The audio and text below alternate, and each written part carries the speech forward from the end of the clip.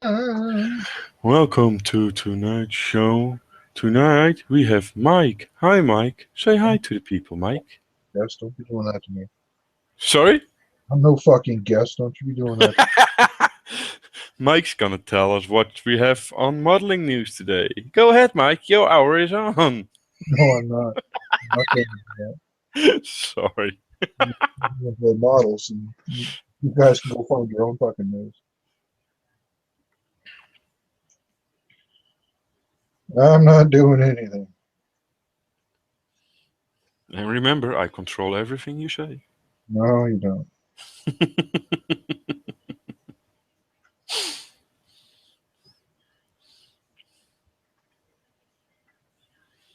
What can I do in the meantime? Oh, I can go do those. Let's see. Uh,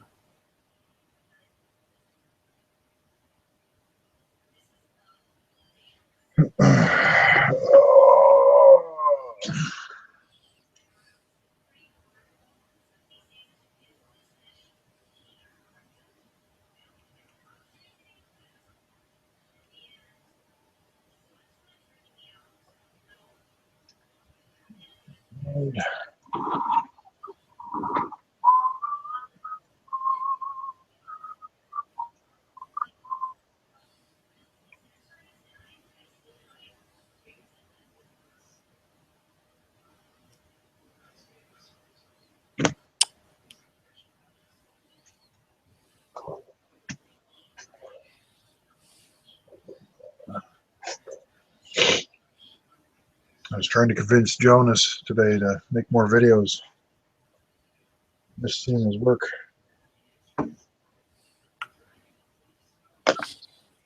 okay, what do you say?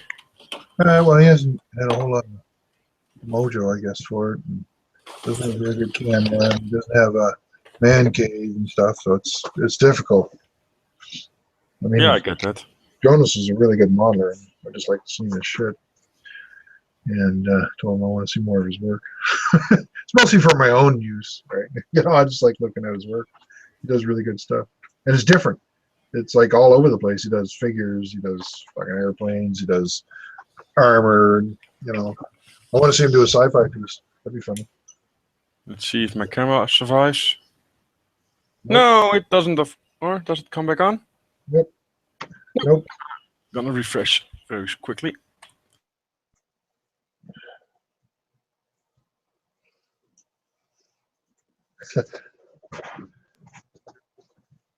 And there I am again. I was saying dirty things about you while you were gone. Yeah, I know. That's good.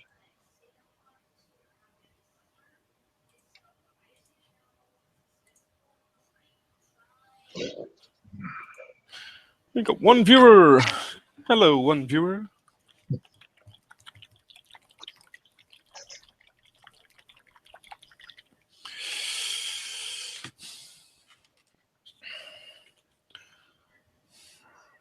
Oh, I have to dry brush the figures before. Do you ever dry brush your figures?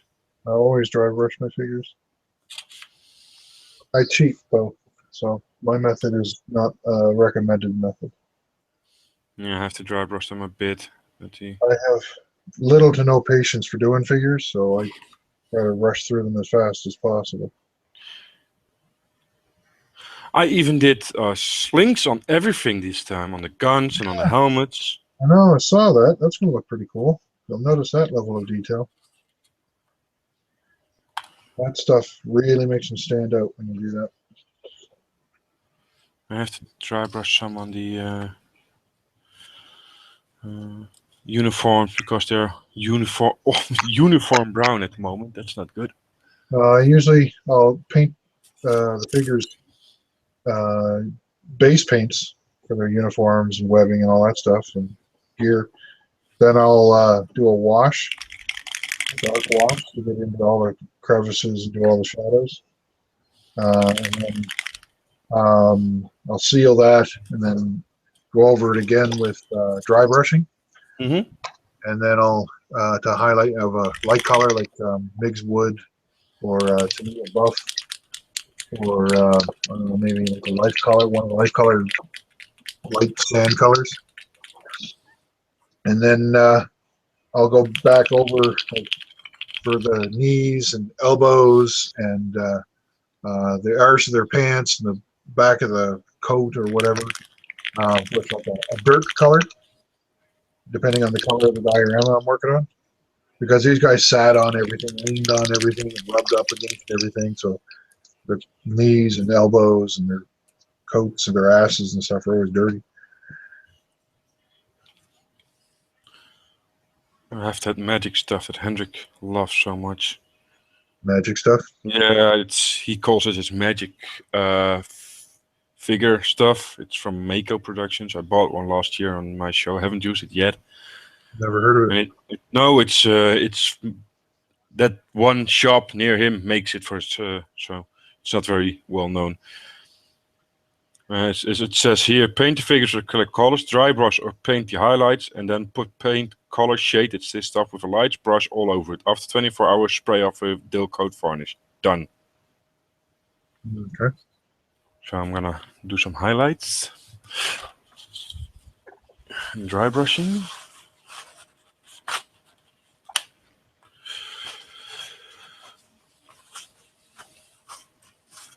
I always forget dry brushing with a soft or a stiff brush.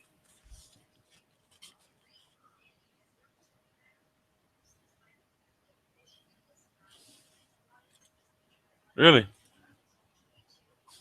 Mike? Pretty soft. Right? Oh, there you are again. I didn't hear you. Oh, one of these Tamiya brushes here. See how soft that is? Yeah. That's about as hard as it gets. Or Okay, that's almost nothing. that's what I usually use. But it's a preference thing. I've got the Vallejo ones, but I don't really use them very often. They're a bit firmer. It's a preference thing. If you like it harder, yay. If you like it softer, good for you. How do you like it? That guy in the park there in the picture that you guys shared on the chat today. Yeah. He just liked it wherever. He didn't give a fuck. Mm. Right in the middle of the sidewalk was fine with him. You know you're horny when. Yeah. Probably Russia or something like that. Russia. Yeah. They're crazy. Are they? I don't know that many Russians. Just check YouTube now once in a while. Huh? Just check YouTube once in a while. Okay.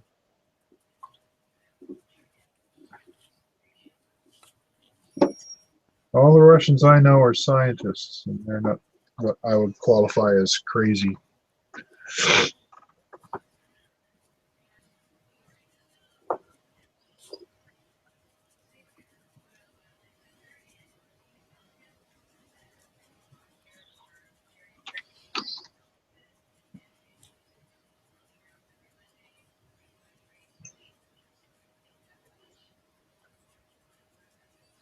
No. Well, you got the crazy mad scientists, of course. Well, they can be anybody, I think.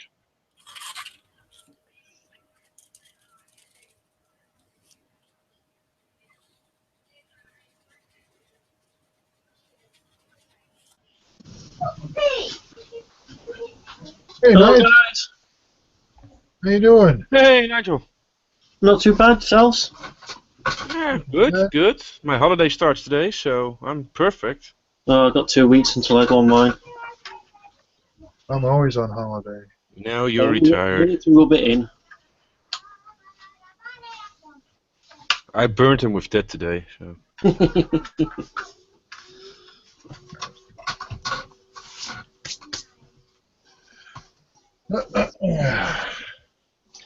I think he still feels burn a bit.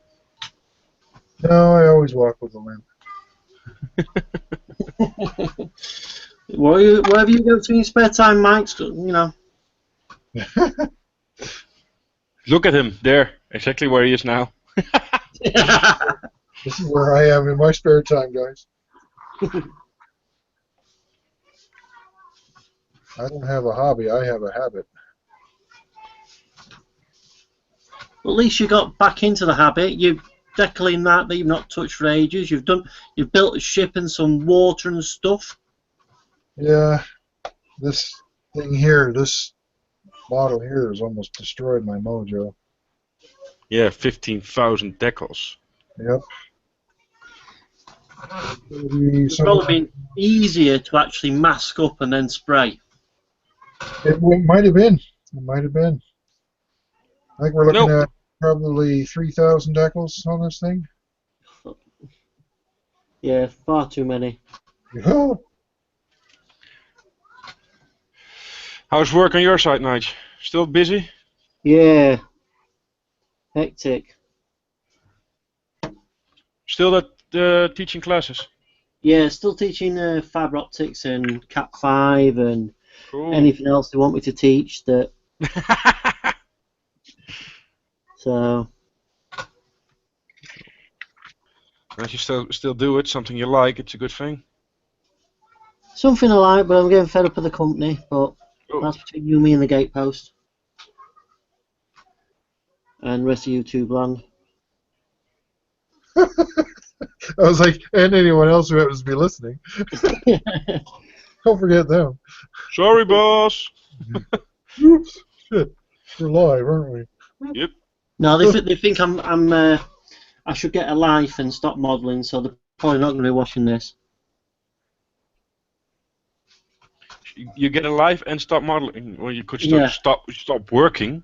Yeah, so they decide they play golf, so a good walk ruined, and Yeah. go to the boozer and get trolleyed and stuff like that. And I need to get a life. Yeah, I like spending time with my family and stuff like that. So yeah, Nah, you can't have that. no. Who spends time with the family? What a stupid notion is that? I know. I like spending time with my wife and my kids. Yeah. You're strange.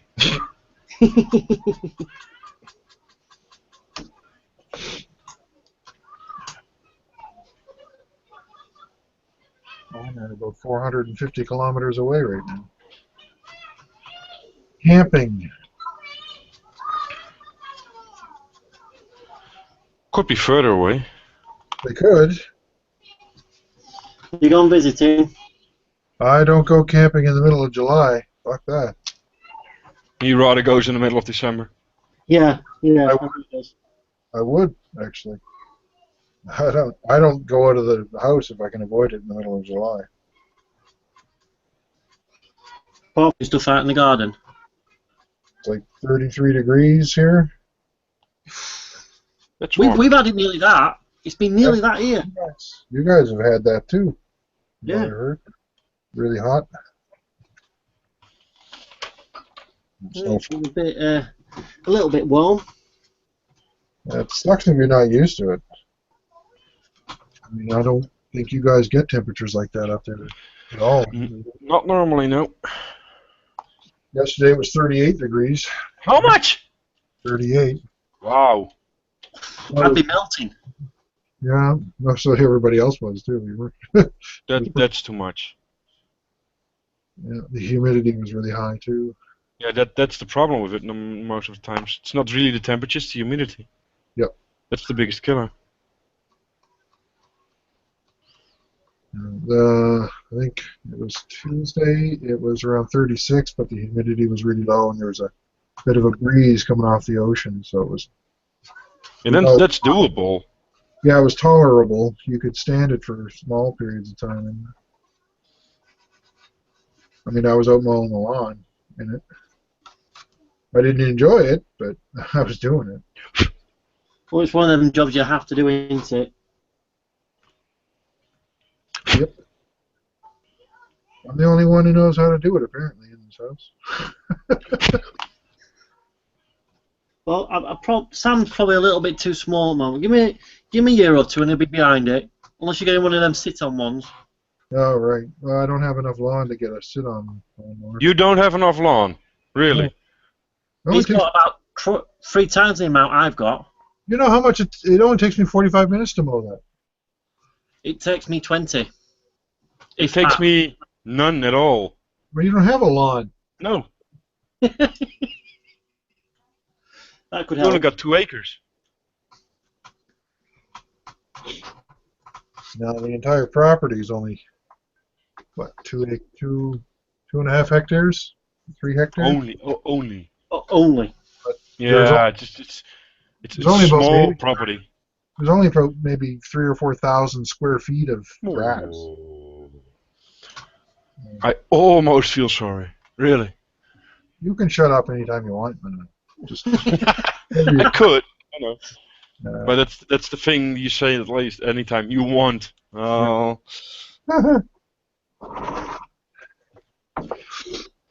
I'll start singing the Dennis Leary song. I'm an asshole. An asshole. Yeah. Well, I was thinking it, but yeah. You can just say anything in him, Knight. You should know that by now. Pretty much. So what you got on the go, Seb? Where do I start? I have that nice, that there in the background, that nice little Dio, Yeah. and on it are 2 Shermans, a Kuba wagon, 5 British foot soldiers or infantry. Is that the Italian Desert Dio. Rat Dio? No, no, it's Italian Dio. It's Yeah, still Italian. Last time we were talking to you, you were asking about the Desert Rats. Yeah, with the logo. Yeah. Yeah. It's, I got that on the here. It's on the back on the Firefly now. There it is. So cool. So I Not got the seen Firefly, I got the Mark III, for both of which the crew still has to come in. I got 5 infantrymen, I got a dog, and I got an ass. Yes, I do. Well, yeah, we know that, but A donkey. And I got a farmer's family coming in. a farmer's family. Farmers. Farmers. Somebody has to milk the donkey. Yep. And oh yeah, I got a wooden cart coming in because the donkey has to work with something. It doesn't look big enough.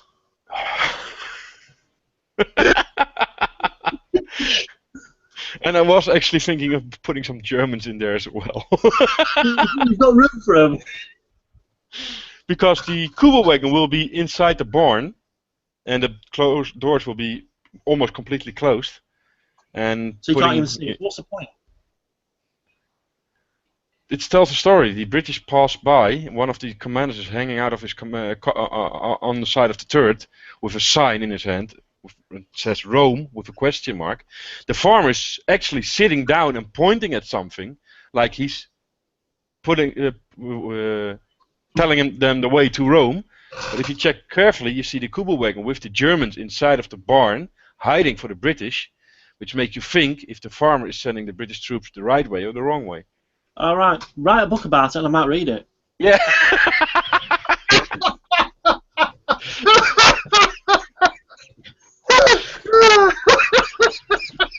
I just do a little bit of show and tell. Oh, I thought I got burned today. That was nasty. thanks. That was fucking nasty. Sorry. Ow! That's gonna leave a burn. And I believe somebody called him not polite today. I don't know why. I am. Yeah, very. I said I might read it. Yeah.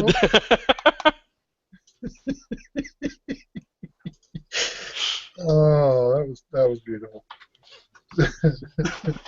Yeah, go sit in your corner, you rent a cup.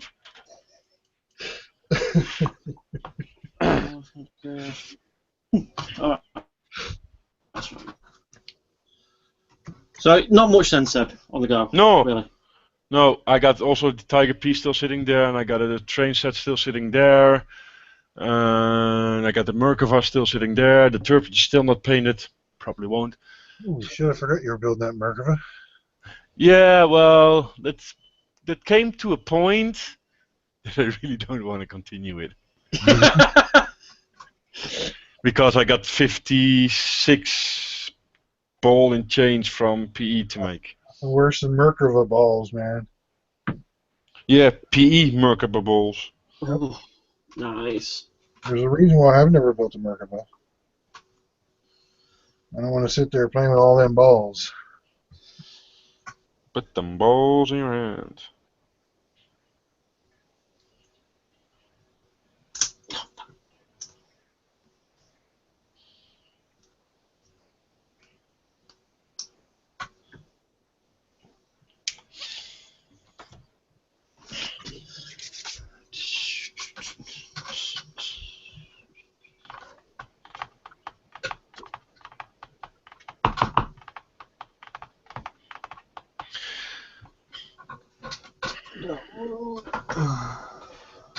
I don't have. I need not to forget that I still have to put the stowage back on the tanks.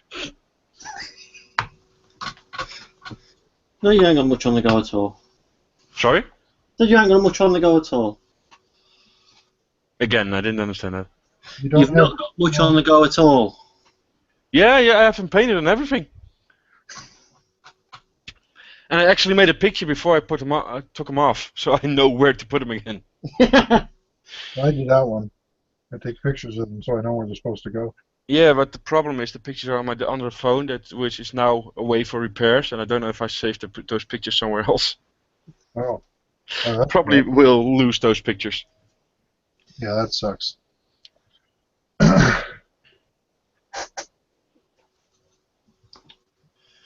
Wait, I think I did save those pictures somewhere else.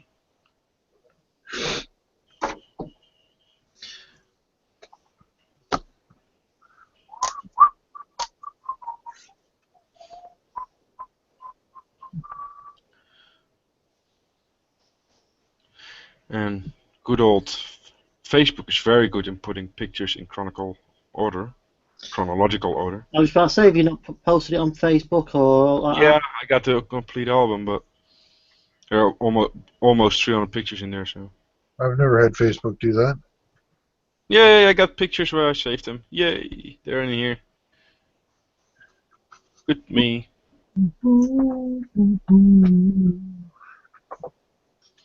Lucky me.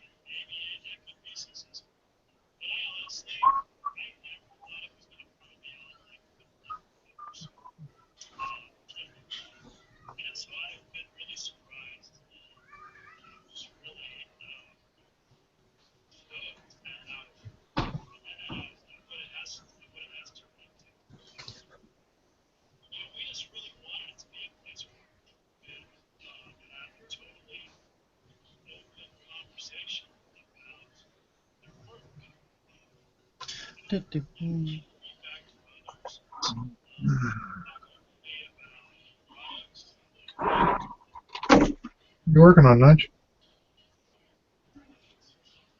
I'm on the building a Tamiya viewfighter at the moment. Just doing the pigmenting up the wheels.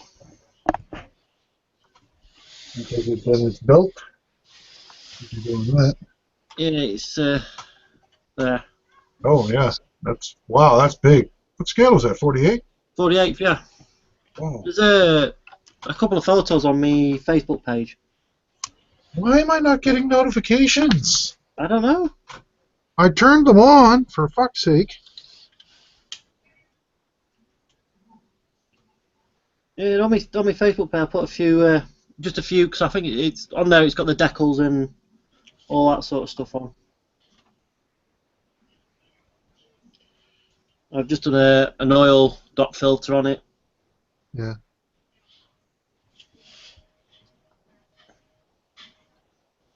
I told this silly thing to tell me every time. I specifically went in there to do it too. Rotten piece of. I must admit, I'm not.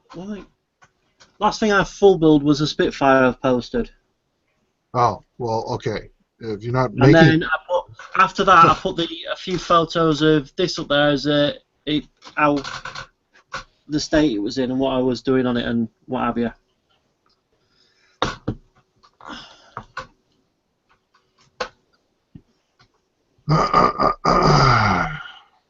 So I can't be bothered with Photobook at the moment. It's winding me up.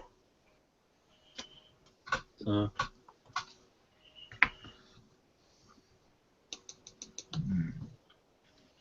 There's Matthew's stuff. My modeling world. There we go. Ah. All right. Let's check these notifications again.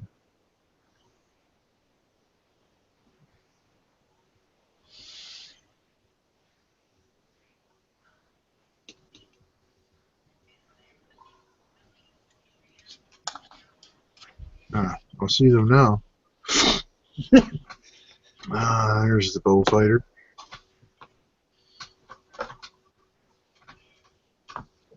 That cockpit doesn't look too bad. Not much for the interior on that thing, is there?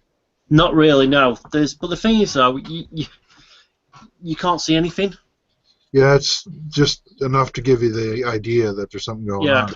You can't see anything, well, much of anything anyway. So, but like any Tamiya kit, throw it up and just falls to pieces, which is good. Yep. That's some nice fading on the paint, though, on the wings and stuff. I like that, the panel fading. Yeah, I'm having to take the tip off my airbrush because I can't get it fine enough. But yeah, that's actually I know a lot of people that do that with the middle of the road type airbrushes. Yeah, it's the Neo. I'm looking to trying to get a cheaper fine line one, mainly just for doing that. I'm doing a bit more because I tried mottling on that Messerschmitt and it didn't really turn out because again it was too wide. Yeah. So I think to take my stuff to that next level, I think I'm ready for it. If you know what I mean. Yeah. So I'm gonna have a look see if I can after my holiday see if I can find a cheap, just a knockoff one to get started with, and then go from there. Bullfighters are cool planes. Yeah. Very cool planes. Heavily armoured as well. The A-10 of the Second World War. Yeah, well, I'm looking at all the guns that are sticking at the bottom there. It's like, holy jeez. You got enough guns there. This one's going to have the missiles on it. Rodney's watching us. He's the guy Really? the guy who gives me the hickey weeds. Oh, Rodney. Yeah. He told me that my decals are crooked. I didn't open the chat window yet. Damn, I forgot that.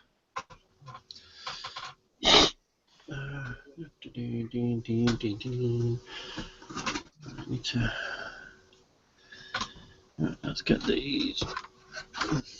Yeah, another week on this and it'll probably be finished. Yeah, Darkblade and Rodney are both watching. Hi guys. Hi guys.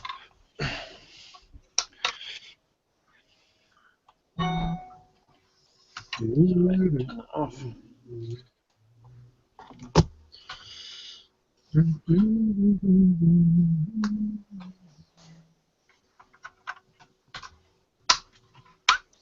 Ooh, really cool new photos.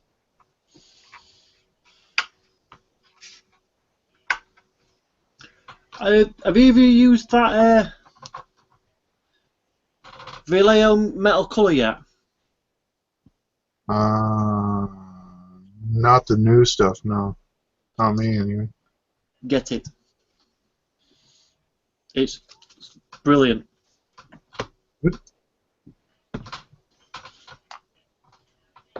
And it smells nice as well. I've got the AK True Metal stuff. But in that, Matthew Boyle there from Hobby World USA, he had a deal on for the pigment powders. all right.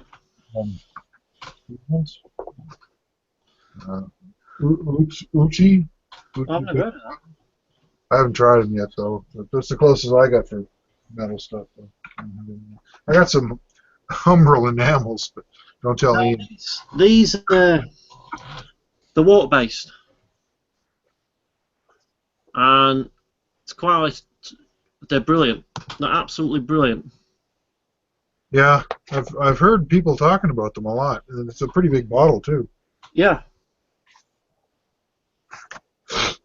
And they go down beautifully. You can brush and spray them, or is Yeah. they brushable? Brush and spray them. No thinning required. And they smell like cleaner. Really?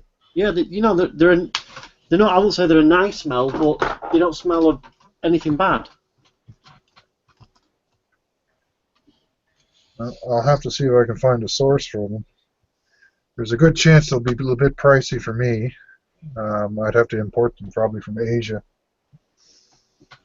I don't know. I wouldn't be able to get them from the U.S. or Well, Europe would be even more expensive, I think. and they've got a lot of different colours as well. That are really good. I mean, the P38 that I've recently done painted all in them, and I've never known a metal plate go down so well. That sounds like they're worth trying then. You won't know until you try them. No. That's why I got those metal powders from Matthew, because I do everything with dry brushing, and I'm trying to figure out what's the point of the powders. Oh, Abby says in chat that he isn't watching. Yes, I know. I saw that. He's most definitely not watching. Maybe he never watches anything. Oh, I'm dropping everything.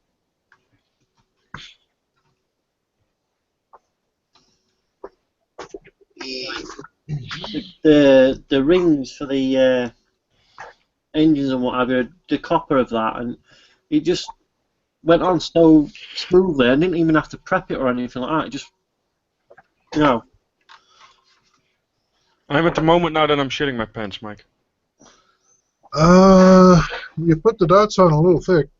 Yeah, I thought so. They'll come off though. What's the brand of the paint, or is it that? I could tell you if I could find the box. It's not the most expensive brand. It's from Bleiswijk. It's a Dutch oil company.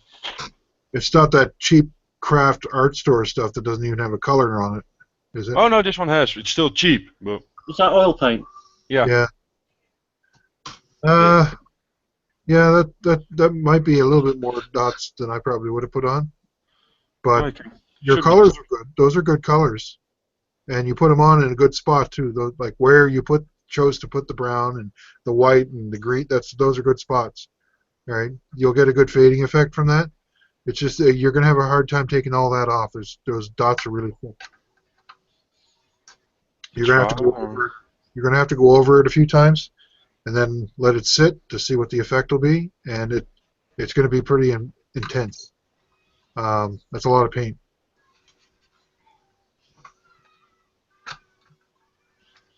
So I'd use less paint in the future and smaller, smaller dots.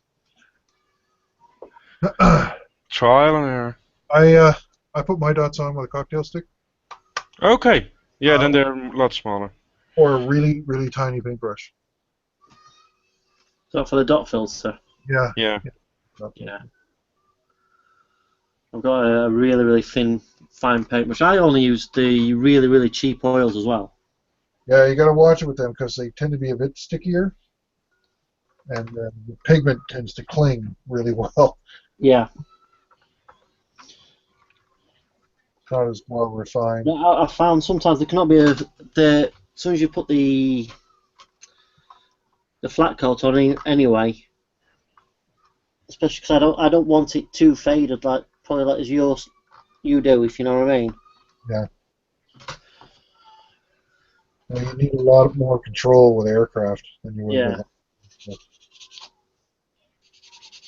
There's a lot less forgiveness.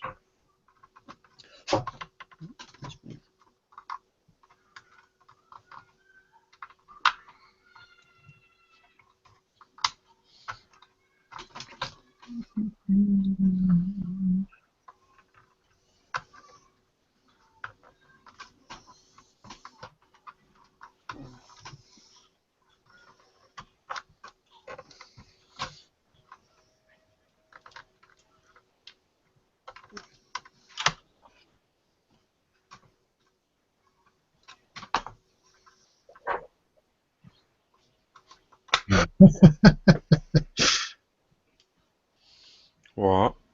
John saying that your turret has measles. Yeah. Looks more like an STD, to be honest. I don't know what the hell you've been doing, dude, but if that's an STD, whatever town you've been hanging out. That's at each their own. I come everywhere and everywhere. Remember, I'm a Pakistani taxi driver, cab driver.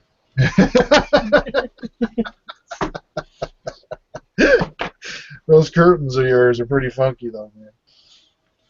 And they're normal over here. They're very normal. It's those tassels that give it away. I've seen them in New York, too.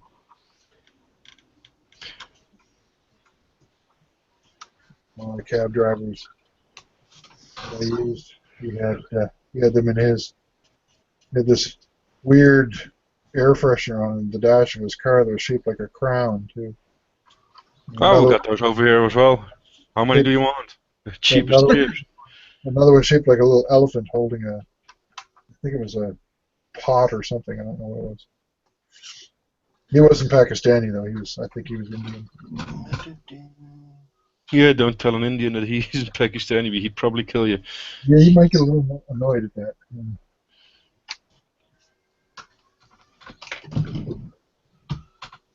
But most of them probably forget that they're all Indian there. Not long ago, it was all India. Pakistan's a new country. Well, back at the beginning, we were all Africans. I wouldn't go back that far. Back at the beginning, we were all jellyfish. Some are still. Yeah, there is that. Yeah, I can think of a few simian people out there.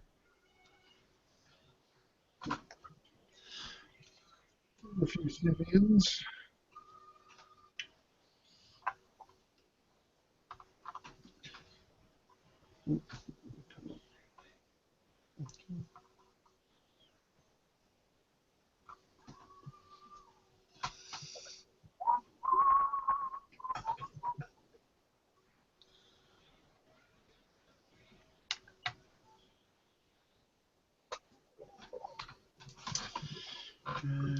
Well, I'm guessing I'm best gonna let this dry and see how it turns out. Only gonna be about 10 or 15 minutes, and you'll be able to see if you need to take more off. I'm gonna say you're probably gonna need to take more off, but that was a lot of color. Yep. About 15, 20 minutes, you'll know. It'll be all really, really hazy.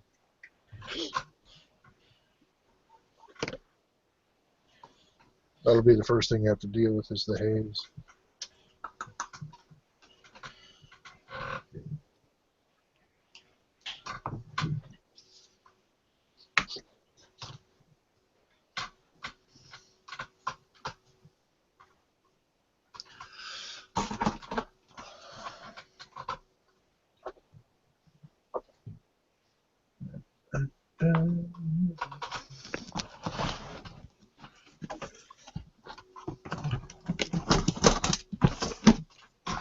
So, smaller brush.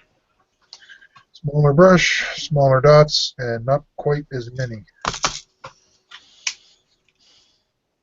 Yeah, because now I'm going to do the hole. What do you think? Do all the sides of the hole and then get it off, or just one side get it off to the other side? Depends on how much time you have to sit there. I would do one side and then do the other. That's usually how I do it. Well, are you doing it, Seb? Are you doing multiple colours at once, or? Yeah, just like I did the 5 different colors. Yeah. You just got to be careful when you do that; they don't all turn into one horrible mess. If you know what I mean. It's my model, so probably will turn into one horrible mess. As long as you keep doing the streaks vertical or in one direction, and you don't go side to side or anything like that. Yeah. Good. And you clean your brush every 1 or 2 passes. As long as you do that, you should avoid blending that Nigel's talking about. Yeah. You keep your brush clean. Don't let the paint build up on it. No, I got a nicely colored piece of paper in front of me. And just keep taking the paint off, and you'll be fine.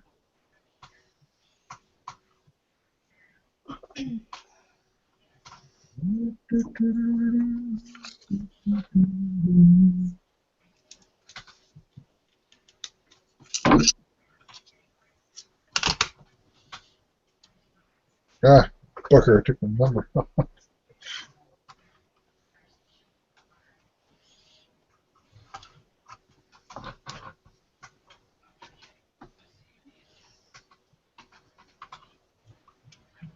Seven.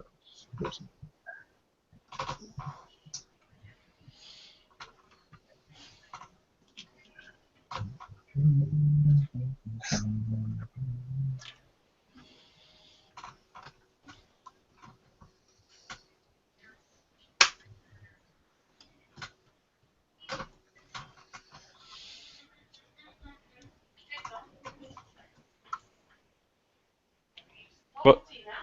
Mm-hmm.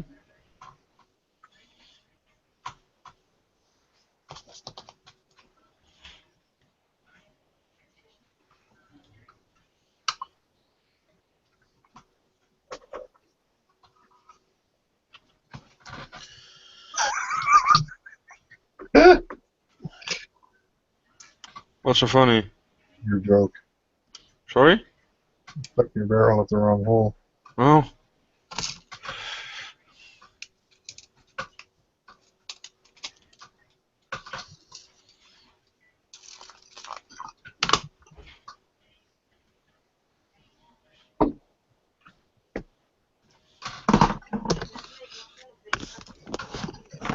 Kans hier.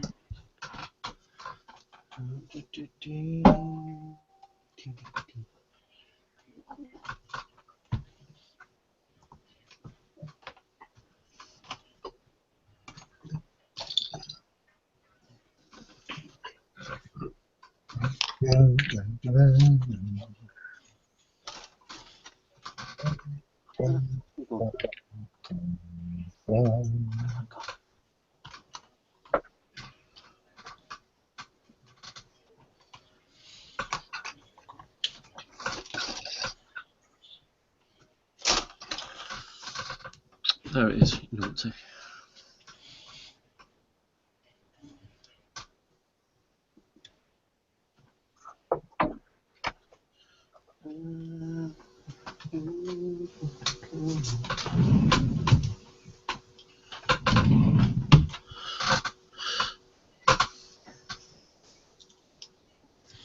Sounds like you've got some good plans for the ship then, Mike. What's that? The ship. Your boat. The, Sounds like you've got some decent plans for it. the Corvette? Yeah. With a spray. Well, I hope it works.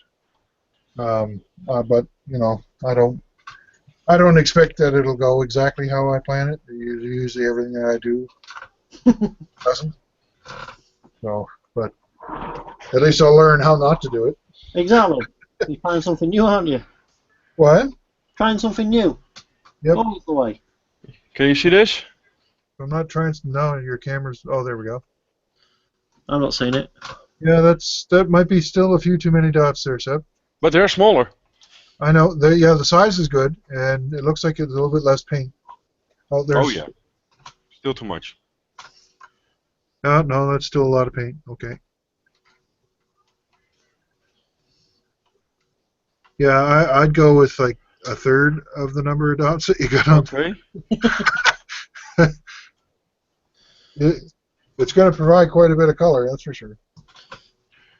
Normally, I'd 2 or 3 dots like on a side of each colour if you're doing it that way.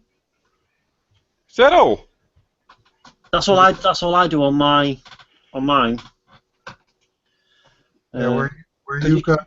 You can always add more. You can't. It's harder to take it off. Yeah, that's true. Because if you go overboard, it's hard to get it back to what it was beforehand because what type of stuff you're using. That's exactly it. It's very difficult to remove it once you got a lot on. It's So easier to add. little is more, and then build it up. If you're not happy with it, go back and do a bit more on it. If you know what I mean. Yeah, I know what you mean. I know what you mean. Well, you got more than one of these tanks to do, right? Yeah. Yeah. Well, So by the time you finish, you'll be expert at it. But the Sherman, they're both Sherman. The Firefly is a complete different color. You'll But still have the technique will be the same, of course. yeah, just different colors. Dot filter will look cool on a Firefly.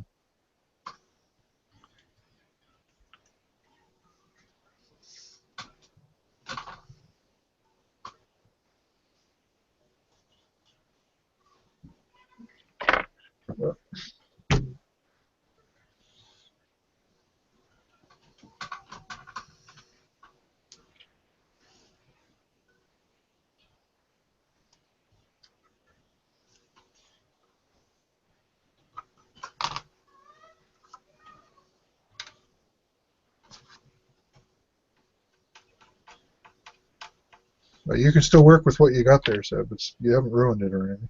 No. Just you added a bit more cleanup work for yourself. You got more fine tuning to do to it than you would have normally. If you don't, it'll look really hazy. Yeah, I've seen that. I got that where you can put up the side skirts. It's trapped in there. Yeah, you'll have to drain that out of there. Take your brush, dry it off, and use it like a leech. Yeah.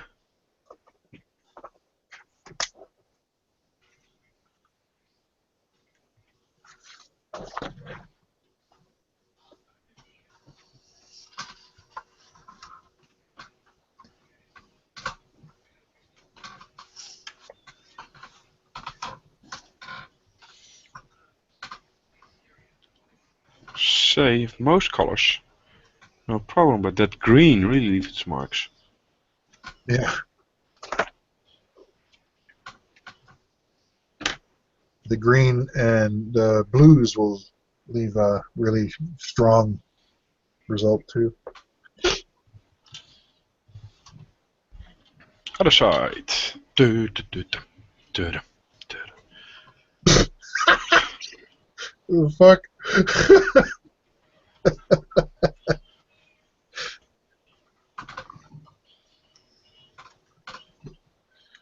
My brother-in-law's Facebook status the other day. It's kind of funny you did that. It was the good. It was the best of times. It was the worst of times. It was hammer time.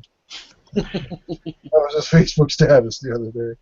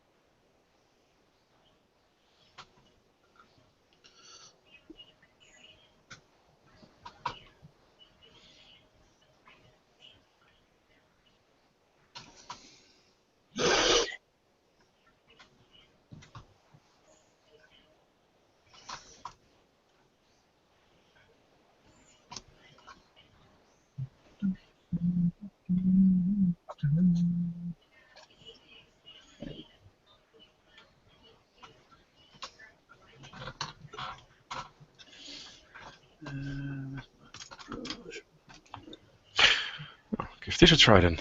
That's almost half of it. Before? Yeah, about that. Probably still a few too many, but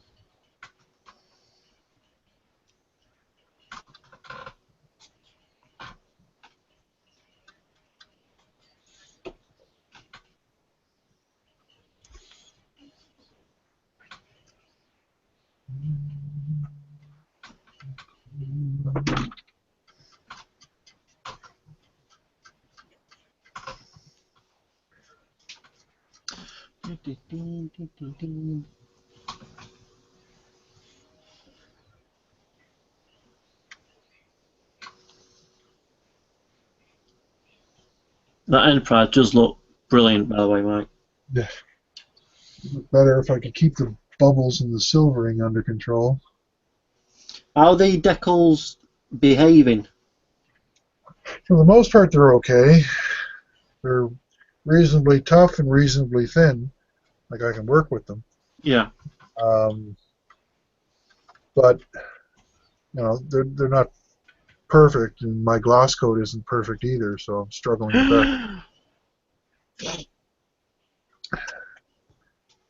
that.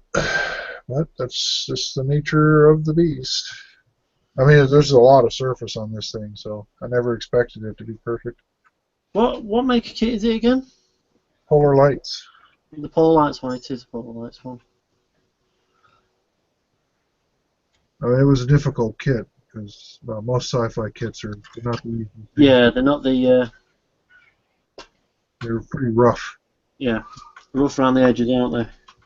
Well, when you're used to building armor and you're used to building stuff like Dragon and Tamiya, which you can throw them up in the air and they come down for the most part. Yeah. Well detailed.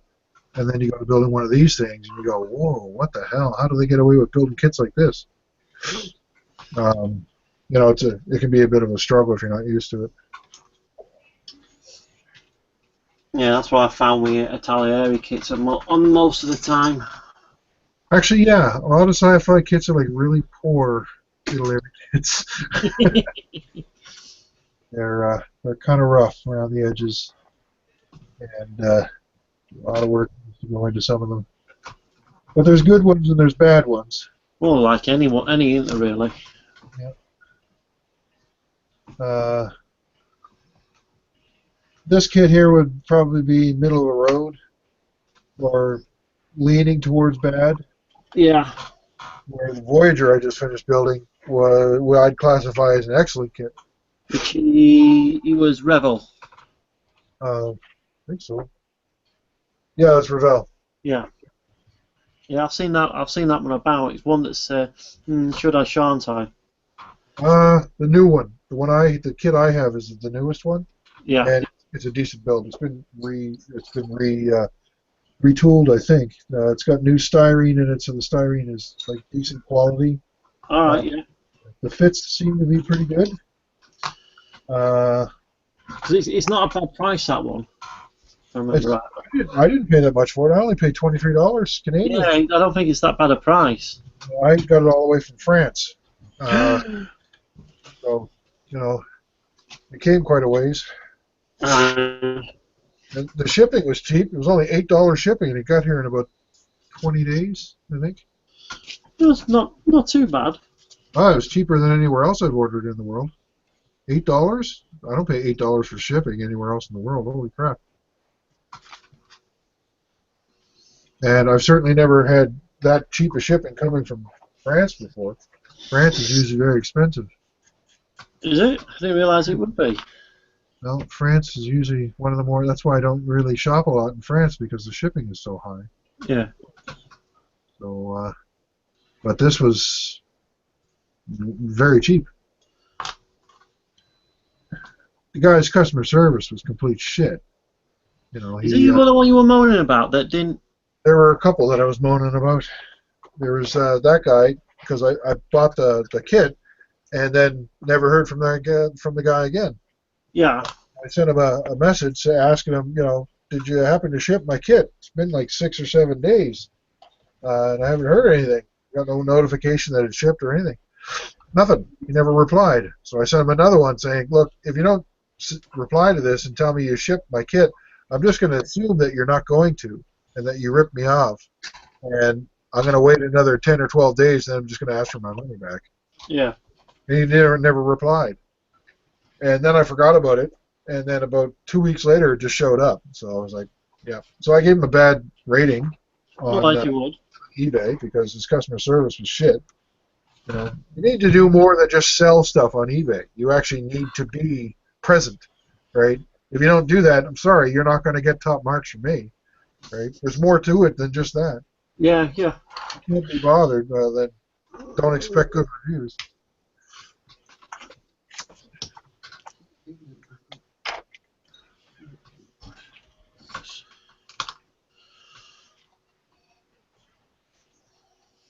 A Bob Dylan song playing in my head over and over again. Not one I really care much for either. It's kind of it'd be all right if it was one of his good ones, but it's not. It's one of the ones where he just sits there whining and complaining throughout the whole song. Right? Doesn't he do that always? No, he doesn't. Not in all of them. This one he does it a lot though, and it's kind of annoying. It's at the point now where I just wish he'd shut the fuck up and get out of my head. And into your pants. Yep. Listen, Bob, you're a good doobie and stuff, but fuck off, will you? Get out of my fucking head.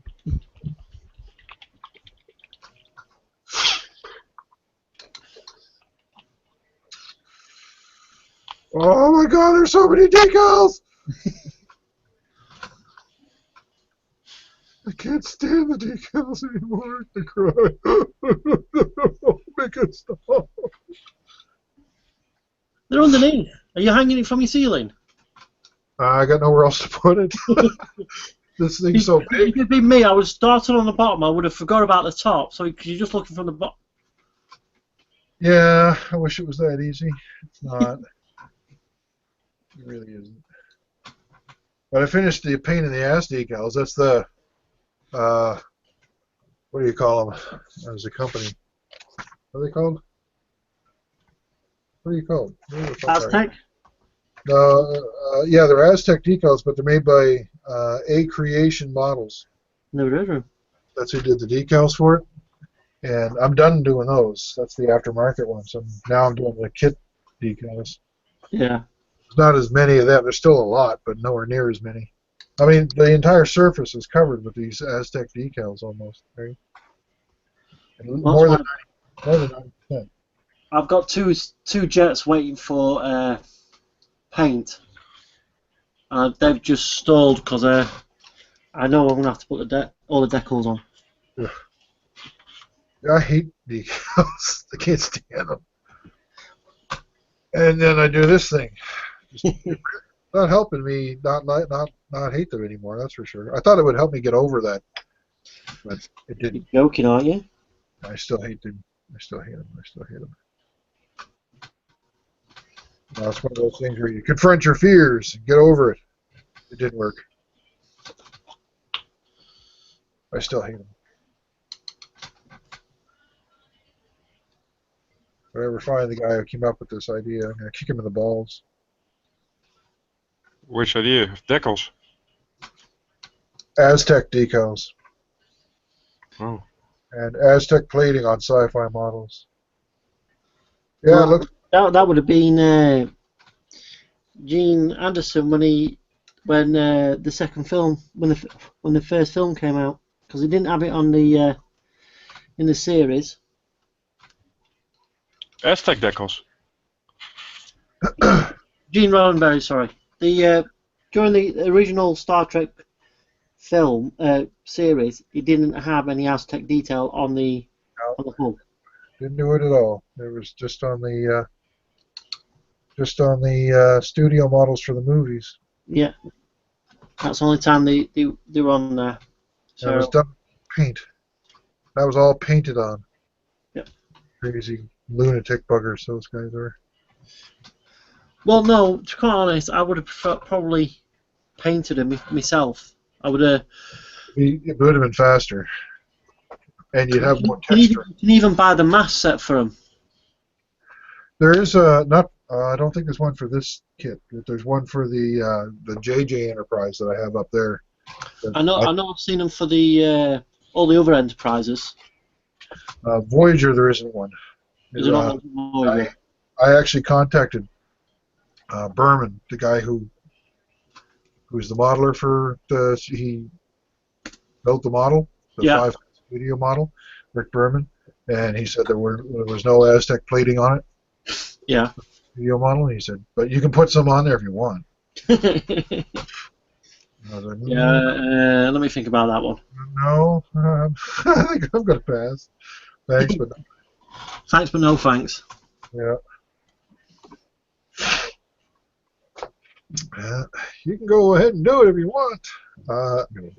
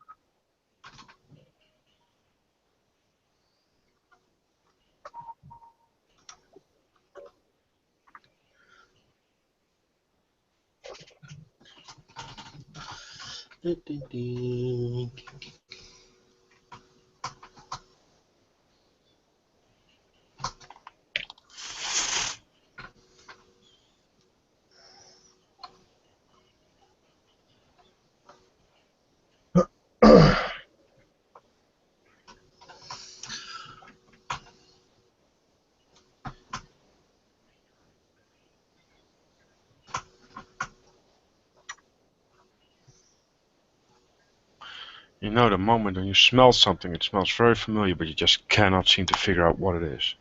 If it's fire, that's a problem. It's usually bad. Oh, I meant the paint stuff, but it smells like something I know, but I have no clue what it is. A good thing, a bad thing? Does it smell like Teen Spirit? No. Oh, that's disappointing. I can't put my finger on it. If it was Teen Spirit, you definitely don't want to put your finger on it.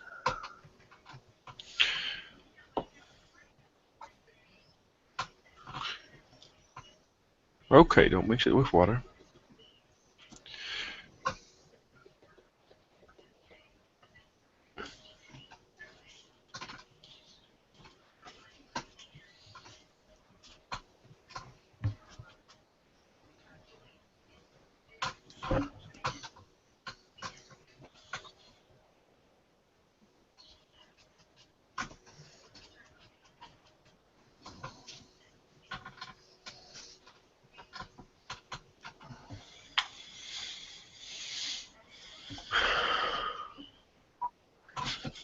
According to Rodney, it could be worse. Could be Tamiya decals.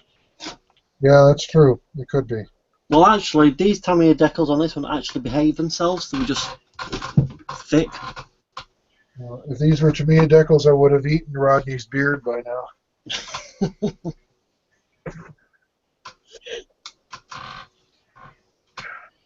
They would have driven me insane.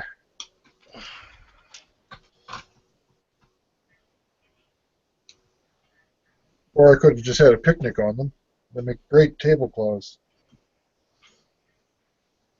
Put a tarp on it. No, I got some Tamiya decals. Where's Hendrik anyway? No clue. Can you Shit. see anything about the U on the sides now, or is it the camera not good enough for it?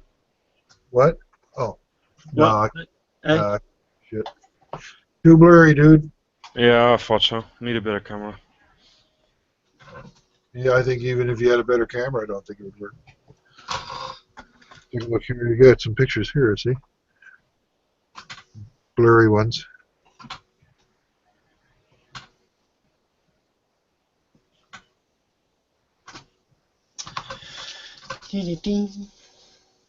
That doesn't look so bad But on the turret. You could probably take a little bit off on the right-hand side, though. A little bit more. which one? On the turret, on the right-hand side. Oh yeah, when Just take a little bit more off. you have the blue, isn't it? Yeah. That's hard to get off. Yeah, I know. It always is. Maybe a little bit more on the... Just one more pass with the thinner on the right-hand side of the lower hull. Also the blue again. It's pretty Yeah. strong color. On both sides. Both sides. It's the blue that's doing it. Yep. I'd go a lot less with the blue. Yep. I think if it was me. The blue is getting you, dude.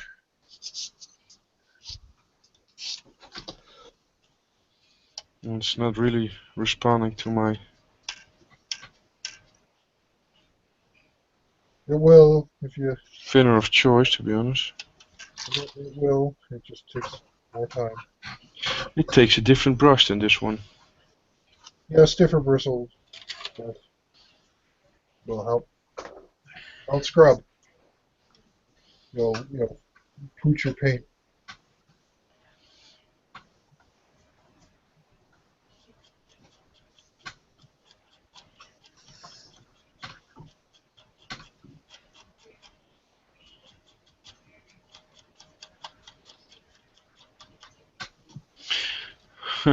I'm not going to use that blue again, I guess. A little bit too hard to take off. I'm going to try a different thinner. I have the same problem with the blue I have here. That it's always difficult to take off. I have to go over 4 or 5 times sometimes. Yeah, actually I'm going to try a different thinner, maybe that works. A stronger thinner? Mm-hmm.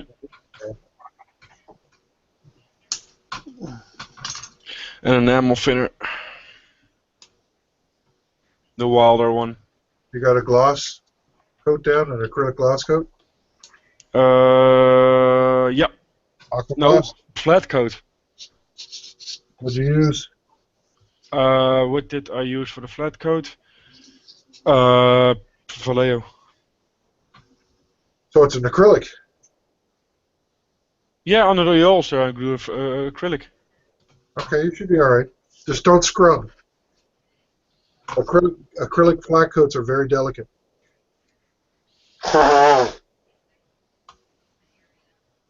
They're okay if a chemical is sitting on top of them, but if you take a stiff brush or an abrasion or something like that, while an enamel thinner is sitting on it, it'll just come apart.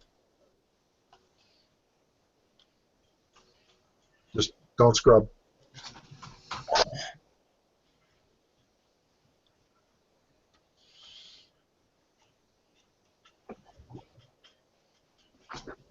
Yep, glue won't come off.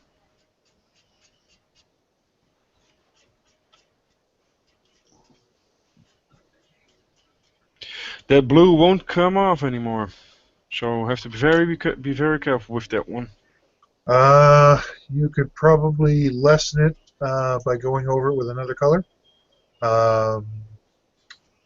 You have you put the blue mostly on the yellow, didn't you?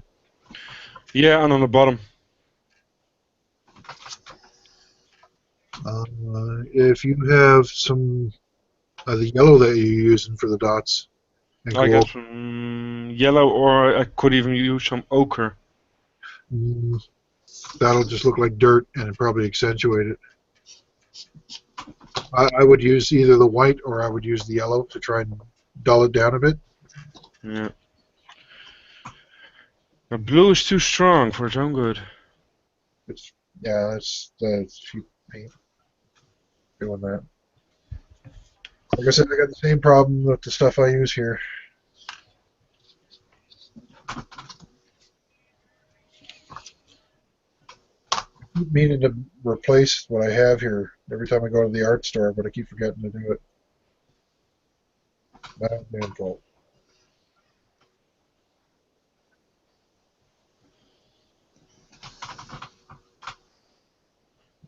It's not like it costs a fortune. It's like $7 for a tube of the paint, and it'll last me for 20 years. Yeah, that's true. I just keep forgetting.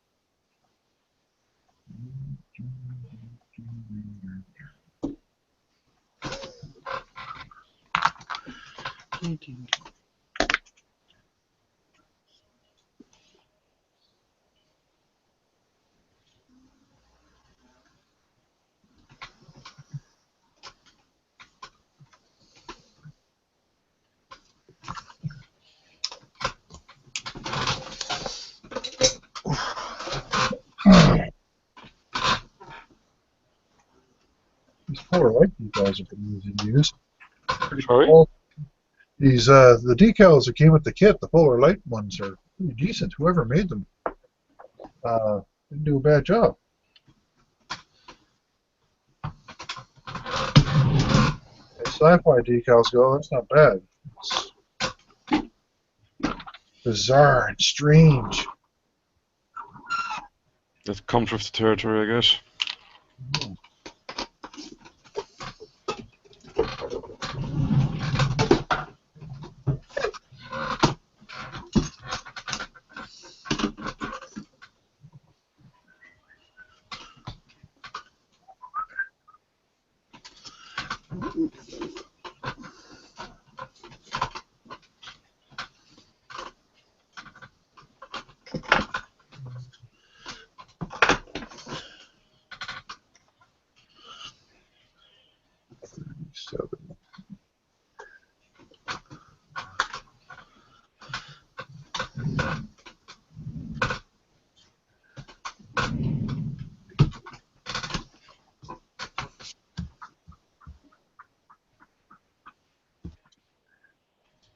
off. Where the fuck do those go?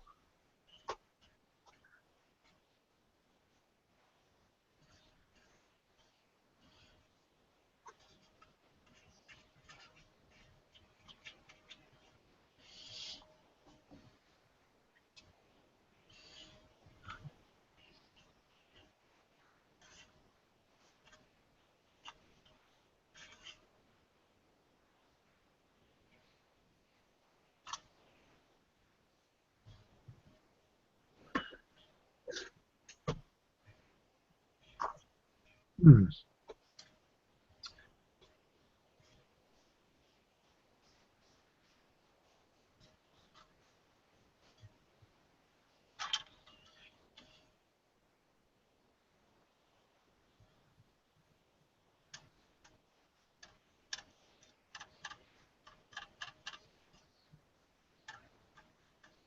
I say.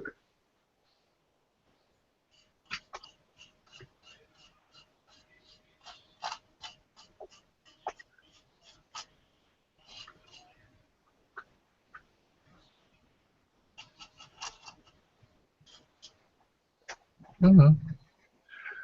Be a mystery. Okay. What did you... Oh, Nigel has muted himself. Now the kids are probably. So I'm just using my airbrush for 2 minutes. Oh, Ah. That noise!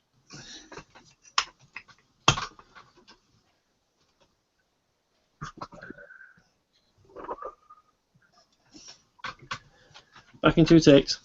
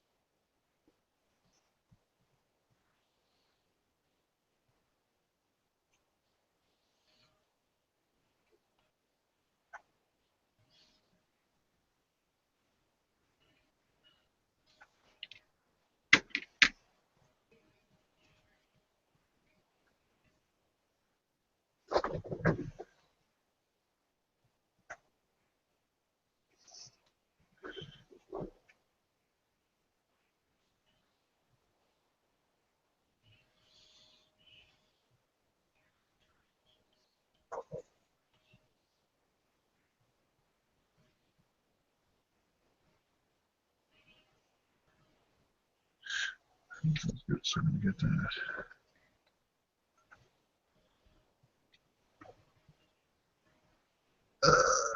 Okay.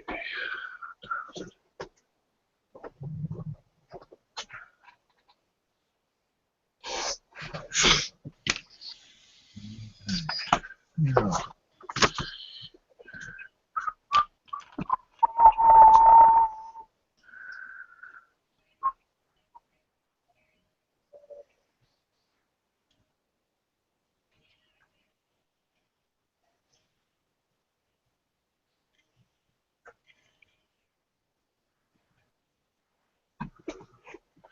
Nothing to go there.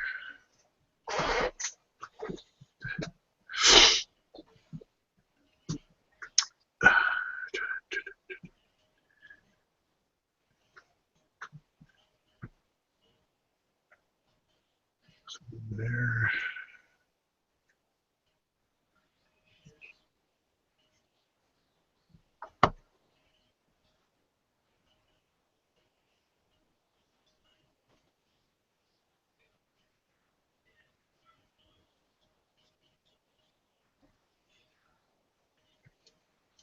Die, die, die, die, die, die.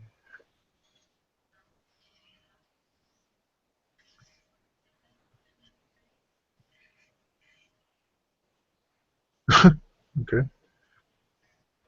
Apparently someone doesn't like the idea that I have for joining the M build. Why? I don't know. They didn't bother to tell me. Oh, they just told you that they don't want you to join or what? No, they just gave a thumbs down. Oh, yeah. No idea why. It really doesn't serve much of a purpose hitting that button if you don't back it up with thought. Yeah, well, there are a lot of people that are not capable of decent thought, so. I'm gathering that now. Been at this for long enough that I stopped paying attention to that. That button serves no purpose. It's an interaction with your video, and that's all what YouTube is about, so. Well, they have to open my video in order to hit that button. Yeah. That's all that matters, I guess.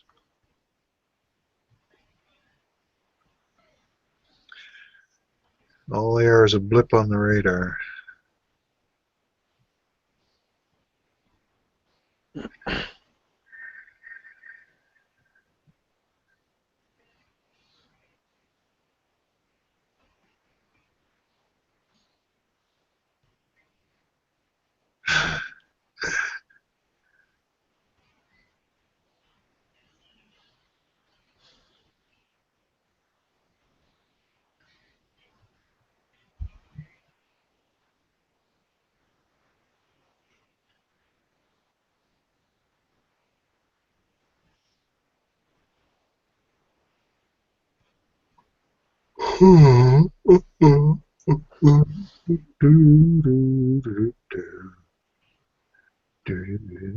There's a video of someone using a jigsaw and a set of clamps to stir their paint. That's just a really fantastic way to cause an accident. They literally they take one of these things. Yeah. And they stick it in a jigsaw. Oh, I've seen that one. Right? What?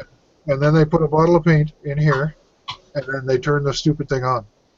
Right? Like, what? Okay, yeah, that's a great way to lose a friggin' eye. This is not what the power tool is meant to do, and if you get hurt, that's your own fault right there, because you did something really stupid. How about buy a paint mixer, or you just do this. This is what I use. This is how I mix my paints. Yeah. Right? You know, if you can't do that, then buy a paint mixer, a proper one, right? Don't be fucking sticking bizarre attachments to tools that were never designed to do that. And end up fucking losing an eye doing that. That's fucking stupid. You know what I use to mix my paint? Your hand? Yep. Yeah, I have one of these too for bottles. I just do, You know? the one motion every man knows. Yeah, all men know how to do that. I don't know what you're on about. Uh-huh. No? Well, you're probably not a man then. Must not be. I'm gonna get me something to drink. Be right back. Have fun. Don't get lost.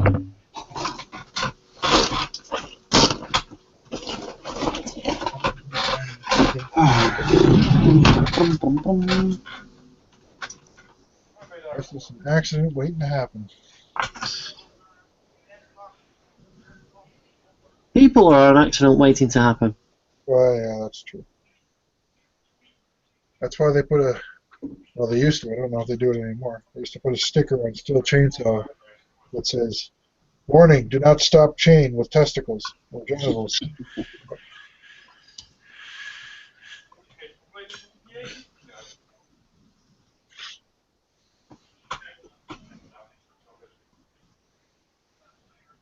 I always thought it was a joke until my son showed me one. I was like, oh my God, they actually put that on there.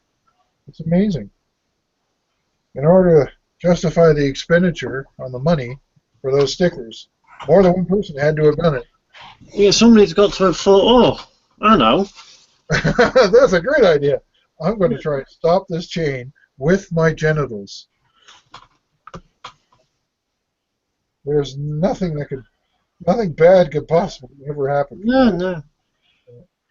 It's just kidding. And I'm wondering what all that red stuff's coming out. What the hell's that? Who's screaming? I hear someone. Oh, that's me. Oh my. Jeez.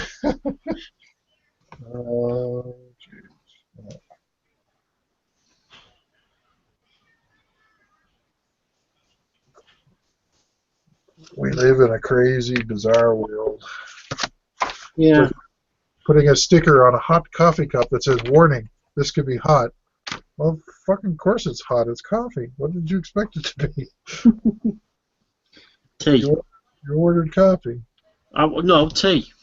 Tea. Well, even that. That's actually, I think tea would be hotter than coffee. But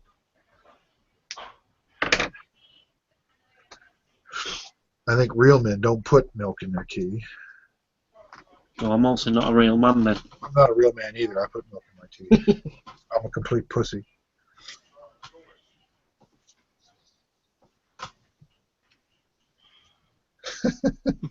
But at least I'm man enough to admit it.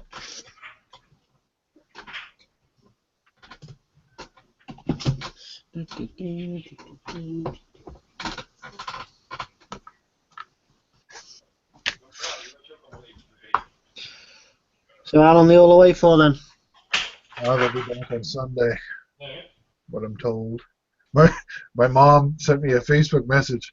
She said, "Do you know if they arrived safely or not?" I'm like, "I don't. How would I fucking know that? I'm not there. I'm here." Well, I just thought you would have heard from them. They're at a campground. How would I hear from them? Well, wouldn't they call you? It'd be long distance. Why would they call? She'd have to go find a phone and say, "Can I call?" and blah blah blah blah. I just thought she took a cell phone. We don't own one. Holy cow. No, I have no idea. I won't hear from them until they come through the door on Sunday. I mean, that's not weird. The weird part is my mother knows this. She knows we don't have a cell phone, right?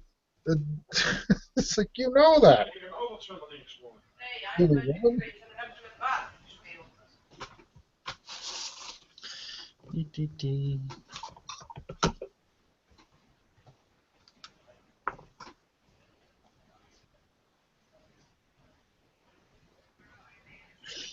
My mother's one of those people that think that people on the computer don't exist. They're not real.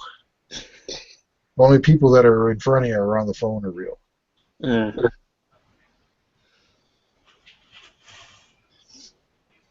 You must be the make-believe Canadian friend I've got then.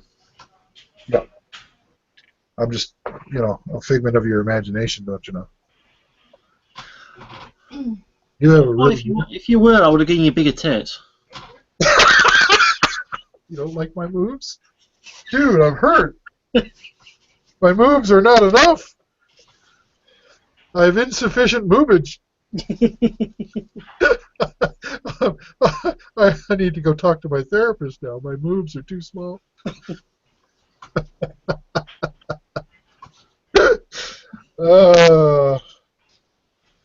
That's awesome. I might actually take that as a compliment that my moves are too small for you.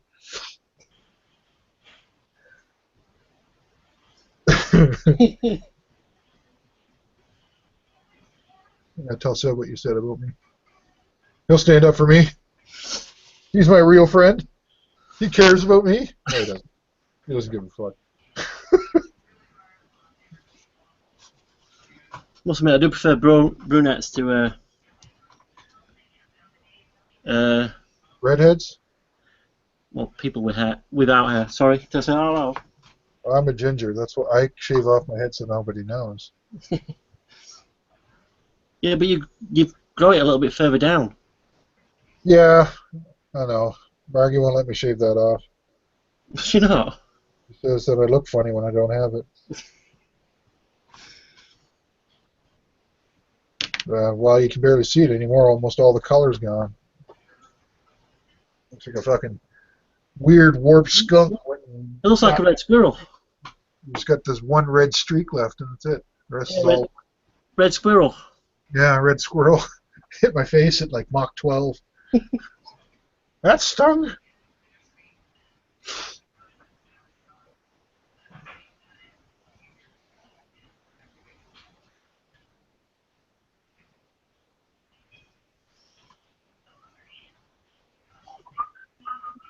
So, what have you got planned for the? Have you planned what you're doing with the M build, or? Well, I have a rough idea what I want to do, but research will tell me exactly what I can do. Hmm. I've been having trouble trying to find good sources for information on the Sherman that I want to build. 105, the American Army used them there, but the Marines, it's very vague, the information. There's some people that think there might have been a few there, and some people think that they weren't there at all. So it's one of those things where, well, if I use it, I'm pretty sure someone's going to have some bitch and moan session about it. I don't know if I want to use it or not. Yeah. I think I'm going to, but I'm not going to make it as a Marine Sherman. It'll probably be a U.S. Army Sherman. Will it slightly different then? What? Will they slightly different? Yeah, it'll have different markings, and the guys, the crew will look different. Is that all then? The no. It means the figures that I want to order, I won't order. I'll have to order different ones. They're a little bit harder to find. All right. I don't know of any figure sets that I could use, but like I said, I'm still doing the research. Mm-hmm. I don't know exactly what I can use for figures yet. We'll see. It's still early. Getting out of space soon. No, I got space for that one. There's a whole 3.5 foot long section up here, Oh, you got more room? there, and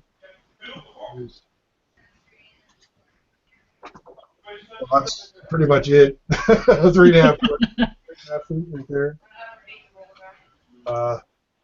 Yeah. I could put probably 2 dioramas, maybe 3 if they're not very big.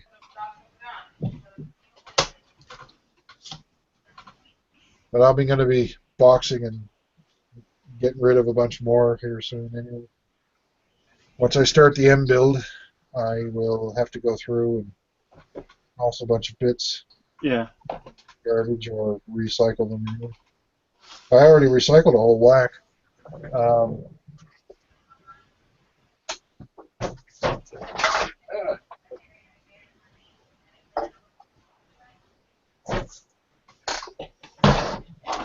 Yeah, we're going to show it now.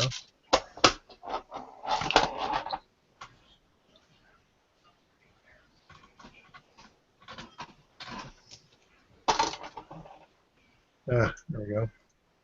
Everything there.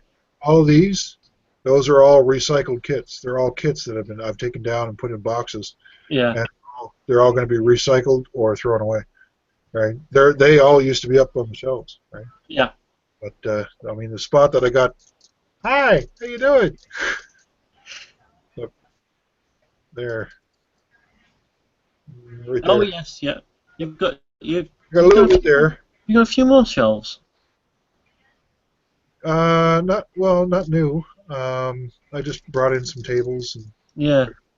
That set of drawers there's that's. Well, there used to be a shelf, and Yeah. I took the shelf out and put the dresser in there because I needed the drawers. Hmm. So it used to be Sam's change table, but Yeah, it looks like a changing table. well, he stopped shitting his pants, so Yeah. we didn't need it anymore. That's a bonus when they stop doing that. It was definitely when he stopped shitting his pants, but he hasn't shit his pants in a while because he's almost over 4 now. So. God. Oh, how the time flown. Yeah, I know. Going to I guess it's like preschool in September. Really? Yep. Wow. But it's not really preschool because you got to pay for it, and it's like a daycare, but they have a curriculum. No, we can remember him when he was tiny. Yeah, he's still not very big. He's a bit of a runt, that guy. You know what I mean? When he was still having naps and dummies and stuff like that. I was watching a kit review that I was doing on a Bronco Panzer II, I think it was. Yeah. And Sam is with me. He's sitting there. I'm just sitting in the other room there on the couch doing the review right out of the box. and Sam and I are sitting there watching Sesame Street. And Sam is more interested in the camera than he is in Sesame Street. And he's crawling all over me, and he is maybe 2. And it just seems like the other day to me that we did that. Back. That was 2 years ago, and he couldn't even talk when I made that video. He couldn't even speak.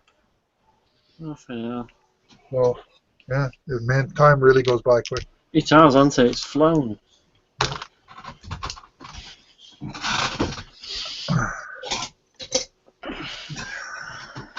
They're talking about Hendrik again.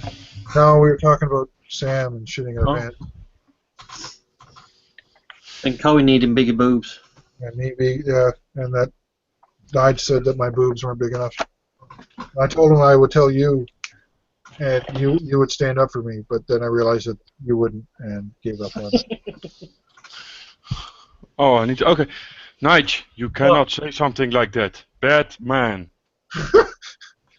Gee, thanks, Seb. That was so convincing.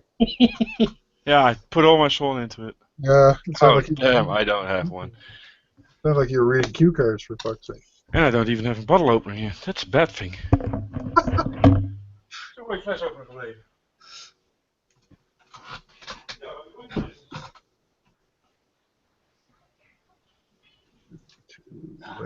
gebleven.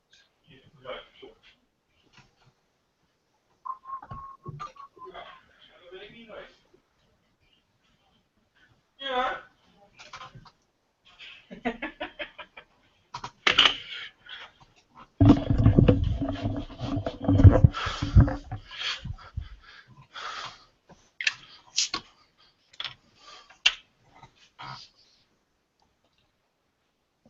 You watch, you know how Google loves to do that nasty business with the screenshots.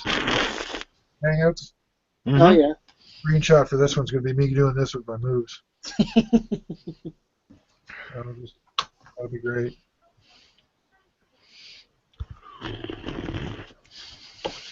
Usually it's Hendrik doing something weird with his face. I don't know why it likes him so much. He's always doing something weird with his face, and it catches us with a screenshot. It seems to like him, though. Every time.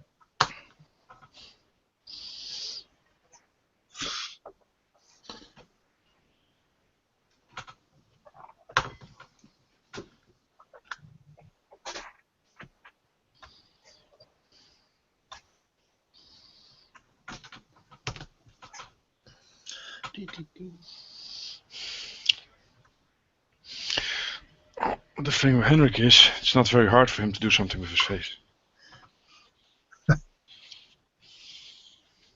He's looking a little bit terroristy with that beard thing he's got going on. Looking a little wild and crazy looking. Trying to fit in, probably. Fit in with who? Terrorists? I don't know. Any terrorist? I had no idea. You never know what kind of interesting people you're going to meet when you're in a hangout. All this time, I didn't know. You would explain the rabbits. Fight with squirrels. I'm betting on squirrels.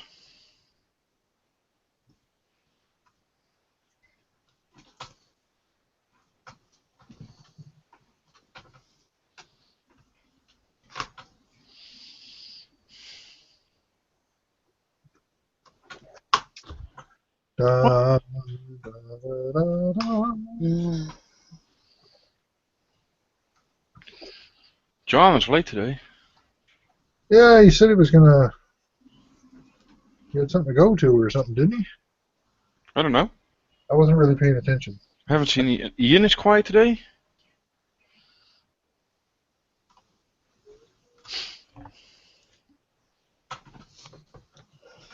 And Darkblade said he was going to join in too. If you could, yeah.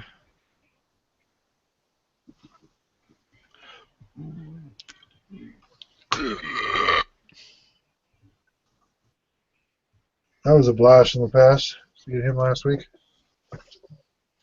Yeah, you had a couple of new ones. Scott in Colorado, Storychar, and another fella. Oh, I don't remember his name now. I think he's a young guy, but I can't remember. Oh darn, I don't remember the name now. He was a nice enough fellow though. Yeah, seemed a good one last week. Yeah. That was cool. It was a good hangout. It was a good hangout. People seemed to have a good time.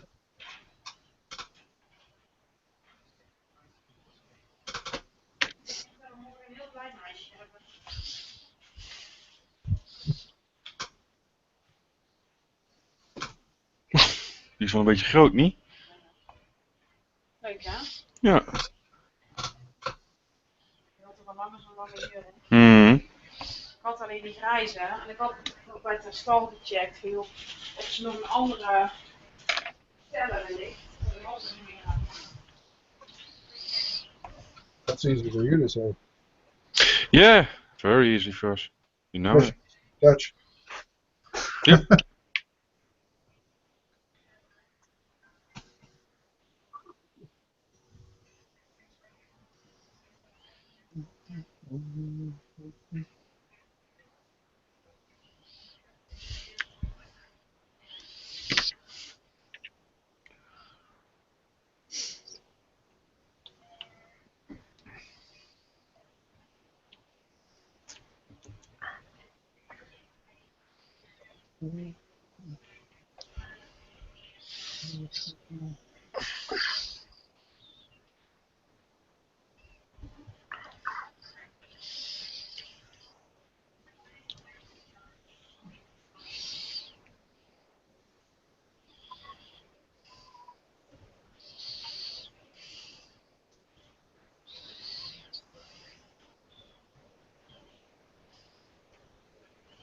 Niet zo fijne liedjes.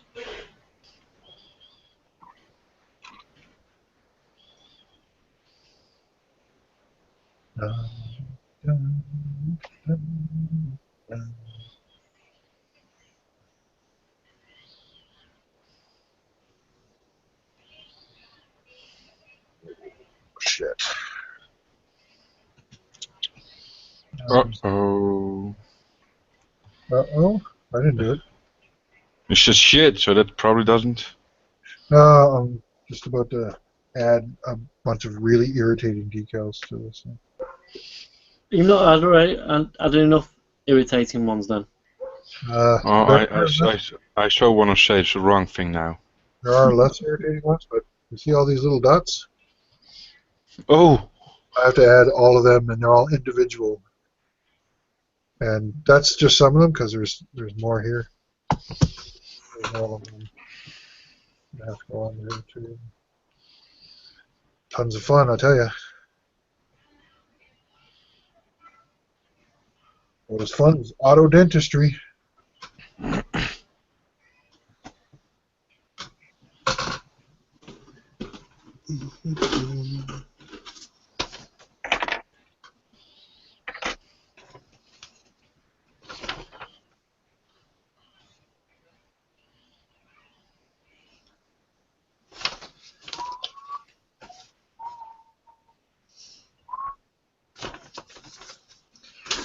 Dun, dun, dun, dun, dun.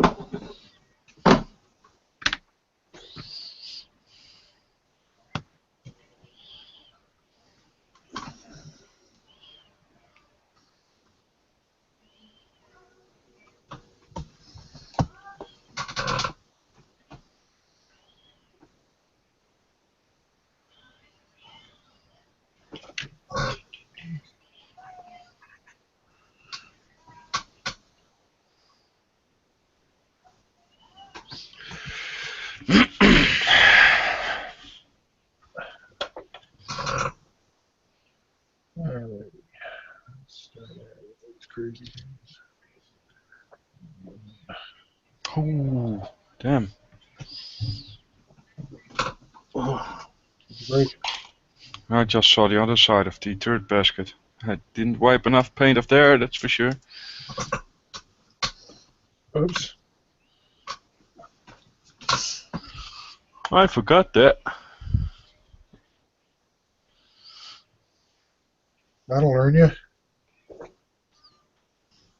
Yeah, but you can take it off very easily. It's the green. There's no problem taking the green off. It's the blue. That's a shitty color. Yeah. That's the thing about those cheaper oils.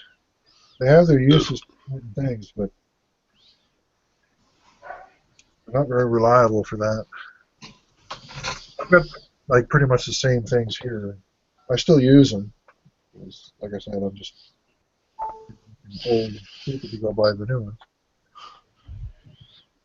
Somebody should make some products that makes this step easier. What? Not hard. What are you talking about? I love dust. I don't like weathering at all, so That's funny. This is my favorite part. I hate painting. I don't like painting either. I don't mind it. I like the building part.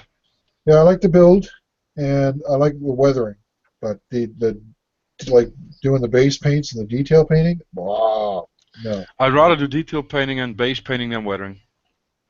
Because you got your vehicle and then you kind of screw it up. How did you get on with your mosquito anyway, Seb? that hit the great big can of dirt in the sky. Oh, that so drained my mojo. You finished it though, didn't you? No, yeah, I finished it off. Oh, that's one way to put it. I finished it off. I gave it to my son to play with. Yeah. It survived about 20 minutes. I've still got my Charlie 2 down there, and the Panzer I'm doing as well. That's not been touched for months. My rat is sitting in a box in my storage room. Yeah, but it is a box. It's nothing special about that thing. It was boring as fuck. It was probably the dullest kit I've ever built. Which one's that? Rat. Attack on the Rat. I never finished it. I got bored out of my mind with it, and I never want to touch it again. Which is unfortunate because it cost me quite a bit of money.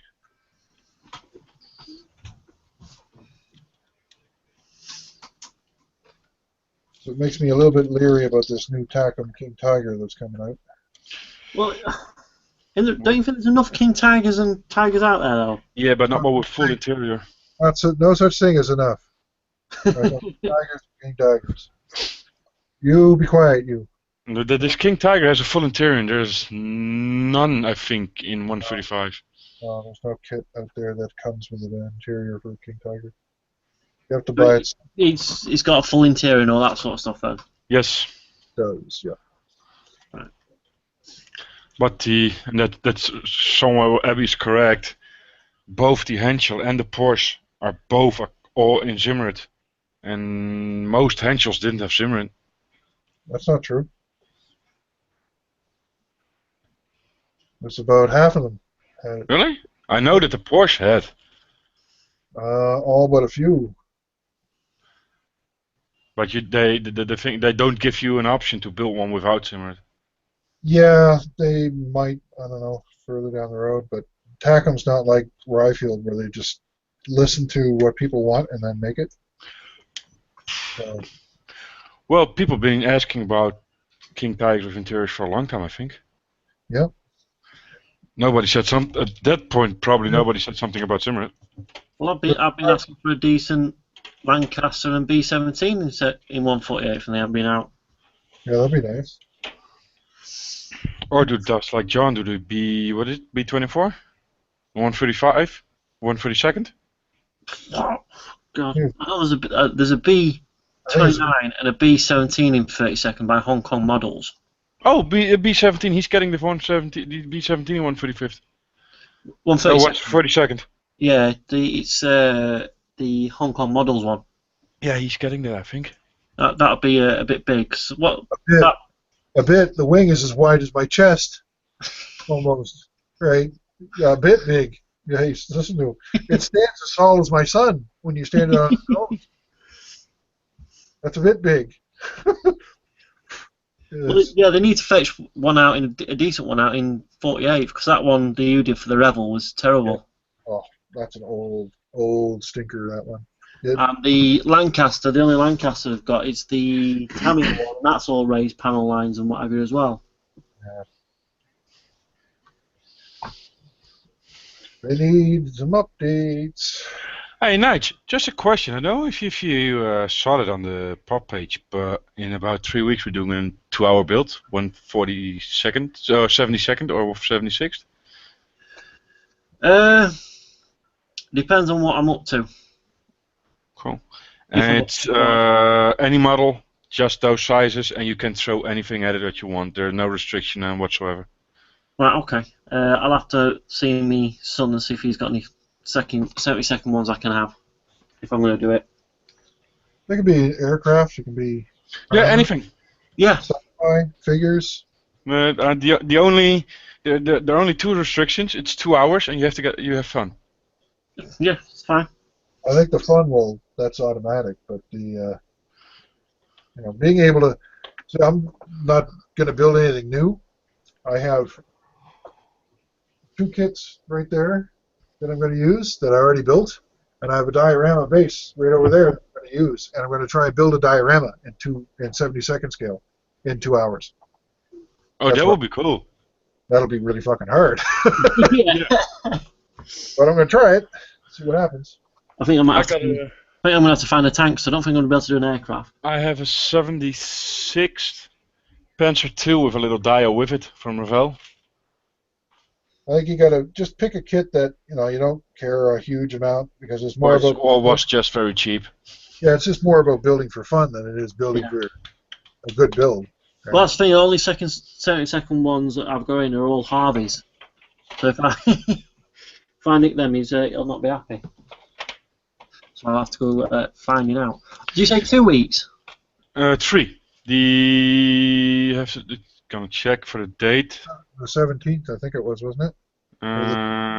Give me a second. Give me a second, man. Let's see. I'll be back on the 8th, the 13th, Saturday, the 13th of August. The 17th is a Wednesday. Is it? The 13th. The 13th. That's why I changed it to the 13th after a minute or two. I'll be just going back from holiday then, so I won't be taking part. You won't. No, I'll just be unpacking and what I'll be getting back from. So Okay. I get back on that Saturday. Yeah. I will be coming back on that Wednesday, I guess. Yeah, I go on the week before, so. I go tomorrow. Ha.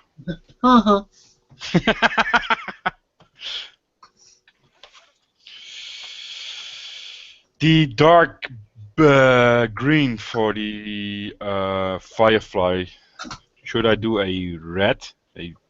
No, Really red on a dust filter? no, I'd stay away from reds. I'd use yellow, a turquoise blue, and That will be this one then. a light and dark green. Yeah. A light and a light and a dark green. I got the dark. Well, the dark green is almost as dark as paint itself.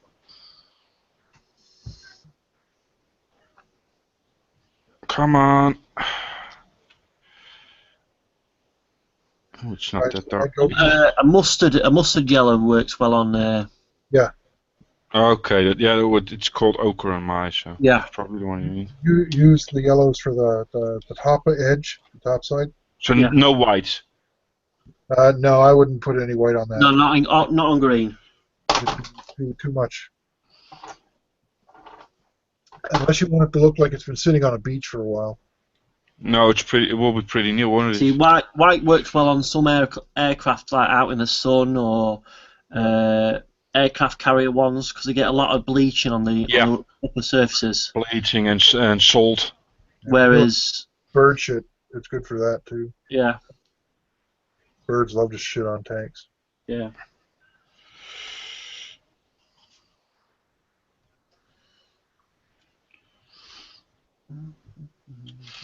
Do I have? What do I have on this one? Come over here! I won't listen. Damn. You're just like my children. It's like everybody's doing it. Yep. Why would I be the only one? This is a lighter blue.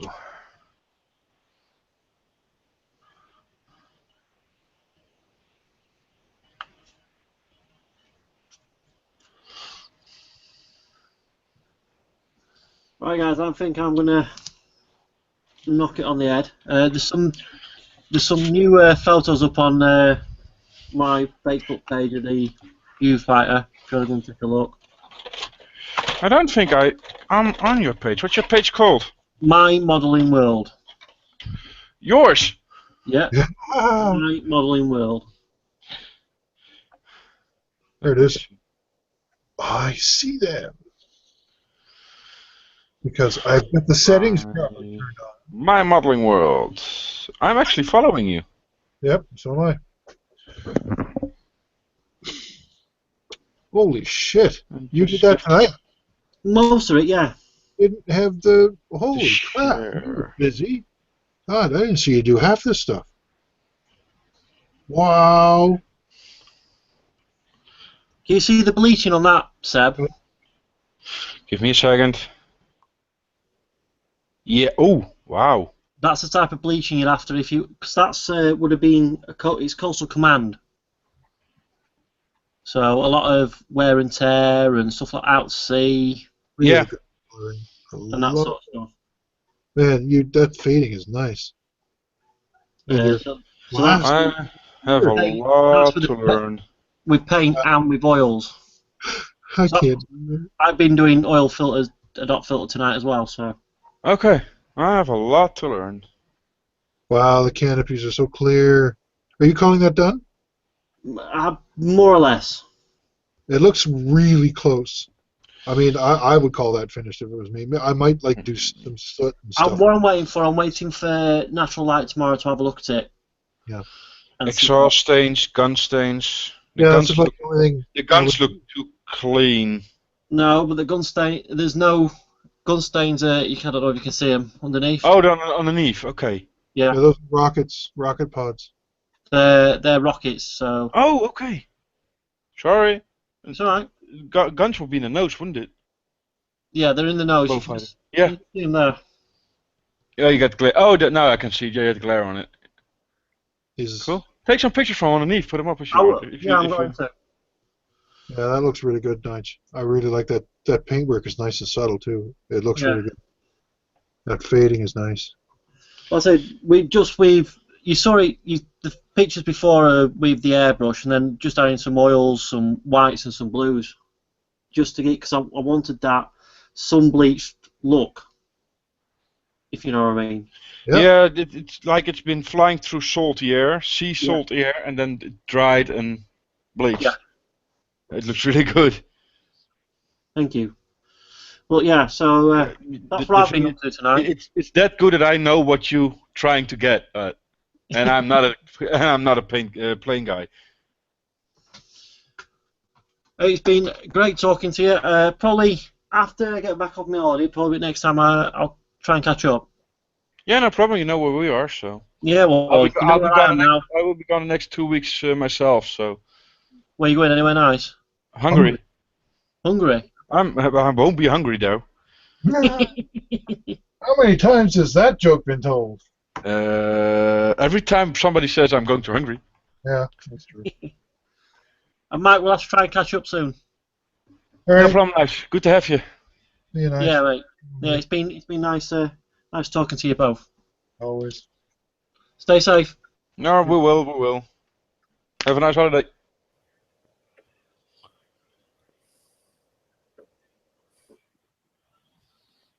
Just the two of us. Sorry? Oh, you started singing now? Oh boy.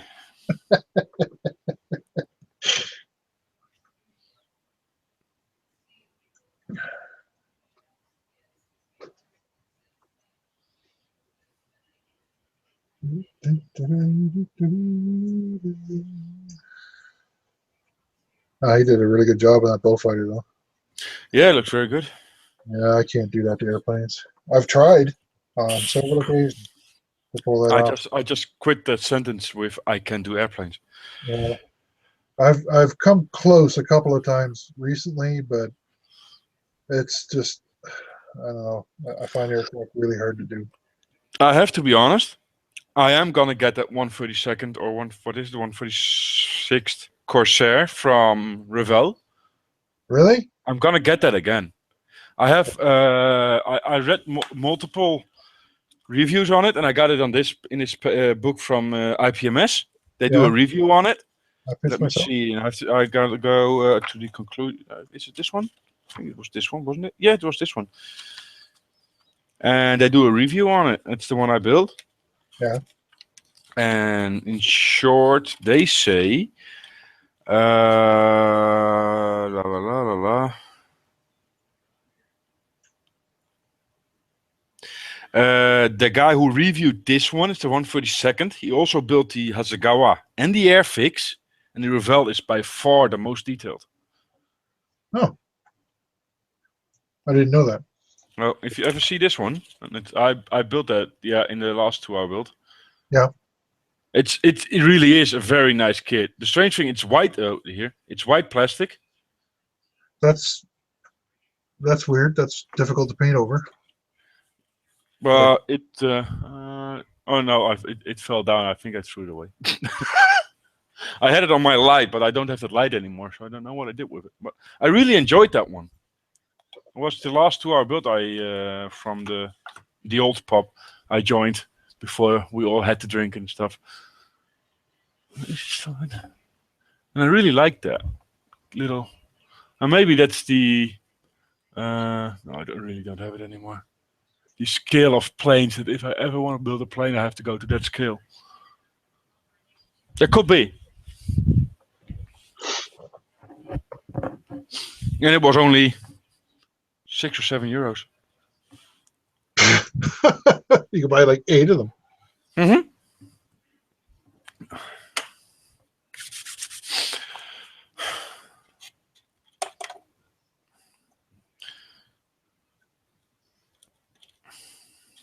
It keeps falling down. Lazy Brit. I so want to go on with those Shermans, go to the modding up stage. There's still a lot to do. Don't get ahead of yourself. Yeah, but that's the thing. You start being like a puppy who has to stay in his bench. Because I want to use those Walder products. And it's all the final weathering stage I got.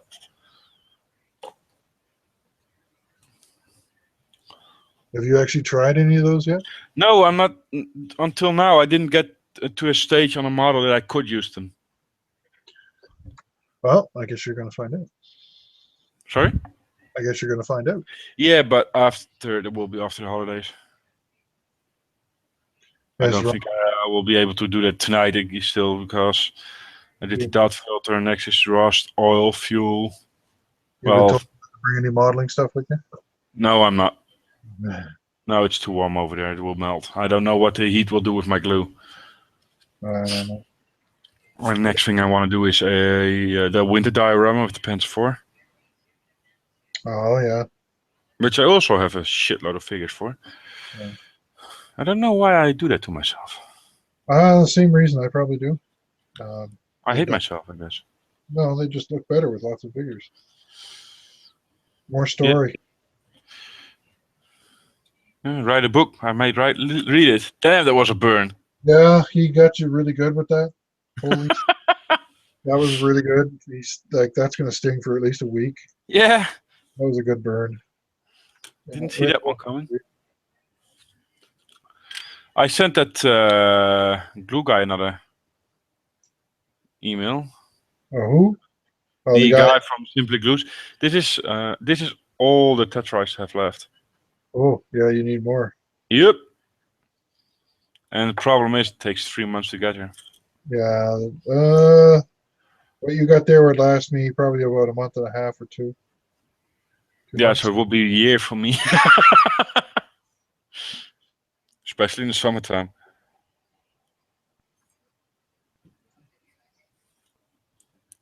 I got 8 viewers. Why won't nobody join? I don't get it. They're shy. Or watching the imp. They're intimidated by my boobs. Yeah, probably. Yeah, they like them. You don't, and Nige doesn't. I never said I don't like them. I would like to cuddle them. Oh, okay, that's good. Ron Cook says hello. Ron Cook. Hello, Ron Cook. Don't forget about me. I'm here. Ron Cook, hello. Doesn't ring a bell, sorry. Ron Cook. Trying to remember. Damn flies. Bells with me.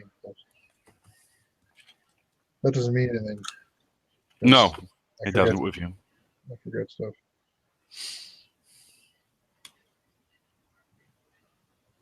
Doo-doo-doo. Oh, broke that off again. Oh, bugger.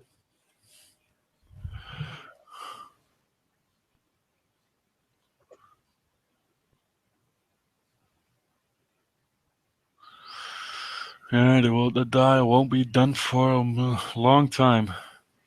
Well, they're not supposed to be done overnight. The faster you do them, the worse they look. So. Yep, this will be a work of time. I got the windows done and everything, and the doors are done, and the buildings are mostly done. Mostly. Yeah, they need a little bit of dusting, but Mostly. I can do that until they're definitely in place and ready to be one with the rest of the dial plate. They mostly come at night. Mostly. The pigments are on. I want some more dust on the stairs, on the sides where people, where dust gets pushed to. Play with pigments a bit. I like the colors though, how it's now. Well, it looks pretty good. I got some, how they're called in English? Climbing roses. They're probably called different. No, they're called climbing roses here. Okay. Yeah. From Knock. Oh, wow. Okay. Yeah, that's going to look cool. Wow. Yeah. Are they in color or you have to Yeah. paint? Give me a What? second. I'm That's- gonna take it out. I'm gonna take it out for you. Ron is a long-time lurker. A long time lurker. Yeah. Right after you said you're going to take it out for me, Ron says that. That's bad timing, Ron. That was not a good thing. Yeah, I don't know if you can see it. I'm gonna keep my. Holy shit. Look at that. Wow. Okay. Yeah, I can see a use for those. Yeah, but I got that flower bed next to the stairs. I could put those on my Holland Boys diorama on my house, my Pricks house. Huh? I got the Pricks cottage on my Holland Boys diorama. Okay. It's got the photograph of the Pricks at Telford. inside Really? it. Yeah, there's a photograph of the Pricks. There's you and Andreas and Yeah, Kit with the Cork Hotel. and the Cock Hotel. Yep. I got that flower bed where the dogs are standing and next to the stairs, and then I was thinking about doing it in that corner and then up the house. That'll look cool. That'll look really cool. I think you should do that. The colors will go really nice with that white and stuff that you got on there.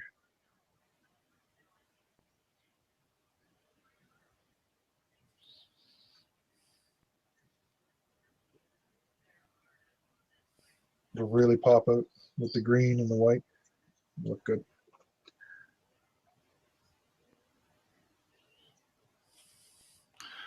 There's some close-up pictures for you. You just break them up and curl them a bit, if I understand it correctly.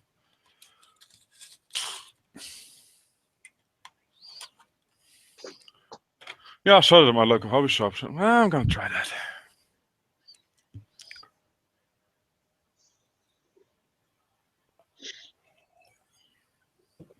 Yeah, thanks, Rodney. It's my day to burn, isn't it?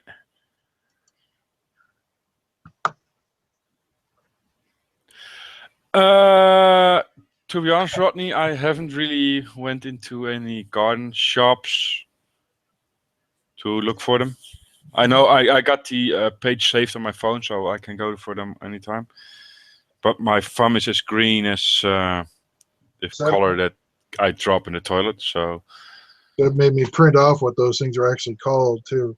I can't pronounce it though.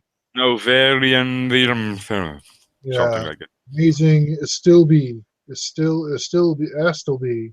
Yeah, Astleby, something like that. Astleby. Yeah. Astle I'm babies. still gonna call them hickey weeds just because it sounds better off the tongue. I'm sorry. I like And you it. actually know what you're talking about. And if I say hickey weeds, I know what I'm talking about, and that's the only thing that matters. These are my hickey weeds. I have to have my hickey weeds.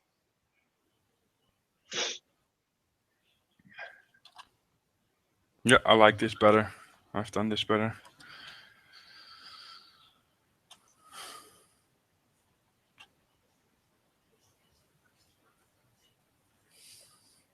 Whose idea was it to build this fucking pit?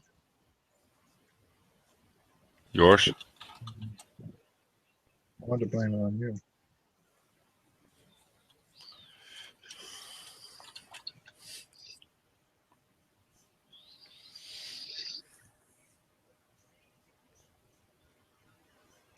Wrong. Need this one. I done whole a lot less oils on the glaciers and on the engine deck. It works better. Yeah. You don't need that many. No, apparently not. And I'm not gonna use that blue again. I wouldn't recommend it. I'd recommend replacing it with something a little bit, I know, at least better quality anyway.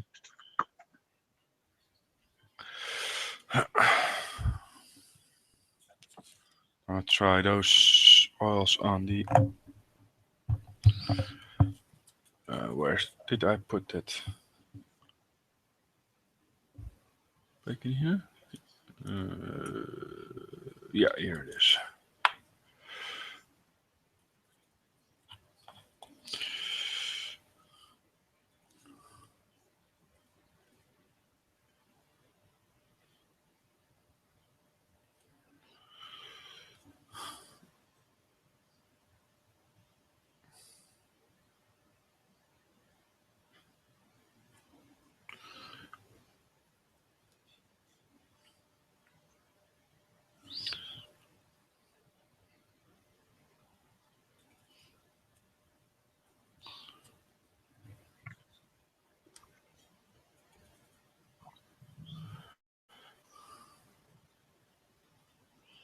Dun, dun, dun, dun, dun. We'll put some pictures up. There we go.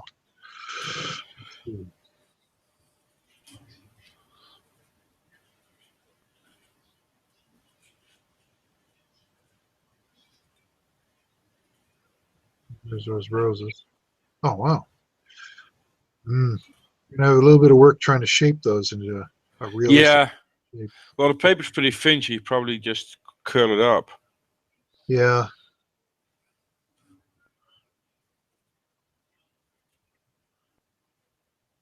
Still, they look better than anything I could do, that's for sure. Oh yeah, the Glacius plate looks 1,000 times better. That looks really good. That's some nice tone on there. And it's mostly the filter I put on it. Yeah. Not the dot filter, but the. I can see the streaks coming through the gray, right? It looks good. Especially on the engine deck. Yep. Really worked out well there too. Those tools look good. That color you was used for the wood that's a really good color. Let me check. Don't forget to paint your tow cable. Yeah, actually, I did it on purpose like that. Well, that's they camouflaged it in place. Yeah. Yeah, that's not wrong. They did that. They painted them right over it. They also left the tools on too. I don't know about the Americans. I know the Germans did it. Yeah, that's the last video Hamilcar showed. That modeling heresy about painting your tools, yes or no, separately, or were they That's an anti? license thing to paint them the way you have them there. Yeah. American tools, most of the time they came in OD gray or OD green. They were like this just overall green, one monotone color. They weren't. They didn't look like garden tools, like the way we paint them. That was the No, but he was mainly about Germans, and he had some very beautiful pictures to as as a statement to what he said. You just saw camos were broken up because there was an imprint of a tool, so you Yep. knew they painted the tools with the camo. yeah. They painted right over them. Yeah. I mean, it's just a shovel. It doesn't have to be pretty. They just painted right over them in the field. Yep. It's an artistic thing on our part that we paint them to make them separate, to make them stand out. It's the same as like, this trend to overweather tanks and stuff to make them look like they're been sitting in a farmer's field for in-service vehicles. It's an artistic thing. It's not realistic. I like them battered, not weathered. Is it there? Uh, Slight difference. I like them to reflect a story that I'm trying to tell. So if I'm trying to tell a story of a tank that's been abandoned, then I'm going to make it look abandoned. If I want to show a tank that's been in service for just a few weeks or a few months, then that's what I'm going to do. I'm not going to overly weather it. I might throw all kinds of dirt all over it. There's also, the argument now, well, it's actually not now, it's been going on for a while, where some of the pictures that people use for references, and they use those to do chipping on their vehicles. The thought now is that that's actually not chips, it's dirt, mud, because you can't tell the difference. Nope. And so, instead of it being chips and rust and stuff, it's actually mud and dirt.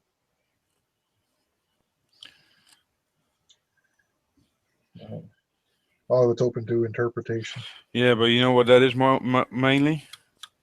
Rivet counters. Yeah, people needing something to moan about. Yep. And everybody needs something. Because how are you going to prove that it's just mud and rust and not rust? You can't because it's a black and white picture. I fall into the category I don't give a fuck. I just build what I want to build. I don't give a shit what everybody thinks about it. My point is I want to have fun. Yep. And my fun is not predetermined by what people think of what I do. It's just my the Jagdpanzer and the Brombeer. They're chipped like hell, and I like it that way. Well, then you did it right. Yeah. I like that it, the vehicles tell a story like they have been heavily used in combat. If you like it that way, then you did it the right way. I had comments from people, they can't be that rough. Why not? They rarely were. Well, this one that is. It is because that's the way you wanted it. Yep. Accuracy is something that you can strive for if that's what you want to strive for. If you don't want to, that's your choice. My problem is people that seem to think that it's absolutely required that they have to spew their shit about whatever it is you do. They have to speak out. They have to voice their opinion. I had one of those. Remember the Rust guy?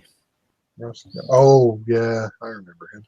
I got over a gig of Rust pictures on my. You're doing it wrong. Okay. Well, my Rust looks like this, but that's not right. Why not? Because I say so. I thought I was just an idiot. There's too much to say about nothing.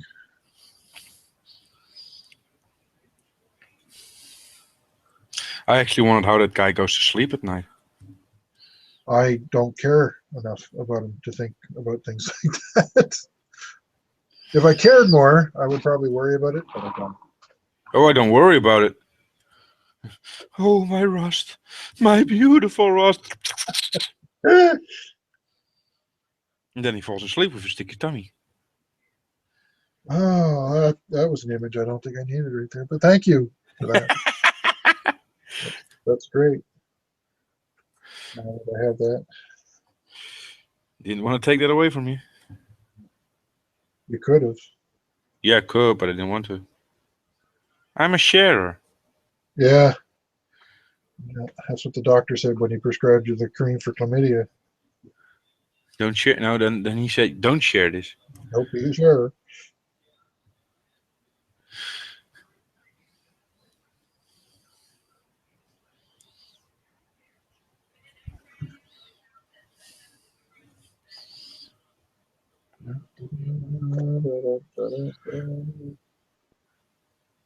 Oh my god, there's a lot of these little fucking things. Sorry? There's a lot of these little fucking things. These little itty bitty panel markers. Oh, nice. They're about 1 millimeter wide and 2 millimeters long. And I'm going to put a couple hundred of them on. Oh. Better than a lot. That's a lot. At least they don't have to fight in around landing gear and shit like that, like on an aircraft. I'd go nuts trying to do it if I had to do that. This many? Holy fuck. I'd go cuckoo. Cuckoo for Cocoa Puffs.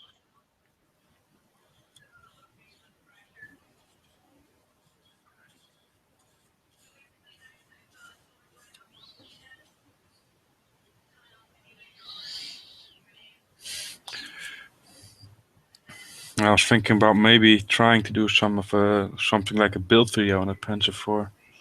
A what? A build video on a Panzer IV. Why? Why? I don't know if I've ever seen you do one. Oh, yes, I have. Oh, wait a minute. I never did a build video before. Oh, you've never done a build video before. I'm just wondering why you wanted to do one. Try something new. No, that's a good reason. I want subs! You want? You're not going to get them doing build videos. Yeah. Something like, how do I build my tanks? Yeah.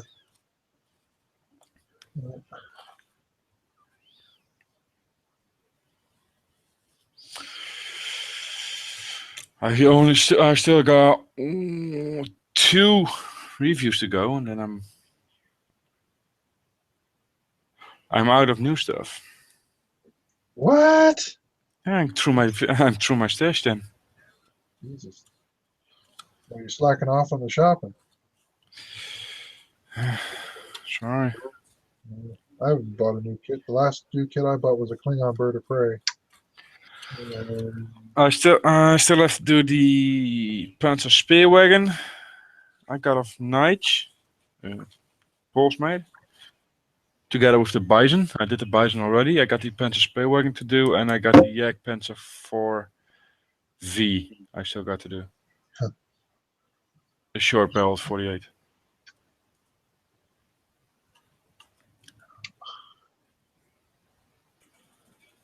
I had to stop buying things for a while there because I didn't know if my postal system was going to go on strike or not.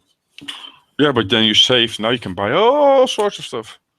Well, yeah, but now I don't have any money because I Uh-oh. spend it at my local hobby shop instead, rather than on the internet on parcels. I guess that's a good thing. Yep.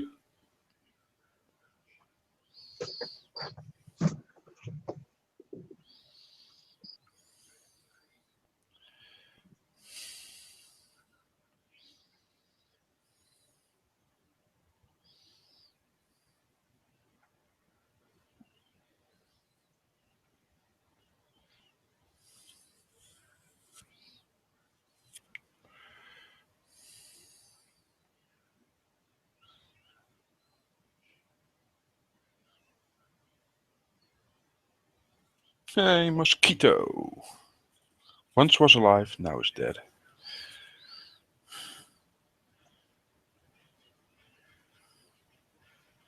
Those things are so useless.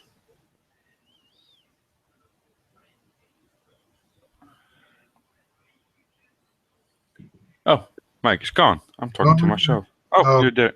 I just see an empty chair. Oh, he's probably getting some coffee. No, a guy was commenting on my Facebook page and I was replying to him.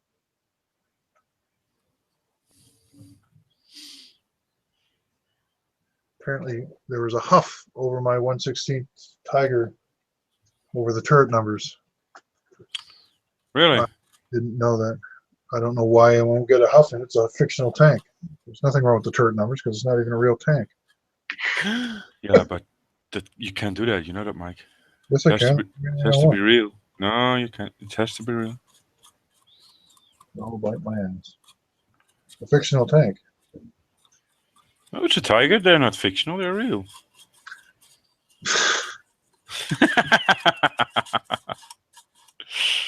Oh, I can get on your nerves all day long. What do we got?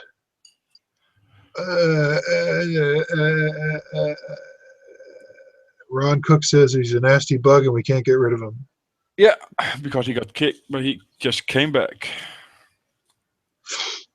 It's always good to know. He's like herpes. You can't. Ah, shit! No! Ah! No, really, I dropped one of my figures. They're still sticky of the paint into the yellow oil paint. Oh shit! That's not good. No, definitely not.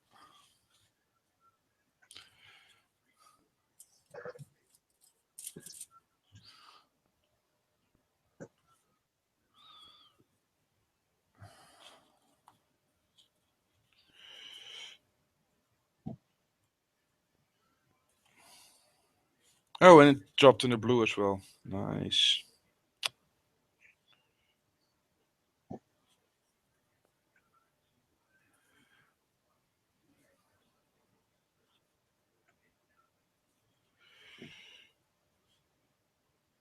I got most of it off again. I just got an email telling me that you're live with a hangout. Really? Yep. Damn, that takes long. I know.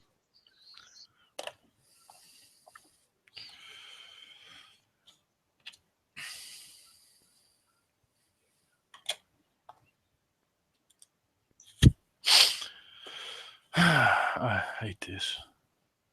I don't want to start a new build today. I'm going to do the turret. I can do that now.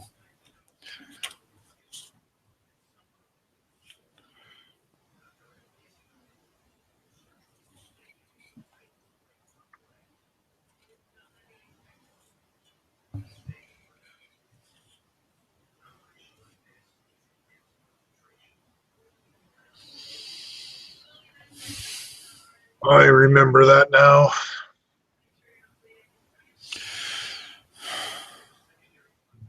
What? He told me that I made note of it in one of my videos that someone had made a stink about the turret numbers on my Tiger. I remember that now. That was a long time ago. Yeah. On a Facebook page, somebody caused a stink about it, I guess, because people would rather point out errors rather than put in that hard work. That's, I don't know, a form of entertainment, I guess. That's way more fun, Mike. Come on. Okay. Even when it isn't an error, just take the thing out of context and then point out all the flaws. Like a sport. Yeah.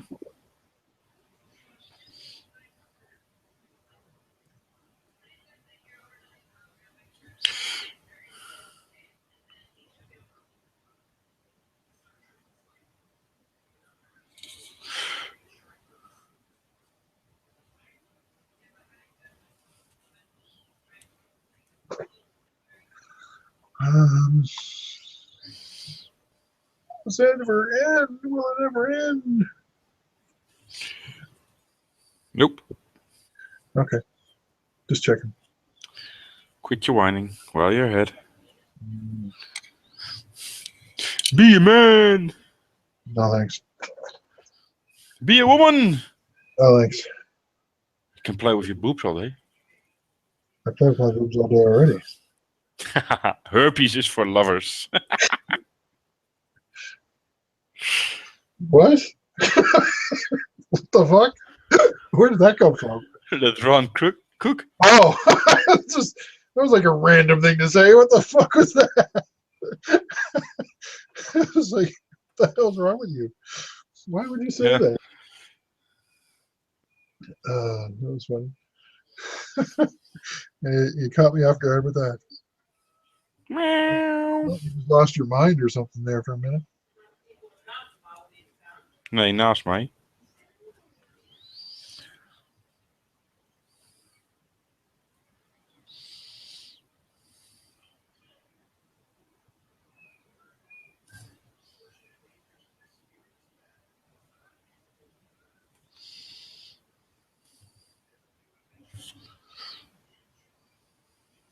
There's a song in there, I think. Herpes is for lovers. I think you Wow, wow. get a top 10 hit with that. I like that. Got a good beat and I can dance to it. I give it a 10. That means you're seeing you dance. Wow. Don't dance too close though, because herpes and all.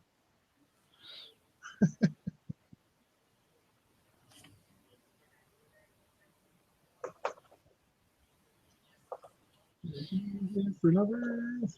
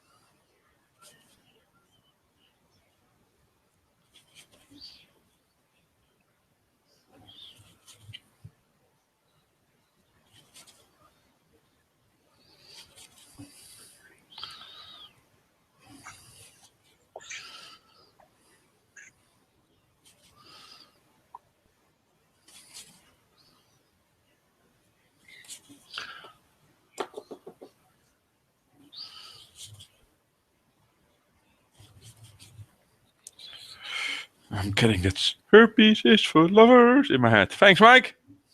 You're welcome.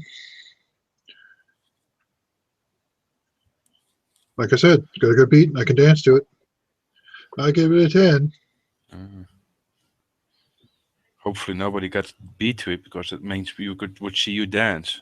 You don't want to see me dance, buddy. No.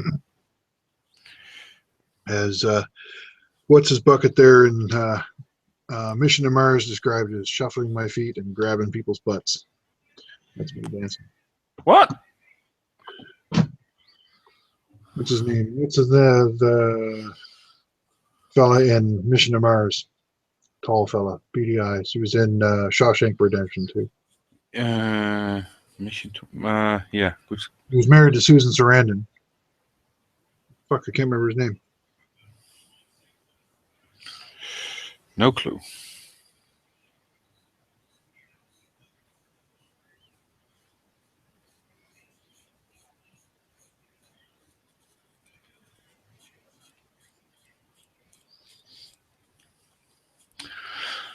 I have no clue. It's not Morgan Freeman, is it?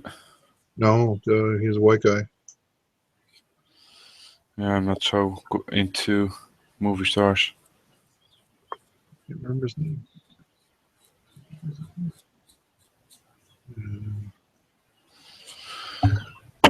Rihanna, wie speelde in Shawshank Redemption, de hoofdrol? Behalve Morgan Freeman.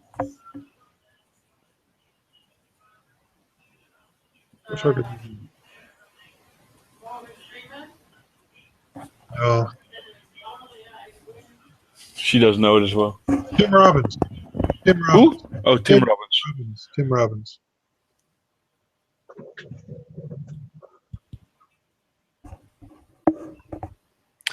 Ron goes again. Hi guys, been in the shadows long enough. Going to start being more active and got lots of questions. Hope to be able to contribute something too. At least you'll remember me next time you see me. I'm out for now. Go back to the cage. Take care. Good night, Ron. Yeah, herpes will do that. You'll never forget it because it's always there. Good night, Ron. It's an itch that keeps on asking to be scratched. You got an itchy spot?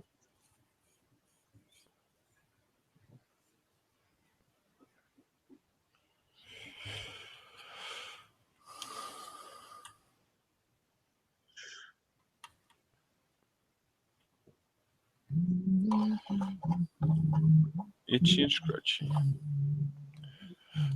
Aren't they cartoon characters? Yep.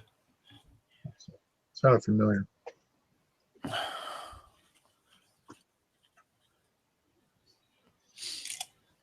Put that over here. Can't do much about that. Can't do much about that. Cannot much do about that. I can't do much about anything at the moment. Because you're a talentless bum. Yeah, I know that. Thanks for reminding me. You're welcome. Itchy and scratchy, or was it Ren and Stimpy that came up with "Don't pee on the electric fence"? And then you always got Pinky in the brain, brain, brain, brain, brain, brain, brain, brain. Never watched that one. Confucius. What we're gonna do today, Pinky? Oh, brain? No. What we're gonna do today, brain? What we do every night, Pinky. Take over the world. Confucius say, "Do not pee on fence that hums." Confusion says, "Do not pay." Back Oh, in. yeah. You might have said it too. Yeah.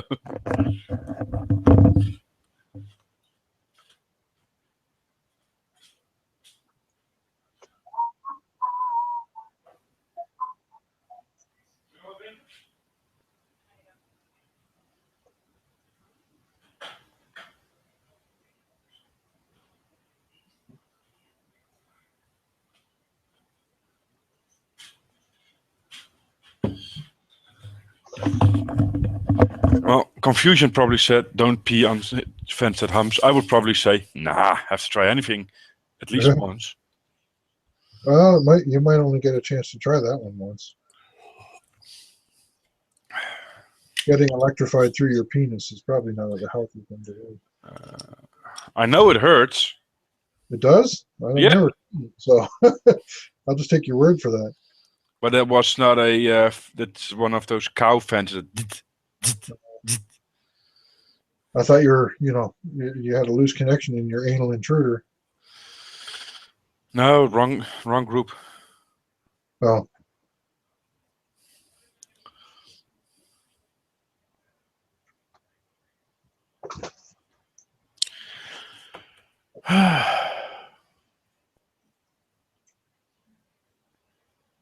Well, all my oils are drying at the moment. That figure stuff needs to dry for 24 hours.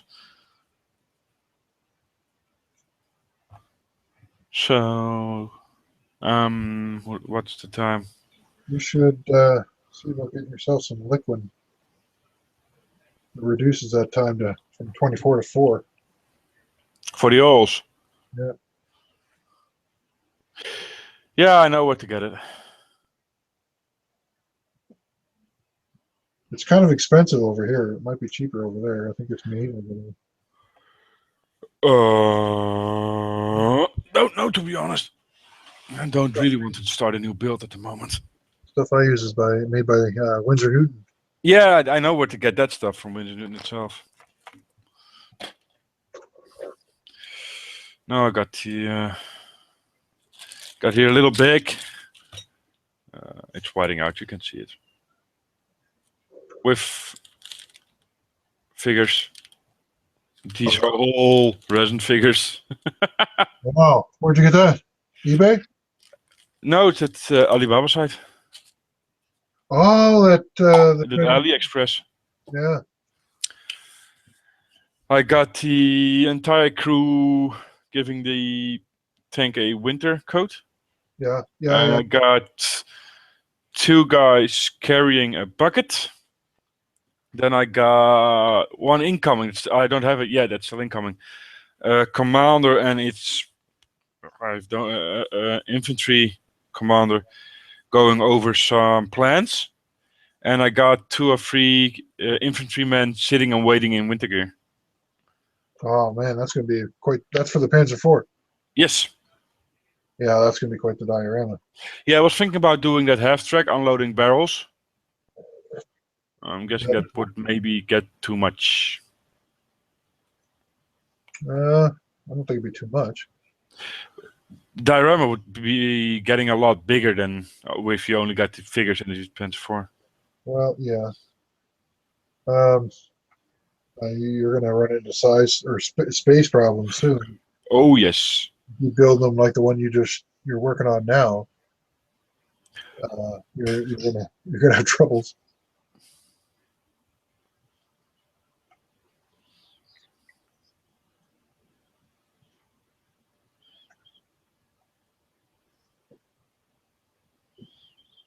And having too many figures on a diorama can hurt it too, depending on the size. If you make it too busy, people don't like looking at it.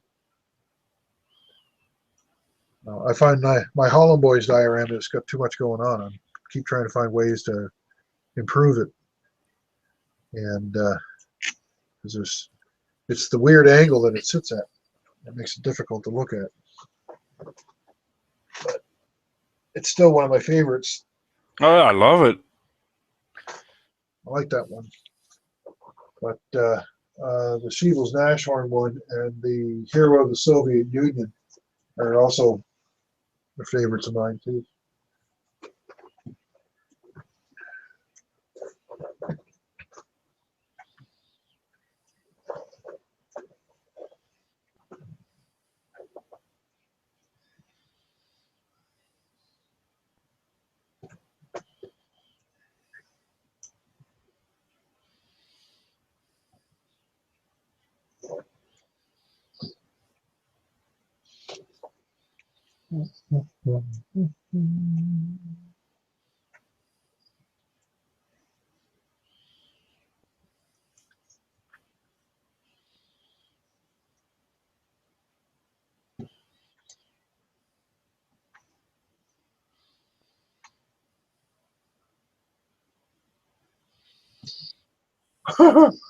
John's on his way in.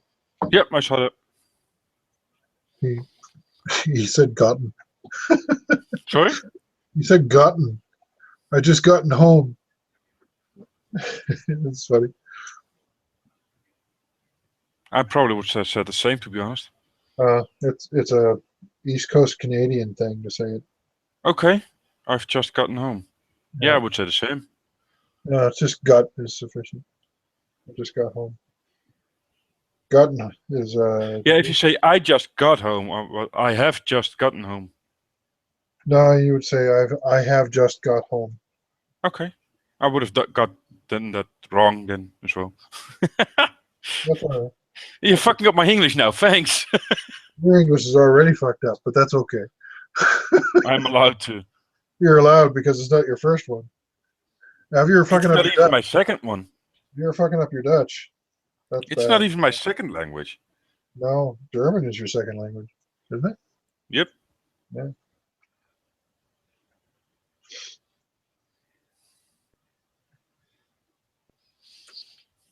I'm looking at that stuff from Green Stuff World. Yeah.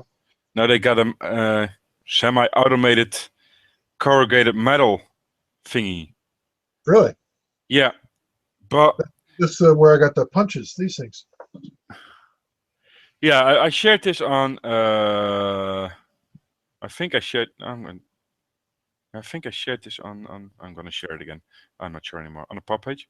I'm just gonna share it again. Okay. I'll look at it in a second. And yes, it looks very nice, but it has so limited use. Is it like a stamp or a tool or something? No, more like a meat grinder, a hand meat grinder, the way you do it your way, or pasta maker, where you feed the dough and you turn it around and the pasta comes out, the spaghettis. Okay. Just John. Yeah, I see. Yes, hello. Hello, John. Hello. Oh, yeah, that's a really specific tool, isn't it?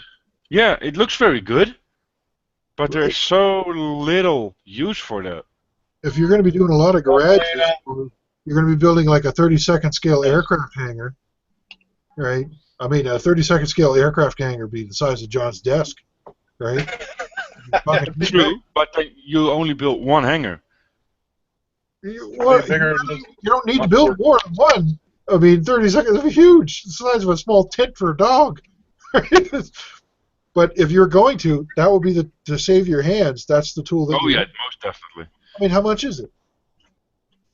What are you looking at? Let me check. I haven't checked that. On the pop page, John. On the pop page. Oh, okay. It's a tool that Seb's talking about. I mean, it looks like it does the job really. Oh! 995 euros. That's not bad. No, I That's expected to be. What's the size it makes it then? I think I might buy one of those just because I can put that. I could always use a piece of corrugated metal on a dial. I mean, they've been using that ever since the end of the First World War, I think. Maybe even earlier than that. I'm not really sure. I have to actually research the use of corrugated metal. But that's cheaper than I thought. $9.99. I might even buy one of those right now. You rotten fucker! Look what you did. Green Stuff World. I already have them bookmarked. Even just push the link. Click the link. I am. I have to open the fucking page.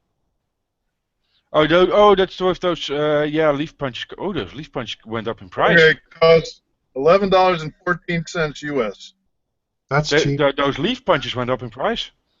Yeah, they were $14, I think, US. They're 12 euros now. Or yeah, they were 11. Or no, they were 10 euros. Yeah, now they're 12. And you got them in grey and in red. Yeah. I have been looking at Oh, they've got a lot of other things here. Texture rolls they got for road surfaces. The corrugated, the road, the one stuff for runways and stuff.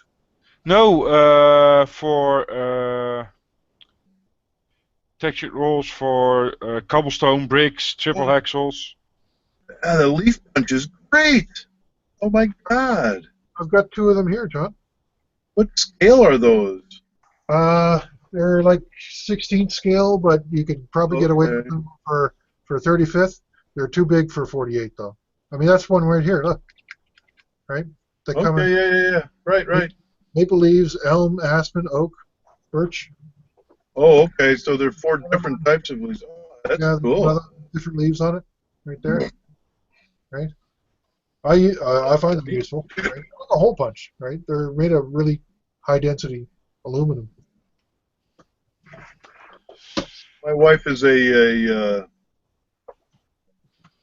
likes to make cards, like greeting cards kind of things out of paper and paper stock and punches. So she's got a whole bunch of punches around. Well, you can buy punches that are similar to those at Michael's, but they're bigger in scale. Yeah. They're not as good for doing what we use. I think they're a little overscale. But these are also overscale for like 48 scale, and they're slightly big for 35th. But for 16th and maybe 32, you could probably get away with it. Where the heck is this Green Stuff World located? I don't I think so in America. No, I don't know. They use euros. Doesn't seem like it. Doesn't seem like it. Let me check.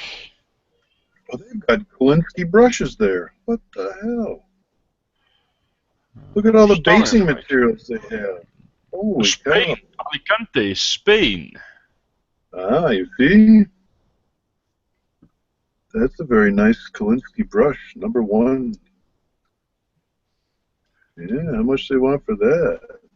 $3.53. That's not too bad. I'm going to add that to my wish list. That corrugated. The corrugated roller. It would make interesting pasta, too. Yeah. I've got a use for that. It actually would make strange-looking lasagna noodles, probably. It would. It would make very strange ones. Ooh, Andy Sharp, nice job. All right, what do we got here? We got amazing tools. I love amazing tools. I got this amazing tool in the mail today from China. Look at that. What is that? Oh, that's like a pin vise. Pin vise, and it was God, it was so pathetically inexpensive. It's And pretty. this rotates, right? Yeah. This is aluminum, so I can pocket that and drill that I need to drill. And it comes with a set of all metric Bits.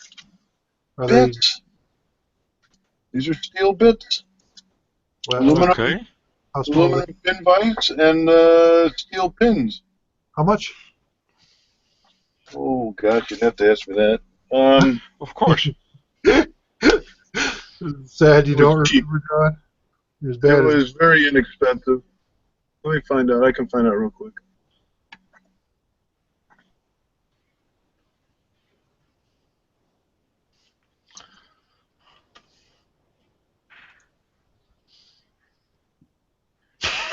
Order history. Geen idee. Your orders. Let's see. Well, they sell one very similar to the one you just had in your hand on the Hobby or the Green Stuff World, but it's it's not blacked. It's just looks like just standard aluminum. Comes with the drill bits and stuff for $8.96 US.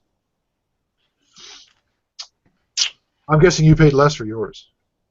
I don't know. I'm going to find out here. Where the heck are all my orders? Your orders. There we They go. even sell the tweezers Very like hard to find. they even sell ones like the tweezers you just bought on there too. $9.80. That's actually not bad. This for, was free shipping, $8.99 US well, all right. There you go. That was a good deal. for this. Yeah. $8.99. The tweezers, these were $7.99. Yeah, these are $9.80 plus shipping. Holy cow! Anti-magnetic. Oh, they got the tweezers there too. Yeah, they're anti-magnetic too. which- Right. These are non-magnetic, non-static. Yeah, they're good. Basically, they use to work with metals. Yeah. Little metal bits. Oh wow, they have very expensive number 10, number 11 blades. I saw that. Only 10 of them. $2 for 10. $2. I got 100 from X. See that? There's 100 in there. That's $5. That's number 11 blades. Yeah, I got 100 from Exacto for €5 from China. Yeah, that's expensive. They got there. Ooh, they sell the styluses. These where'd it go? It's gone. There it is. These things that I could never figure out what the fuck it was. Apparently, it's What called. is it? This is called a stylus tool. Oh, okay. Right? Nice. And they sell them in a set of 8. Shit, I never knew what the fuck it was for. Drill bits. Ooh, rubber things. I don't know what the fuck you'd use those for. Glass balls. Cool. Hey. Holy shit, rolling pins that impart texture. Yeah, that's what I just was talking about. Oh, that's what you were talking about. Nobody ever listens to Sorry, me. that set is 50 plus US. That's probably the most expensive thing I just saw there. 50 bucks US. Dutch bricks. Holy fuck, look at these things. These But things are... there's a set of 5 is €50, so it's pretty expensive. I don't know. 50 bucks. I'd fucking Maybe use it. that's what it was, 50 euros. Where's the set? Where's the set? I saw it. It's all those 5 or 6 of them, whatever they were. There it is. Yeah, I found them. A set of 6. Oh, 6. I'd fucking spend 50 euros on that. Factory I ground, Celtic, runic, wooden planks, frozen, and plain texture. I'd like to see This pictures. thing out I got the other day as well. This was $20. Sorry? This, Waar 20 raak je aan bucks. gewend? my Hobby Zone tool and brush holder thing. Yeah, I wouldn't buy this. No, not that set anyway. If they had a different set of cobblestones, I'd buy it though. Those texture rollers. Yeah. If they They, had are, they have a cobblestone set roller. You But can no- you can buy them separately. Yeah, no, I've seen that too. I found the separate ones, but I'm just looking for a set. What was you use? Roll it out on some milliput or something like that? Yeah, or like modeling plate. DAS, or any sculpted. Just Something like imprint that, your texture in it. Okay. I can see a real use for those. Let's see if I can find a set that has.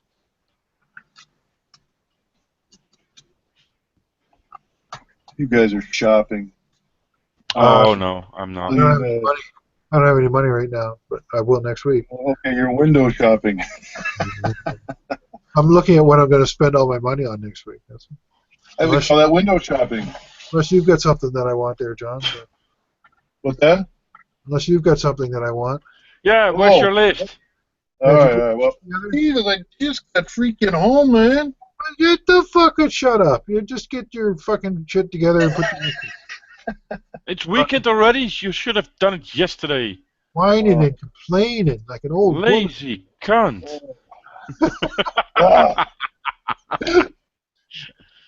Well, I'd show you them, but I don't want to do it on a live hangout. That's all right. When you get time.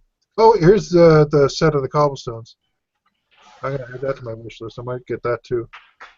That looks really clever, man. I like that. Even just getting one or two of them is definitely cost effective. 50 euros is a lot of money. Yeah. Yes, that's a lot of money. You'd have to use that quite a lot to get some amortization. I would use this a lot. I would use this on probably every third or second diorama. I'd use one of these. Yeah, most definitely. Okay, all right, there you go. Then maybe it's worth it for you. Oh no, it is to me, but like just the regular modeler, just one tool would be enough, right? They are nice. I've never seen anything like that. That's pretty cool. That is really, really cool. I like these. Fuck, I love clever tools. I got a like chubby. this little thing. Hey. Oh wow, yeah, that's nice. That's bigger than the one I got. That's for sure. 30 centimeters, 30 centimeters, 15 centimeters. Got a Hobby Zone one? Yes. You glued it together, right? You didn't do what Yes. Lee did and just put it together and then get mad because it didn't stay together? Because it didn't No, glue it? I glued it and taped it like you're supposed to. Oh, good. Yeah. He didn't do that. He just put it together and then it fell apart, and then he got mad at it. It's like, well, you're supposed to use glue. Who did that? You're not supposed to just like stick it together and then hope, but you got to glue it together. Who did that? Lee. Oh dear. No, even though it's a nice tight-fitting, wooden thing, it ain't gonna stay together without glue. Yeah, that's pretty good looking. My Gorilla Wood glue. Yeah, that's good stuff. Expensive. Fuck. Expensive. I got oh. I got that other. What is that? LePage. Hey, there's a dark blade in. No, it's a figment of your imagination. Hi, Michael. Yeah, I got some very bad imagination. Yeah, it sucks when a figment of your imagination. We have vivid imaginations in here. Be careful now. You're not from Wales by any chance, are you? Because I can Right. see some sheep coming. You see this, Michael? Well, either Michael. Which, yeah, There are two Michaels now. flying monkeys. Mike. This is the craft brewery that we were in Barrie last weekend. I knew a guy from Barrie. Ontario, Canada. Yeah, a guy from Barrie. Barrie's a It count. says Barrie, Ontario. Barrie's a Canada. Where the hell is Canada? Earth. Milky Way, infinity. That's cool. And we love the Wizard of Oz in this house. So flying monkeys, of course. It's important to have flying monkeys. Yeah, Wizard of Oz is a prominent feature in this house too. Well, that was our solo dance at our wedding. Was somewhere over the rainbow. Oh, I thought you were going to go dun dun dun dun dun dun dun dun dun dun. That was the line dance we did with. That was the line dance we did with our parents. We did the line dance with our parents to that tune, Mike. Oh yeah? Oh, that must be fun. I'll get you, my pretty.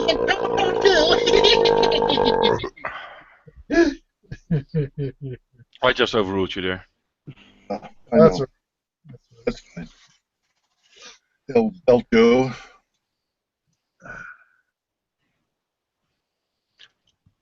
Oh yeah.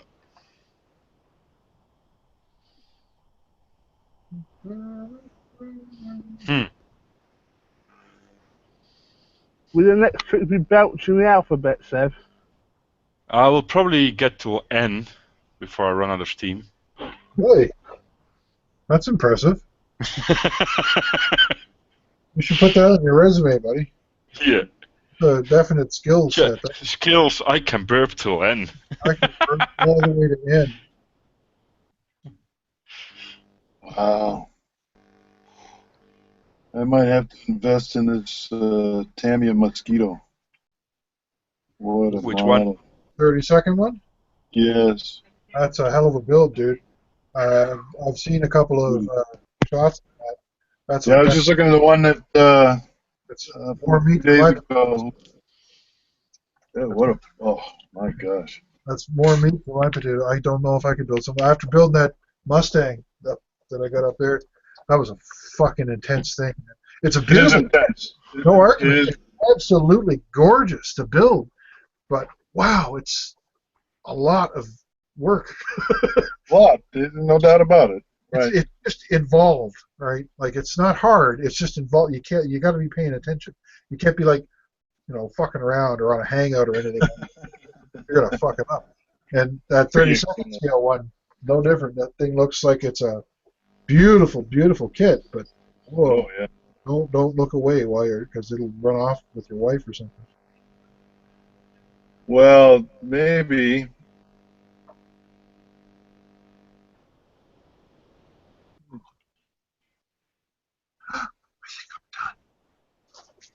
No Done with what? way.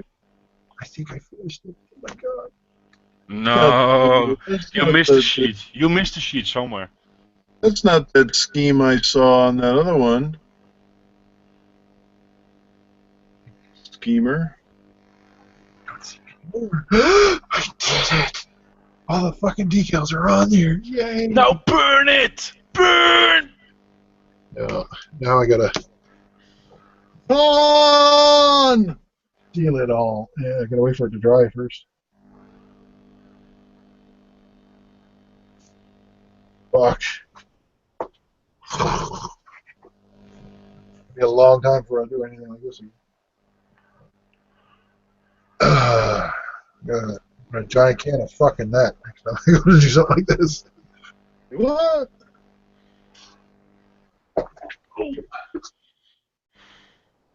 Dun, dun, dun, dun, Hey, dun, dun, dun.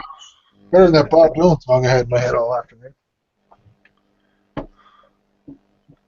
it is hot here, gentlemen. Holy Yeah, cow. it's not cold over here either. Cooled off quite a bit here now. That I sun- wish it would cool off, to be honest. We had one nice day with 72 degrees, perfect here. It's 20 degrees daytime. Celsius still. It's almost midnight. It was 36 degrees here yesterday Celsius. That See what puts was me here. in the hospital. That's bad, nasty. Oh yeah, that's nasty stuff. 36 is in the 90s, I think. Yeah, but you got a nice 21 waist there, so. In here I do, yeah, but my house has to work to do that. Costs Oh, electric. 36 is Well, at really least somebody in the house that works. 36 is really, really hot. Yep, it was 36 degrees and like 84% humidity. At That's the 97 bad degrees thing. Fahrenheit. Holy shit, man. It was awful.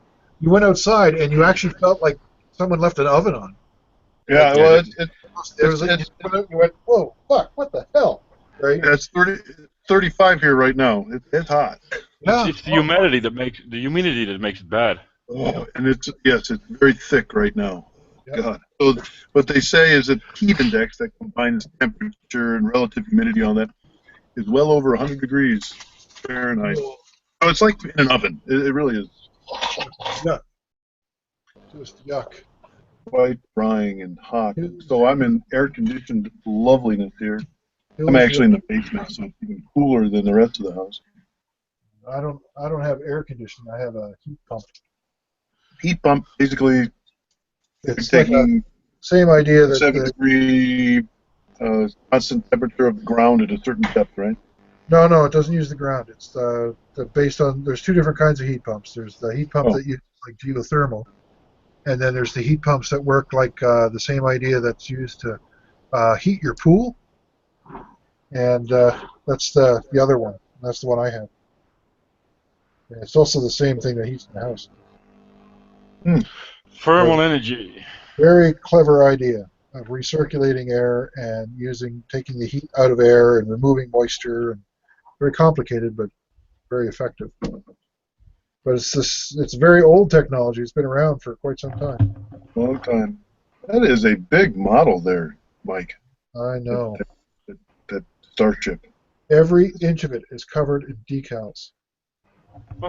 Silver stuff is decal? Wat dan? No, the stuff that Ik kind heb of weggeduwd door de mouwen. makes it look purple with the decals. Well, I remember I put up a picture of one of those starships with some funky colors on it. Like you said, that's something you were doing, right? Yeah, Aztec decaling. It's done now. I just have to seal it all now. Aztec. I couldn't remember what you called it. I've heard Aztec is a pain in the backside. Yeah, that'd be an understatement. This thing was. I never tried putting decals in my backside, to be honest. This thing gave me canker sores on my backside. Hey, now. Nasty. But it's all decaled now. I got to seal it, and then I'm probably going to give it a wash to bring up the paint lines. Just give it another decal. I don't know where else to put them. I probably would be able to find a spot for you. Bet you could, because you're an athlete. That's why I'm not going to show you. Matte cockpit green. Oh dear, I don't have these colors. What the fuck? I'm actually fighting the urge to start a new kit at the moment. REF interior green. There it is. What are you doing, Michael? Darkblade. I'm Brother, I would use this. I'm relaxing at the moment, mate. I did 2.5 hours of a 5-hour pool party today. A pool party? Sweet. That's a good thing. Yeah, but I'm a volunteer there, you see, so I end up having to deal with all the interesting things. Oh, so you're not partying yourself? No. I'm not that lucky. That's the wrong side of the fence, buddy. You're telling me. I wonder if Nige knows you shared his page to the pop page. He knows now. Oh, okay. Yep.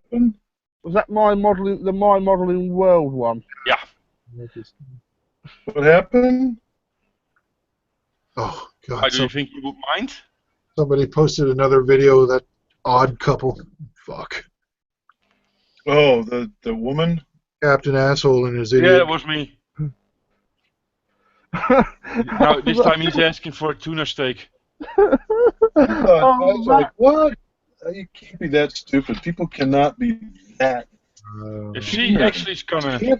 If those are for real, he's an asshole for making those videos of her, and she's a numbnut for staying with him. Yeah, well, if she's that ignorant, she doesn't even know he's making fun of her. That's no longer ignorant, John. That's just know pure stupidity. I was trying to be nice. That's not being ignorant. No. If she's that stupid, she doesn't even know what kind of an asshole he is. Oh, I was trying to be nice. It's only 30 degrees of the 360 degrees hotness.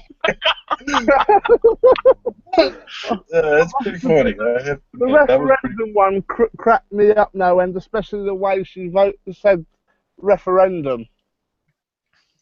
Or the if you have one pizza, would you rather have it sliced in 8 or in 12 pieces? Yeah, in 12 because I can't eat the other 4. Yeah. Yes. Yeah, but if you cut it into 8, she can eat them. Yeah. She just But- really didn't get the point that it was the same size pizza. It's like you're still eating the same amount of pizza yet. What the Yeah, hell? but you can't eat 12 pieces. That's not possible. No. Yeah, so we're gonna cut it into 8. Yeah, because then you can eat it. But if you cut it in 12, those 4 extra pieces you can't eat. It's too I much. can't eat all that. No, it's still the same pizza. That's pretty funny. Ja, er wel meerdere heeft dat mens nou. I like that 360 degrees of hotness, though. That was. Ja. That was strange. It's like, what? What? I've never heard anything like that before. What? You had to sit down and actually come up with that one. That's not something you just dumb into. That you clevered that out for yourself. Yeah, it's still stupid, but Yeah, you're completely wrong and fucked up. But wow, that's still No. You got your stuff in there? Did you do that, 360 dude? degrees of hotness. Did Mama text you yet? Not yet. Hello, Melina. Around 3, and Dad's still when Detroit gets there. You said hello. Say hello. Hello. oh wow. I'm not talking to the nerds, Dad. Hi. I don't want to talk to the nerds. Tell them to shut up, Dad. No one's talking to you. Be quiet. Oh, wow. There's a refit version of this kit with a hull underneath. Yep. Oh, in the same Underneath? scale. 350 scale. I wonder how With a many. hole underneath? Yeah. Wow. Yeah, I'm not going to build that. Dad, look at me. How is there gonna be a hull underneath? It has, Get off. Not supposed to be. it has like Not supposed to be. Come on. I'm serious. the primary hull. If I remember correctly, the story behind the refit version was one of the people involved with the Yeah, actual so- series yeah. wanted to make a fifth I've got to series clear it off. Because and Mama wants designed it with an engineering hole to make it look more like the original series starships. I don't know. To be completely honest, I don't know. All I know is it didn't appear in the TV show, so Yeah. I wasn't a big fan of Enterprise, to be honest with you. that was my favorite. The original ones. No, this one. This is my favorite. Oh, the later one, the Just Enterprise with what's his name? Scott Bakula. Oh, could be. Yeah, I like that one. When Yeah, it just started out. Yeah, they spent too much time on one story and it killed Yeah, it. in the Expanse. Yep, they killed it. With that. Yeah. If they hadn't done that, they probably would have went a lot further. But they just couldn't get out of the Expanse, and they stuck with that story too long, and people got bored. What was Which it? one? 2 seasons of Delphic Expanse, wasn't it? Something stupid like that? 3 seasons of the Expanse. Yeah. I didn't mind Which it. one was Really, that? 3 seasons? I was watching it for the characters and the ships and the story. Which one was that one? Enterprise. Oh, I don't know how about in America, Oh, but I that heard was that with Scott Bakula? Netflix is gonna air every single episode of Star Trek ever made. I didn't hear anything. Netflix is going to be the one airing the new Star Trek series. And the old. Everything. Netflix? Good. Yeah. Yes. How the hell they afford that license? That would be fucking expensive as hell. That's what I heard here. They're gonna do everything. Deep Space Nine, They're Next rich, Mike. Generation. They got a lot of money, man. They would have to, because that would not be a cheap license. At the They moment, produce their own series now. They're mainstream. Oh, they're making a lot of money. It's just something like HBO nowadays. at the moment they've got Voyager, Deep Space Nine, Next Generation, I think the original series on at the moment. Yeah, that's almost that's only minus one series. That's the Enterprise. That's what they don't yet have. Yeah, and they're going to be airing the new series when it comes out next year, the day after it's on CBS Access, or whatever it is. I already have every episode of Star Trek ever made, so I don't need it. So I'm still gonna watch them all again. I can What right was now. the one I'm about 3/4 of the way through Star Trek Voyager right now. Voyager? That's Voyager is good, except for the last season. We need to end this. Yeah, that's. I know. I like Voyager. That's the one I couldn't think of. I like that one. That Yeah. one, I liked You like that. 7 of 9. Well, when they introduced 7 and 9, I lost interest. Really? Well, they lost all my respect when they did that, Oh. and I just stopped watching it after that. I saw it was an obvious ploy to try and get my viewership up by introducing a piece of tits and ass to the show. So and it certainly made me watch it more. I was weakened. All I said was, "You guys are a bunch of sellout motherfuckers. I'm done with you. Goodbye." And I stopped watching. Oh well, I enjoyed their sellout and 7 of 9 for as long as it lasted. Oh, hell, yes.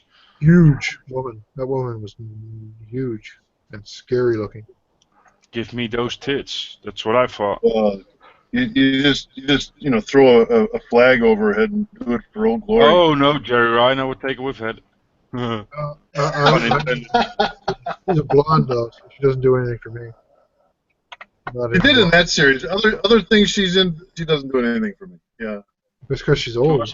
Boston, what's it called? Boston Public. Yeah.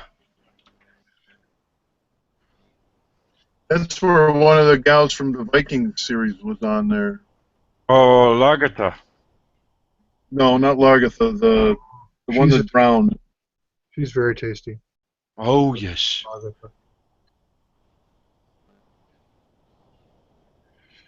Lagertha. The Shield Maiden. Yum yum yum. Isn't she Canadian? She'd hurt you, buddy. Sorry? And you would let her. Oh yes. I'd let her hurt Seb too.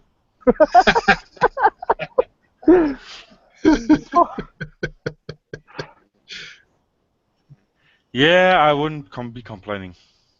Definitely Whatever not. floats your boat, Seb. Crawl back with a broken back. Again, please. More. Please get her more. I hate my life. Punish me.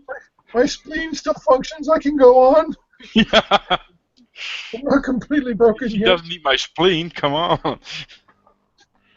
She's Borg, though, so you will be assimilated. What'd you say about That's not my Lagertha. What did you say about my I thought we're back on Lagertha. I think both of Lagertha- them on Seb would be in. I'd watch that. Oh yeah. Oh, both of them. Oh, at the same time. Having a go at Seb at the same time. I don't think he'd ever survive it. But, I wouldn't care. That would be a happy death. you know, 7 and 9 would inject him with those nanoprobes up his ass, and Lagertha would bash the shit out of him with that axe of hers. And those nanobots would just keep me going, I guess. They'd just Patch repair me him. up. Patch me up, Scotty. Is it possible for this conversation to get any more nerdy? Well, it depends. If you're gonna put data in it to put me with some wisdom, probably. He had to go and make it weird now. Yeah. Nothing makes it weird like Brent Spiner makes it weird. That guy makes everything weird. Yeah. Or you could go Dax. There I was always called him Spinner. Brent Spinner. he pronounces his last name Spiner. So that's Seb, You could go Dax. or Esri? Dax. The Yeah. Ferengi?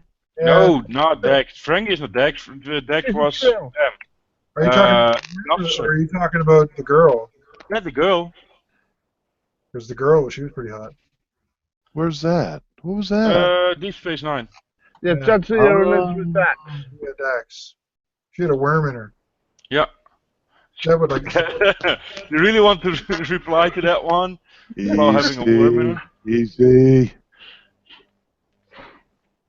Uh, Easy. Ooh, what's this one?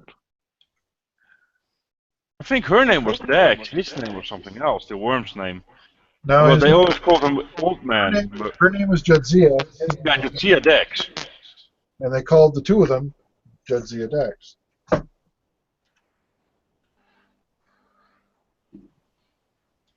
She was Jadzia before she got. Jadzia. It's funny.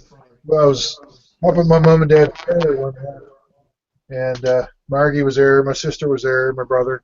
My brother and I were having a debate about Star Trek, and we were sitting there in patio chairs, and Margie and my sister and my mother are like watching us having this debate, and Marianne, my sister, she says, "Well, didn't Spock die when they shot him into that planet?" And I said, "Well, he was already dead." And but I'm surprised that the photon torpedo survived through re-entry and all that stuff, because it'd be a nasty thing. And you said the planet was all fucked up and everything, so it probably would have beat the shit out of the photon torpedo. And then I said, well, it is a photon torpedo, And when I said that, everybody that was there all burst out laughing, and they have never stopped torturing me with that, because it was probably the nerdiest thing they'd ever heard me say. Well, it is a photon torpedo. And Margie said that she's eventually going to get that on a T-shirt. It'll just say ... it's a photon torpedo. Doe. Obviously, because it is a photon torpedo. And after I said it, I just went, "Oh fuck! I said that out loud, didn't I?" Oh, Yep. Shit. Never going to live that down. That's just the end of me. So forever, and sure enough, they don't let me live it down. They're always quoting that. Anytime I start on a geek conversation or a nerd conversation, they look at me and they go, it is a photon torpedo. That usually shuts me up pretty quick. Of course, now you're building this giant fucking enterprise here. That doesn't really help.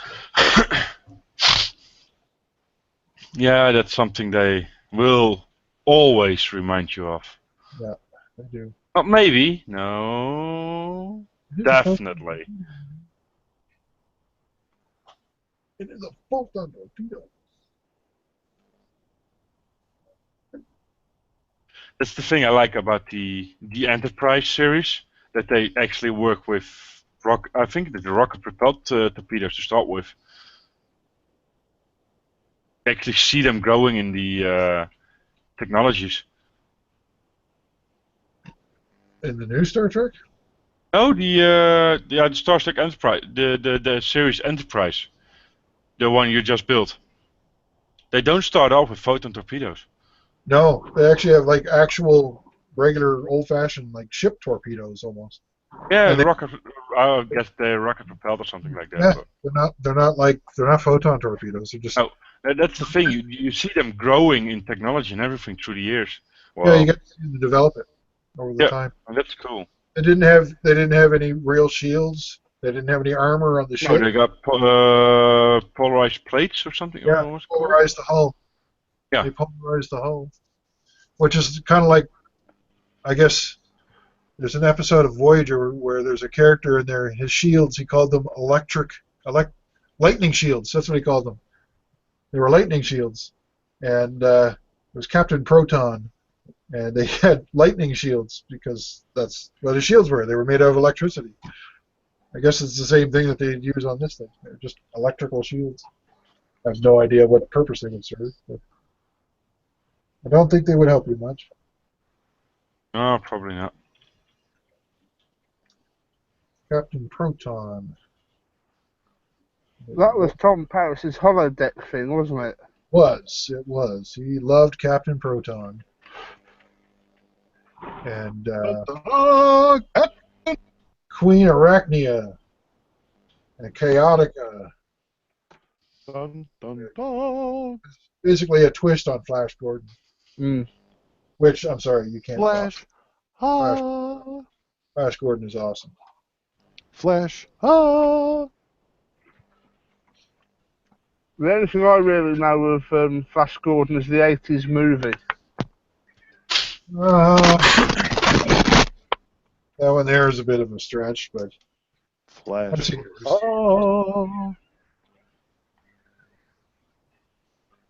I liked when they were doing the cheerleaders. Go, Flash, go. Go. Yeah. That's before my time. There's definitely a lot of tongue-in-cheek in that movie, I'm telling you. They had to do a lot of it on purpose. Right? They had to know what I know, exactly right. Like, this is just ridiculous. Can we possibly make this any more lame? Yeah, we can. Oh, okay, let's do it then. I just burp.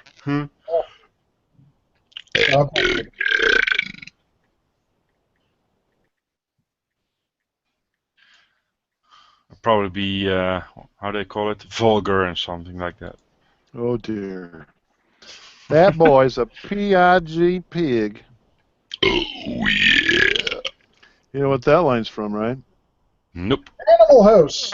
Animal House. That's right. Exactly right. Jesus Christ. That was describing John Belushi. Yeah, you kind of like John Belushi there, Seth. Before he stuck the I know John potatoes in his mouth or the eggs in his mouth and went. Yes. What? Can you guess what I am now? A zit. Get it? Boom. What the hell? Hello. Classic moments in film. Oh. Anybody there? Anybody out there? What's Ian doing today? He's been silent. Playing with the missus. Maybe he broke his phone and didn't tell anybody. Like a certain somebody I know. He scared the shit out Yeah. fucker. I couldn't do anything about it. I woke up I 3 know. hours. 3 hours too late. I overslept 3 hours because my phone broke. Yep. No, totally freaked us out, man. We didn't know because it's like really weird for you to be quiet for that long. It was like. How do you think I felt after a day and a half without internet on my phone? Facebook. She hadn't used her Facebook at all that day. It was like, what the fuck? Oh my God! Did they both get in a car accident or something? Holy shit! We were like actually starting to freak out. Yeah, but the thing is, Rihanna didn't have you in her friends list, so she didn't get the message right away. She had to approve the message. I know. I had a phone call from my sister last night. I know. I sent one to your sister asking her if she knew anything about you because. Yeah, but she didn't read it until last night, so she called me. Are you okay? Yeah. Right. Well, I got this message from him and I know. I did tell you that I sent you that. Yeah, but you really think I thought about it? No. Nope. No. No. We were thoroughly freaked out though. After 4 or 5 hours, it wasn't a big deal, but after 12 hours, we're like, okay, this is actually getting a little scary now. Because none of us have any way of getting a hold of you. Nope. So, Well, nobody had. Even Rihanna didn't have at first. we didn't know your mom and dad or anything. You were just gone. Right? Fucking freaked us out pretty good. And Rihanna actually phoned the company to inquire if they had heard anything about me from me. Yeah, I imagine. Is that right? Oh boy. Yep. Imagine she was freaking out too. So don't do it again. I'm not trying. Okay, I won't try to fuck up my phone again. I didn't do it on purpose. Yeah. Put this thing up to your eyes. We're just worried about you, man. After what had been going on, we were It was like, very nice of you to be that concerned, to be honest. we were concerned. Yes. I was flattered. It was concerned. Not flattered. Flattened. But flattered.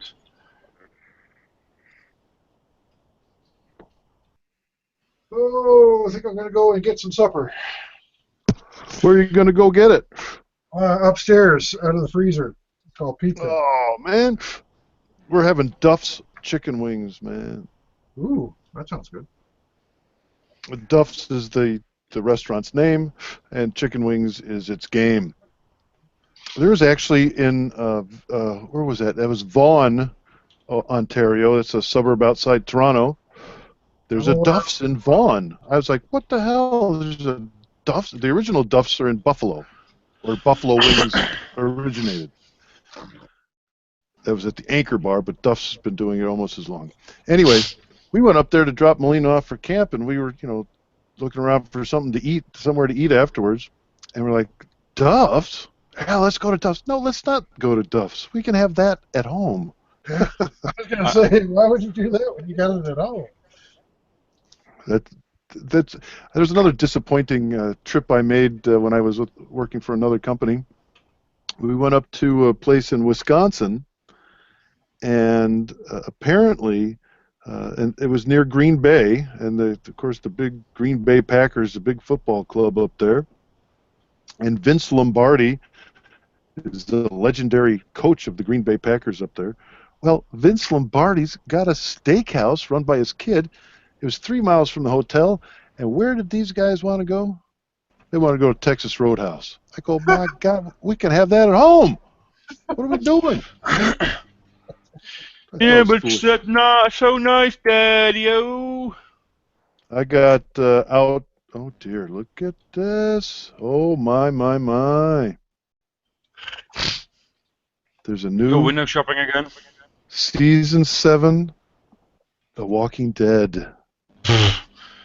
I stopped following that after 2 seasons in prison. When does that start? Why is there no volume?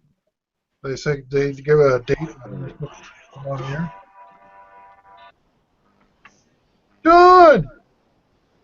John! He's busy. He's gone again. Walking Dead got him. I could just look it up. So.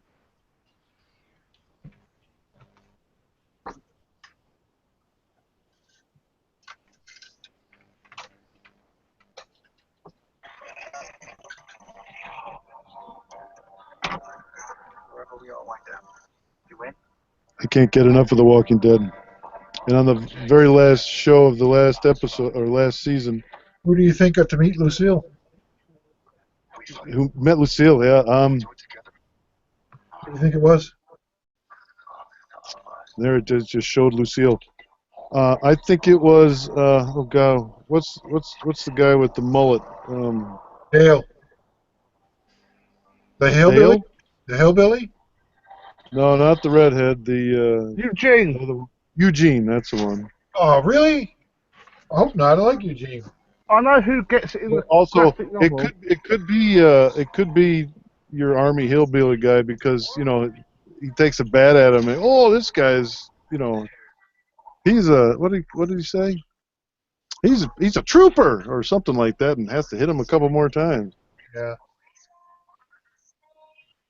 I like Morgan. He's one of my favorite characters myself.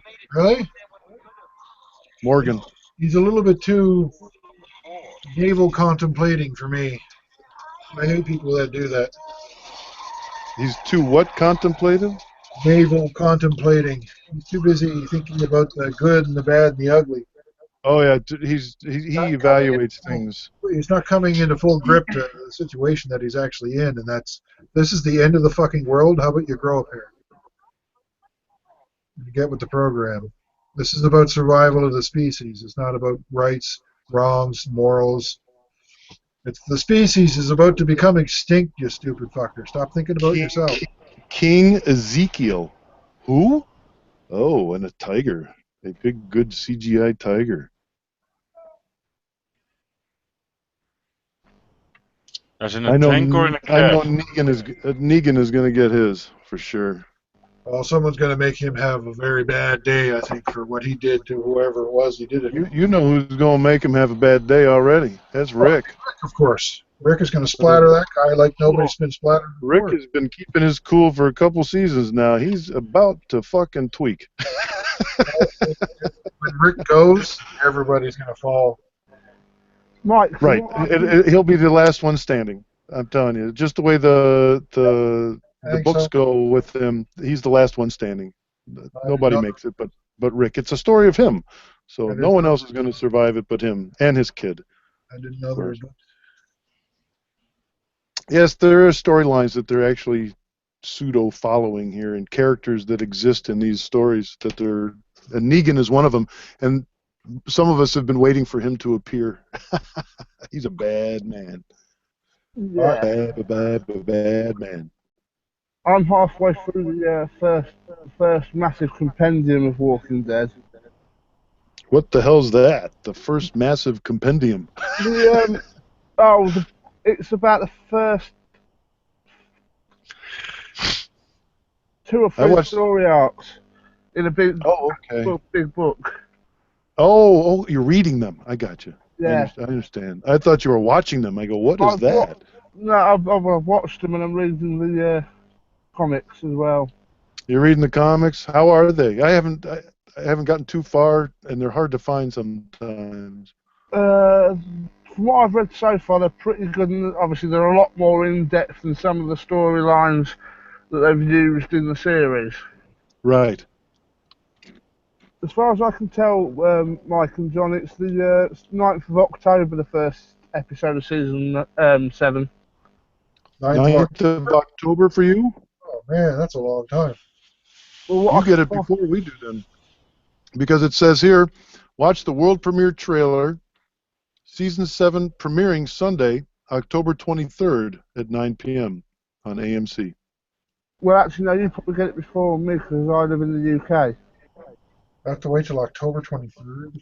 Yeah, doggone it. I'm jonesing, man. I'm seriously jonesing. I'm getting a little tired of waiting an entire year for a friggin' TV show to get its fucking ass together. You know? It's filmed already. They're filming it now. It gets really boring, and I forget half the show. So, you know, they Lost did that, and I actually stopped watching Lost because they were doing that. Lost me at some point towards the end. They lost me because they weren't making regular seasonal season. Mm-hmm. They'd make like 10 episodes and wouldn't do anything for 6 weeks. Then they'd make 2, and then they wouldn't do anything for 9 weeks. And then you get 4, and then you wouldn't get anything for almost a year. And then they'd come back with like 12 episodes. I got sick and tired of that skipping around the block shit. And then other TV shows said, hey, wow, what a cool format. And then they started doing it.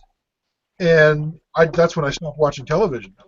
Like, I'm not playing this game. This is fucking stupid. Right? Yeah, I'll be right back. Not going to do it. Don't go to dinner yet, Michael. Okay. Come on, you with me, dog. Come on. I just got sick and tired of that game they were playing, so I stopped watching the TV. Yeah, I totally agree with you, Mike. Because there were a lot of series when Lost was about that started jumping all over the place with the Lost formula, as you put it. Yep. Well, after they did that, I stopped watching it, and I would just wait a year and download it, the whole thing, and watch it all at once at my leisure. That's what I normally do. I don't bother with the television. Yeah. I must admit, I'm the same with Game of Thrones. I wait and other such programs. I'll wait until it's all out and then watch it one after the other if possible. Yep. That's what I normally do. Just download it in one go and. Yep. I watch it commercial free and whenever I feel like it. I would have been fine watching the commercials and watching the regular television show and stuff if they had stuck to a regular schedule. But they don't. Waiting an entire year for a new episode? Sorry, I'm not interested in that. And because they did that, I decided I'm not going to play their game anymore. Wasn't Lost a J.J. Abrams program? It was. I must admit, I watched Lost. I couldn't get into it, but then I watched Fringe, which is another one of these programs, and got into that. I've never heard of that one. It's about what they call fringe sciences, like telekinesis and other such things like that. Fringe was a great series. Yeah. I watched 1 to 4 back to back and haven't seen season 5 yet. It's a typical wrap-up season. Yeah, it was much shorter than the rest, wasn't it, episode-wise? And not only that, but you can feel on anything that they're gonna wrap it up. I'm guessing it just didn't have the same energy as the previous 4. No, definitely not.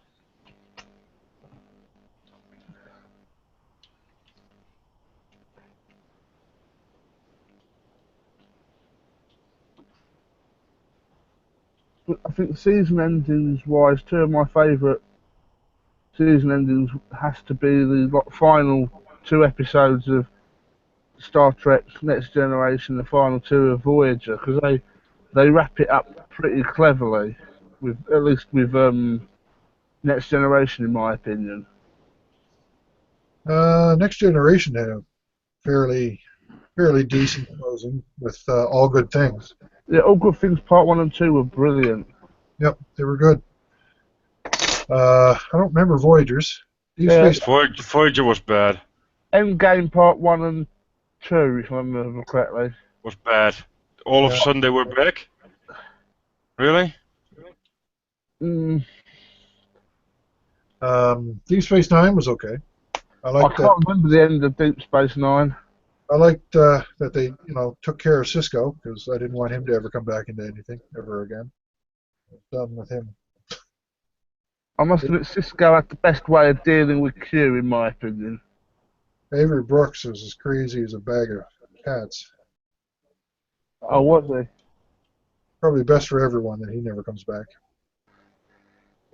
As I said, at least Cisco had the best way of dealing with Q, just punching him and never bothered him again.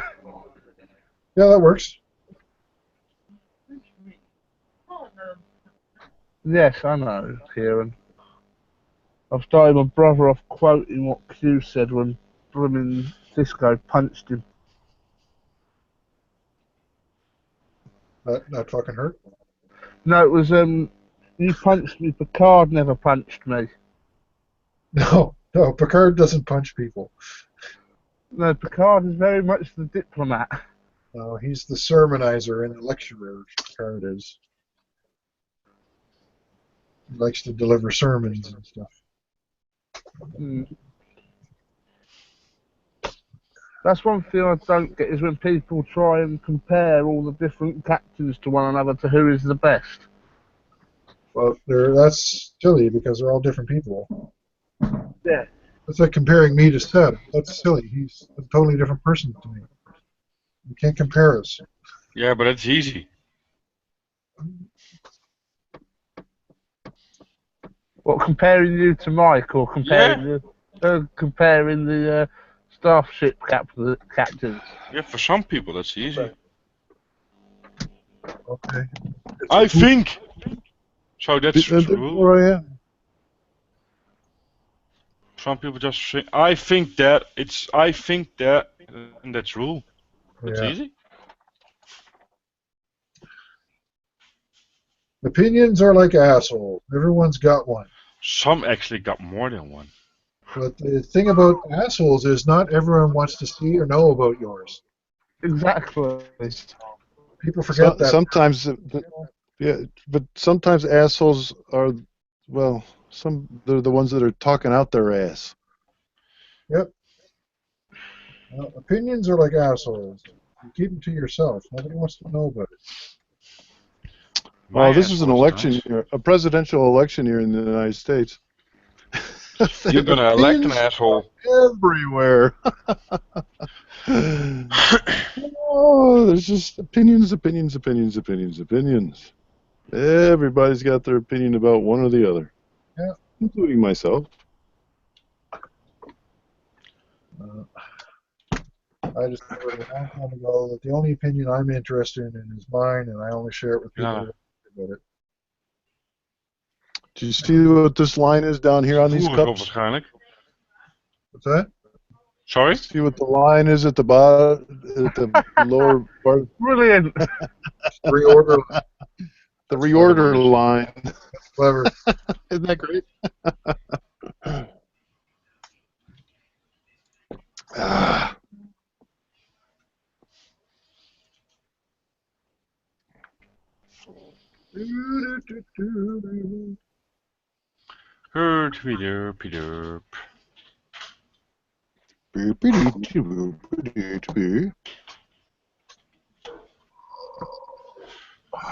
So I had a little chat with my new boss at work. They hired a new guy. They fired the guy that hired me, and then they hired a new guy. And I don't know, how did we get on that doggone subject? I asked him how he wanted. His name's Torsten Rode. I said, are you Swedish? I talk. One of my subscribers talks to me all the time. He sends me PMs all the time. His name's Torsten. It's a really unusual. Well, actually, I said, what would you like me to call you, Torsten or Tor? You know that. How do you want to be called? And he says Torsten. I said, okay. What? I said, where's that name from? Oh, I'm from Germany. My parents are from Germany. He said, right off the boat. Pretty normal German name. I never. In fact, his father was a tanker in the German army, in World War II and drove a, well, it was part of a crew, I don't know exactly what he was, of a Stug 4, the Sturmgeschütz 4. I thought, how interesting. It is. And he told me a story about his father on the retreat from Yugoslavia, where he was last stationed, where there was a river between him and the United States Army, and the Russian Army was bearing down on their position, and they actually were found by the Russians, but they had a stash of some booze, and they got the Russians drunk. Because when they got to the river, all the bridges were blown. There's no way to get their vehicle across the river, so they were stuck. They wondered what to do. They weren't getting any orders, of course. And so they were found in the farmhouse where they were holed up. But I guess apparently these guys weren't like regular army. They were kind of the conscripts or whatever. Anyways, they got him drunk, passed him out, and got a boat and rowed the boat across the river and turned themselves into the Americans, and spent the rest of the. And this is in '45 at some point. So they instead of being a Russian POW, he was a U.S. POW. Oh, a lot of the guys did that. When they knew the Russians were going to Berlin, they turned around and just ran into the arms of the Americans. Yep. Well, it was a well-known fact that if you were captured by the Russians, it's a 99.9% chance you were not going to survive. Yep. After how the Russians were treated by the Germans, I think that they knew that repercussions were going to be handed out on that. Oh yeah, millions of Russians were just exterminated. They wanted no part of that. So. No. He said, yeah, when my dad was in the Hitler Youth, and I'm thinking to myself, I've never had a conversation like this before with a boss. Where's this going to go? It's like, yeah, I want to hear this. Well, he said when he was the teenage portion of that, they were in the Cologne area, and he was part of 88 the 8.8 centimeter anti-aircraft flat guns. He was a flat gun crew member. I thought, holy shit, that's cool. I bet his old man had some stories. He said, of course, I don't think any combatant talks much about that stuff. Most of them don't. My dad spoke very little of it. So he said his dad didn't speak very much of it, but he also lost his dad when he was 17, so that was many years ago. But it's kind of cool. I go, oh, Stug, right? I know what that is. That was awesome. He actually told me a model, because I said I'm a scale modeler. I know what that is. And he says, oh, well, one time he brought this model, and he said it's all wrong. The camo scheme, they didn't do it this way. It's all wrong. And he did it the way it was done, the camo, white camo, winter camo, I guess. So that was pretty cool. I wish I could have seen the model. Oh, the product you want is in stock at Sprue Brothers. What is that? What? Flat black Gunzy Sanyo Mr. Color C33. That's a good one to have. They're the only ones I can get the Gunzy Sanyo stuff from. Sprue Brothers. I have to get it all the way from Asia. I suppose I could get it from Hobby Link Japan, perhaps, or something like that. But yeah, locally here, I think it's $3.50 or $3 something a little container. But I don't go through it like a lot of people do. So, and I thin it. When I use my airbrushes, my stuff is really thinned quite well. And it's a lacquer thinner, so low pressure, very thin paint, and that custom Micron is awesome. I would hope so, considering how much they cost. If it wasn't awesome, I'd be very angry. And for the money, the Neo is a utilitarian, useful tool. Well, that's what it's supposed to be. Yeah. It's a general purpose tool. It's a good one too. It is a good one. It really is. And now the only problem I had with it, and here's the interesting thing. The last one I had, I put some Steinloren stuff through there, and that was the last that ever. That's the last that ever worked. It gobbed up everything. Oh. I even had to. I changed all the fittings and everything, and it just. What'd you try to clean it with?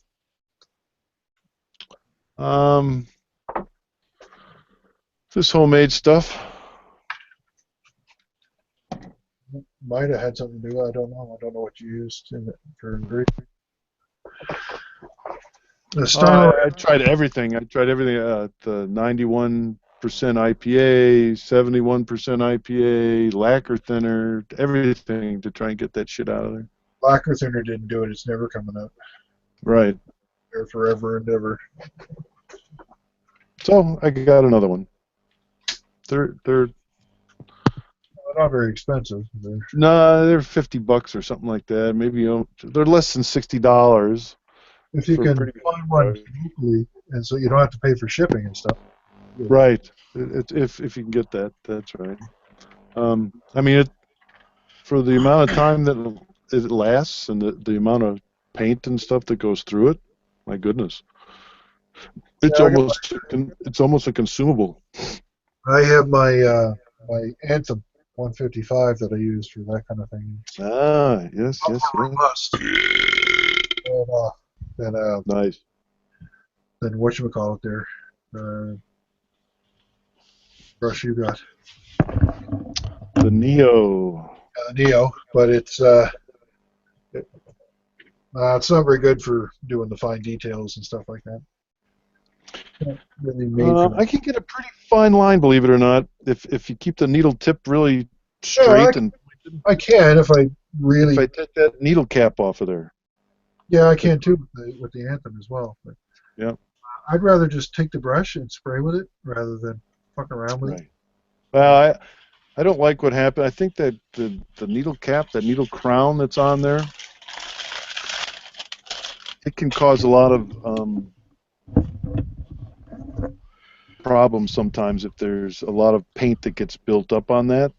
Yeah. And you on again, off again, on again, off again on the trigger, it'll throw little dots of paint out there. It's like, motherfucker. So I always take that thing off anyways.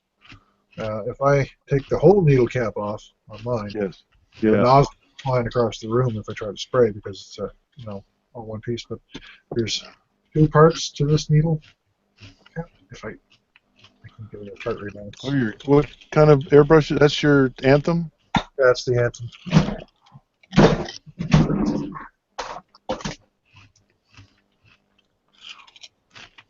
Well, you use a Neo, don't you, Seb? Sorry? You use a Neo, do you not? I have a Neo, but I don't use it anymore. Oh, you don't use it anymore? Now I have to get a new nozzle. Oh, that's right. You had problems with yours too, didn't you? Yep. Yes. I got the Evo instead. If I take that off, and spray the Anthem with that, I can get a pretty good line of it. Let me see. I can't see. Hold on. I have to fuck with it in order to get it off. But I use this for gloss coats and primers, so I don't use it for anything else. So how many airbrushes do you have? Who, me? Yeah. 3. I got my regular Evolution that I use for pretty much everything. Yeah. And then I got my Evolution cobbled together that I bought. Your what? I bought some spare parts, and then I realized that I had almost enough spare parts to completely build a new Evolution out of it. So I ordered a huge cup on it. And then I just built a brand new Evolution out of it. So that's another one. And the silver line. And then I got the Anthem. Then I have about maybe half a dozen of those cheap, crappy Chinese brushes. Cheapos? Yeah, the cheapo ones here. Like these ones. Okay. And there. I don't use these for anything anymore. Just parts. Where did you get those? They came with my compressors when I bought them. Ah, okay. And a guy, I ordered a bunch of stuff from him one time on eBay, and he just threw a bunch of old airbrushes in with it just for something to do. He wanted to get rid of them. I didn't even know they were there until I opened the box, and there was like 3 airbrushes, these old shiny master airbrushes. I'm like, shit. Then I got one of the old Aztecs, those plastic Aztec brushes. Oh, okay. Yeah. Testers. Yeah, you used to be able to buy this little blue compressor. Yes. With a little really thin rubber hose that had a little plastic. You can still buy that. You can still buy that. That was my very first airbrush, is one of those. And it comes with a whole bunch of nozzles, right? It was the most pain in the ass airbrush I ever used. I only used it like about maybe 5 times, and I went, fuck, I hate this thing. And I upgraded to a Crescendo, which actually Gav had, a 909. I lent it to him, and he never gave it back. No kidding. His airbrush died, so I sent him the Crescendo over to him, the Badger Crescendo, which it's huge. It's a massive thing, right? And it's really heavy. But, I wasn't using it at the time. I had my Anthem. So I sent that over to him, and, so I guess I have a Crescendo, too. I forgot about it. I just have 2, the Neo and the Micron. Oh, I don't need all those. I only need the one Evolution is all I need. I have 3. I have a Pache. It's a gravity. No, what the hell is this one? A V or VR? I forget what the hell it is. This needs a longer cord, this headphone thing. No, that just fucking broke. That's cool. This thing, Pache VL, it is. This. Yeah, I think so it's a suction. It's a nice airbrush. This one. Is that a single or double action? Double. Oh, okay. It looks a little bit like one that I saw. The old Dragon Head. The wife. Anyway, I think I'm going to go and get something to eat. You guys are still here when I get back. She did? Okay, let me tell her. What do you want me to do? Will she go over there just on her own? Melina! Tori just texted Mom. I'll be back in a minute. Okay. No problem. Is she coming over here, or is Melina going over there? I'm going to meet me at the fridge. All right, she'll meet you. I'm sure she'll be out there. Say yes, and she's on her way. All right, bye. Love you. Okay, be careful. Or not. Only kids can go out when it's 95 degrees and play. God. That's warm. Holy shit. Mike is having supper. Oh, is it? Did he go? Okay.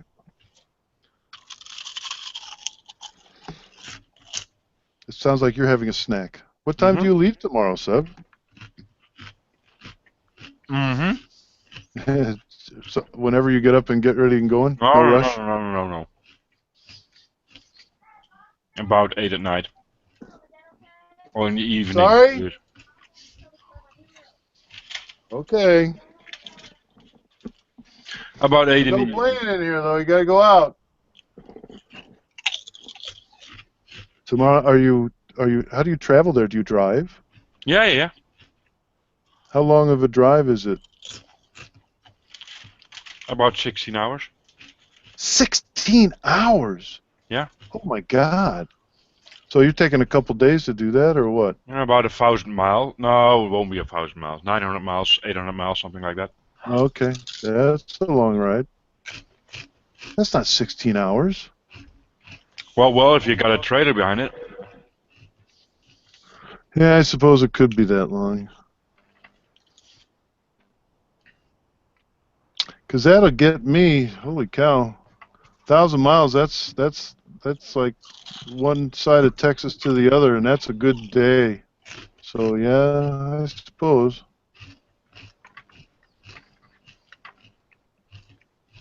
Took me 2 16-hour drives to get to Denver, back to back. It damn near killed me. I was so tight, twisted up. Holy shit. To completely, it's 807 miles. Ah, okay. So do you need passports and all that stuff, or no? Yeah. You do? Mm-hmm. Okay. Even though it's all EU nations and stuff, the border, you still got to go through a... Well, it's still, it's the former East Bloc, so the former Warsaw Pact. Really? Yeah. They are in Hungary. the EU, but they still not carry the euro. Uh-oh, okay. Oh, I don't mind that. I like that.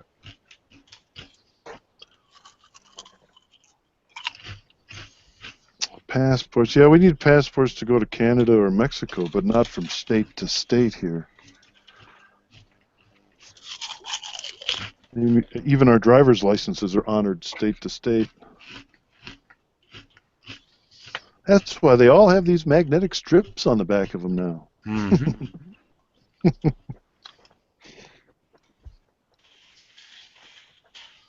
I had a conversation with the boss on another project that we're contemplating bidding on some business from Bombardier, a French company.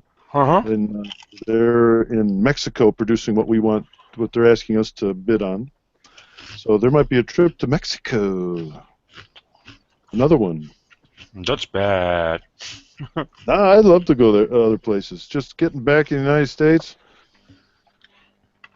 is a hassle.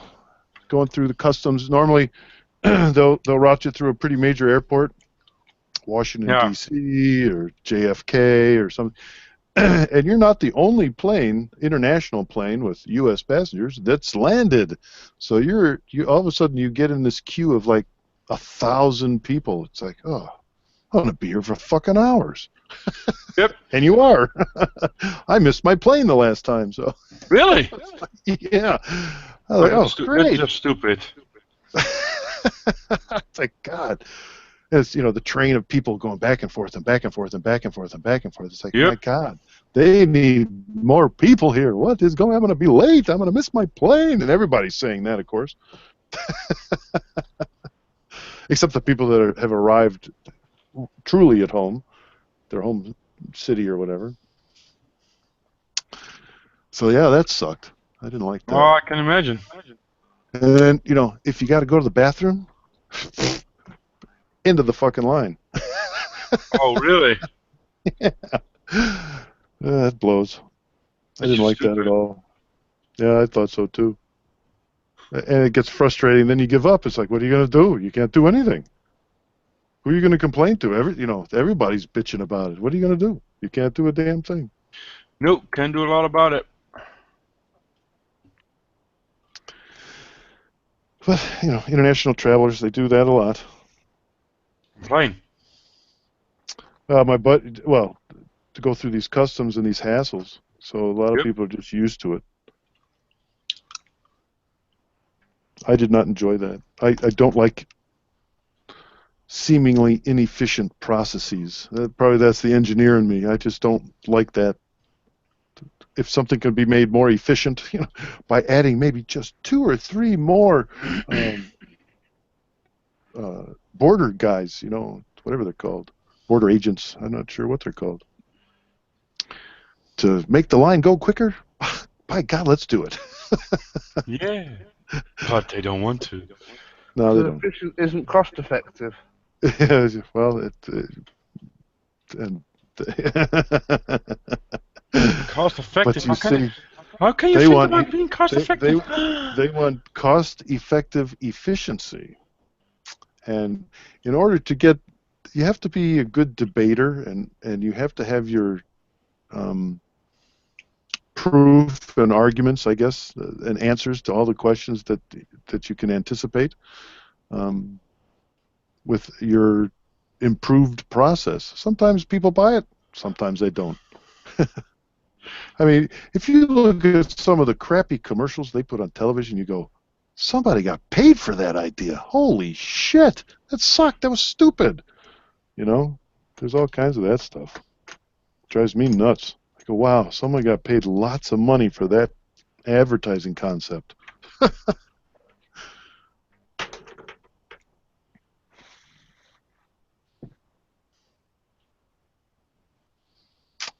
that's not good. What's not good? Where are these? What color do these get painted? These get...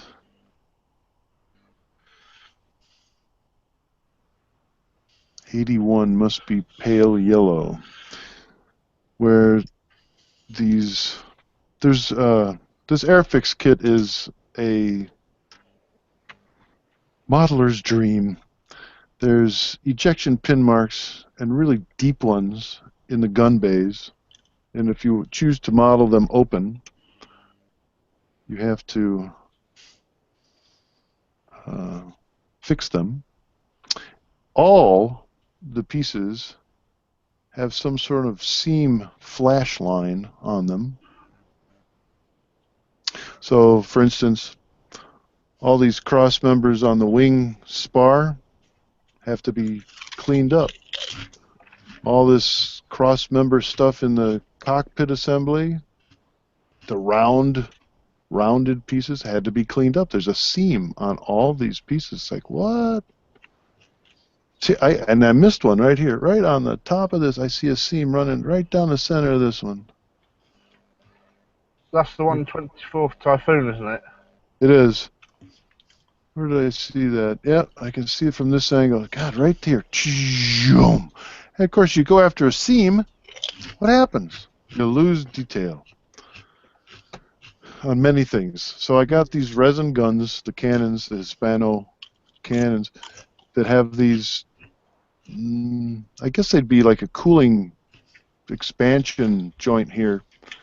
Well, there was a seam running straight down the thing on the kit part. I go, what? I'm going to start sanding that and just obliterate that detail. And I didn't want to do that. So it's a lot of work, and that's why I'm kind of just sitting here with it. I don't know if I'm ready to jump back into it quite yet. This was quite an assembly right here just to get to this point. The thing is, as much as I like Airfix, they're getting better with their kits, but they're not as good as they could be. Exactly. I built the Hurricane, the 48 scale Hurricane. That was a nice kit. It had some issues. Well, the most recent part, it was a really nice kit. And I did the 1/72 scale Defiant. That was a really nice kit. I enjoyed that one a lot, actually. And then I have this Airfix kit. Those are the only Airfix kits. So I had the 172 P51, and well, unfortunately, that was chosen for one of those 2-hour crazy builds, and basically is a waste. It's a bench mule now. Are you bringing the match back then, Seb?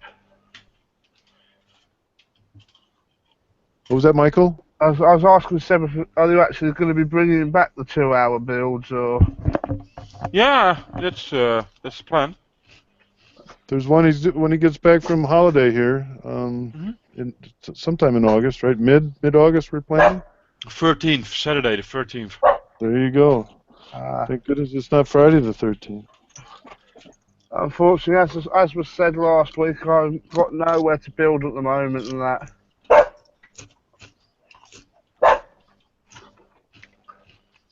What do you want? Do you hear people upstairs, don't you? I know. That's Melina and Victoria. Shh. I should send you up after him. Go on. Go get him. Go on. Go on. Seb, it's like last week. Right goes, where have you been?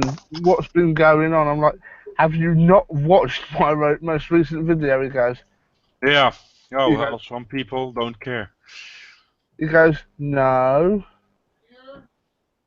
Of course not. No, I wasn't expecting. To be honest, I wasn't expecting him to have watched it. I don't even think he subscribed to my channel, to be honest with you. Yeah, but if you do like you're interested in somebody, then at least take the effort. I know what you mean.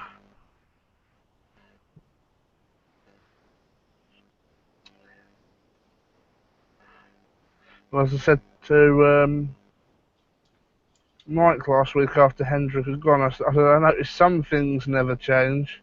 Nope, that's for sure.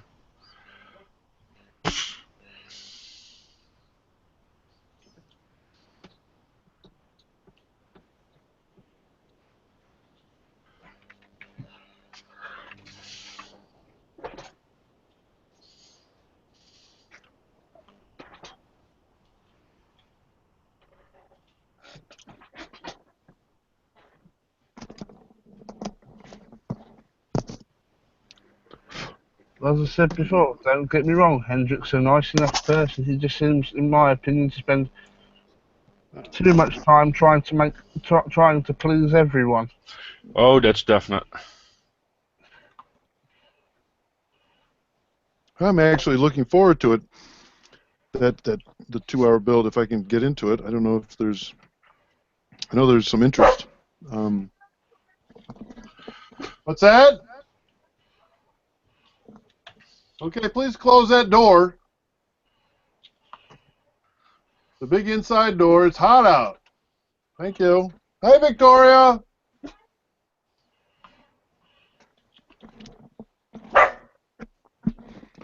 Go on. Go see him. Go on. Go get him. Go kill. Go kill.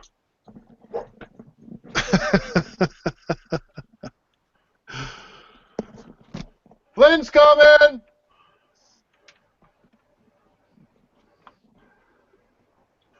Thought so. He isn't subscribed to me, which would explain why he hadn't watched my video.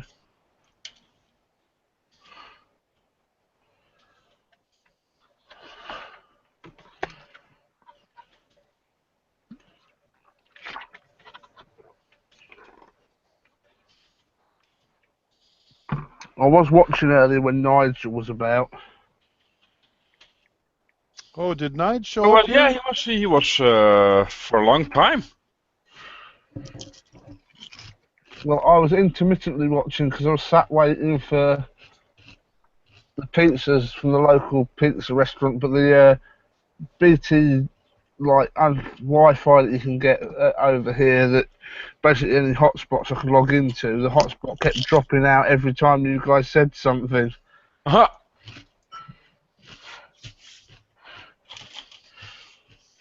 Must be sponsored by somebody else then. Yeah.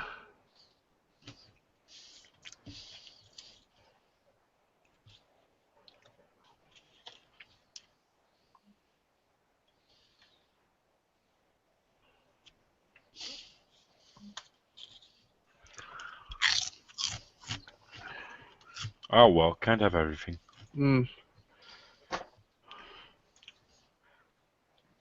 Have we got many viewers at the moment, Seb? No, probably not that much. Give me a second. 7. Oh, that's not bad. That's better than a kick in the teeth.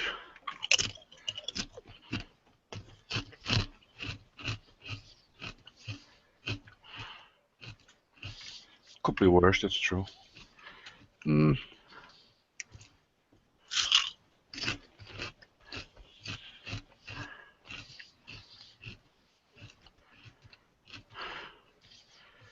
To be quite honest with you, I don't join the Hangouts for the views. I don't join to talk and shoot the shit with you guys. That's mostly why we do it, because we like to talk to each other. I go live so other people can also watch if they want to. If they want to watch a bunch of yeah. Well, we'd say idiots, but we're not.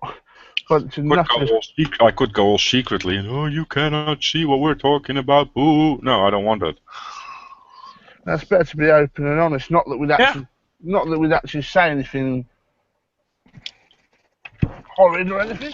We're not doing anything wrong, so why hide? Nope. And if you don't talk for 10 minutes because everybody's doing something, we don't talk for 10 minutes. So, well. I'd rather not talk for 10 minutes and actually get some work and actually concentrate on the work I'm doing. Oh, it must be Hendrick said, don't start sanding that boat now. You'll hear. I'm like, no, Hendrick, I'm not going to. I've already had this bloody conversation with Seb. No, that'll be a very strictly off Hangouts thing. Where is Hendrik? Has anybody heard from him? No.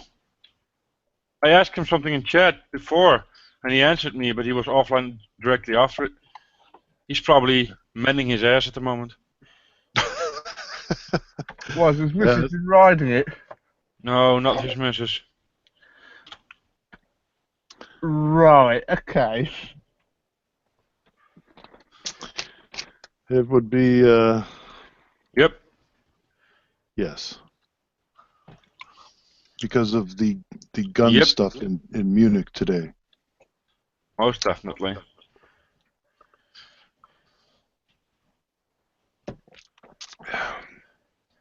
I read a story today.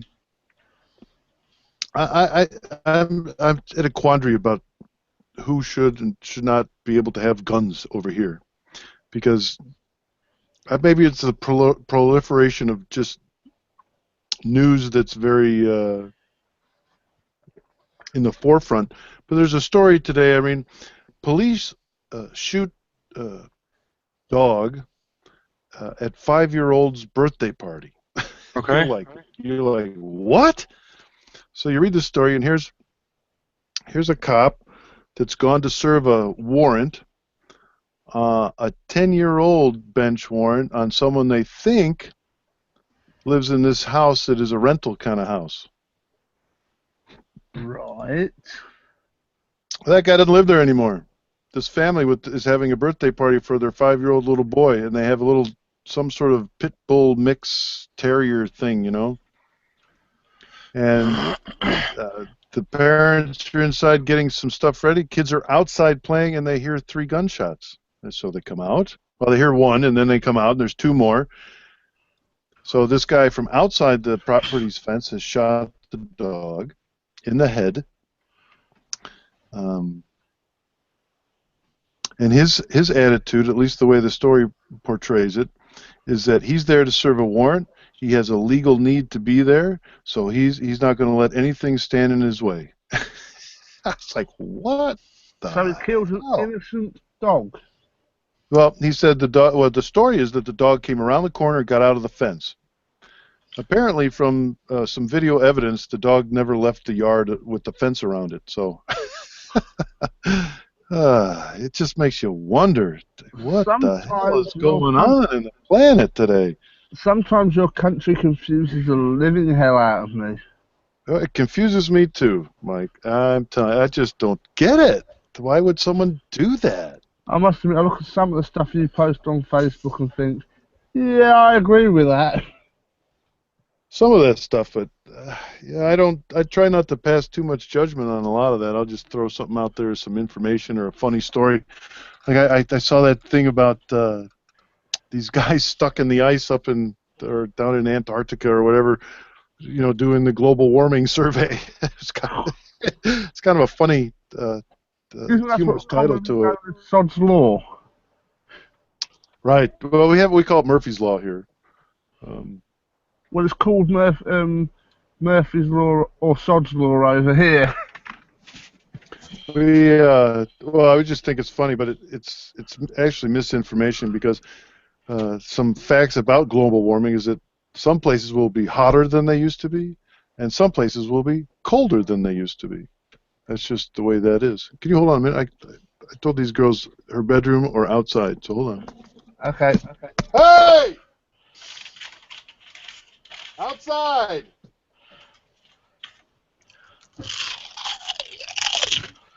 And Seb just nonchalantly munches on a crisp. What's that? You were telling them out to go outside, and Seb just nonchalantly munched on a crisp while you were saying it. You got to do what you got to do sometimes with kids, you know. Yeah, I know.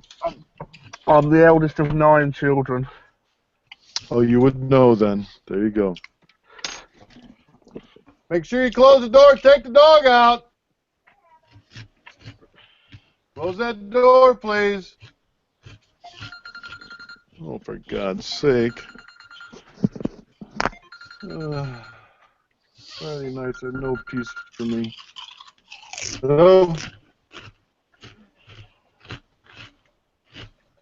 I don't know. I didn't ask her. They're back outside now. She showed Victoria her room. They were playing with the dog, and I did not ask. So I don't know. Yes, get it anyway. It won't go to waste. I love you.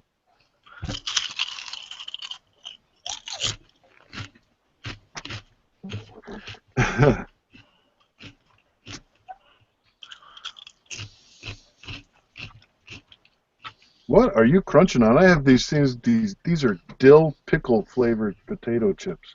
Yeah, these are potato chips. Maybe you call them crisps? What do you call these? No, I call them just potato chips. Okay, me too. You see, in England we call them crisps. I like them. Mm-hmm. They're not good for me, but I like these. These turn right to sugar inside my body. And you become a sugar daddy. Well.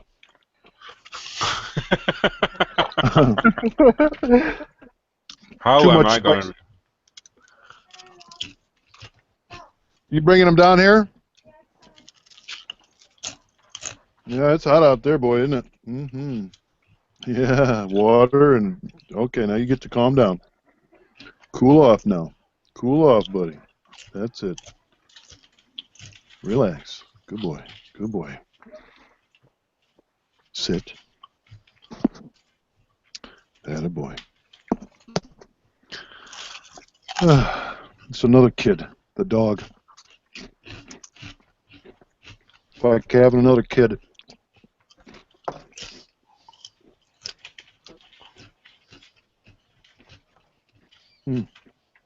Bizarre.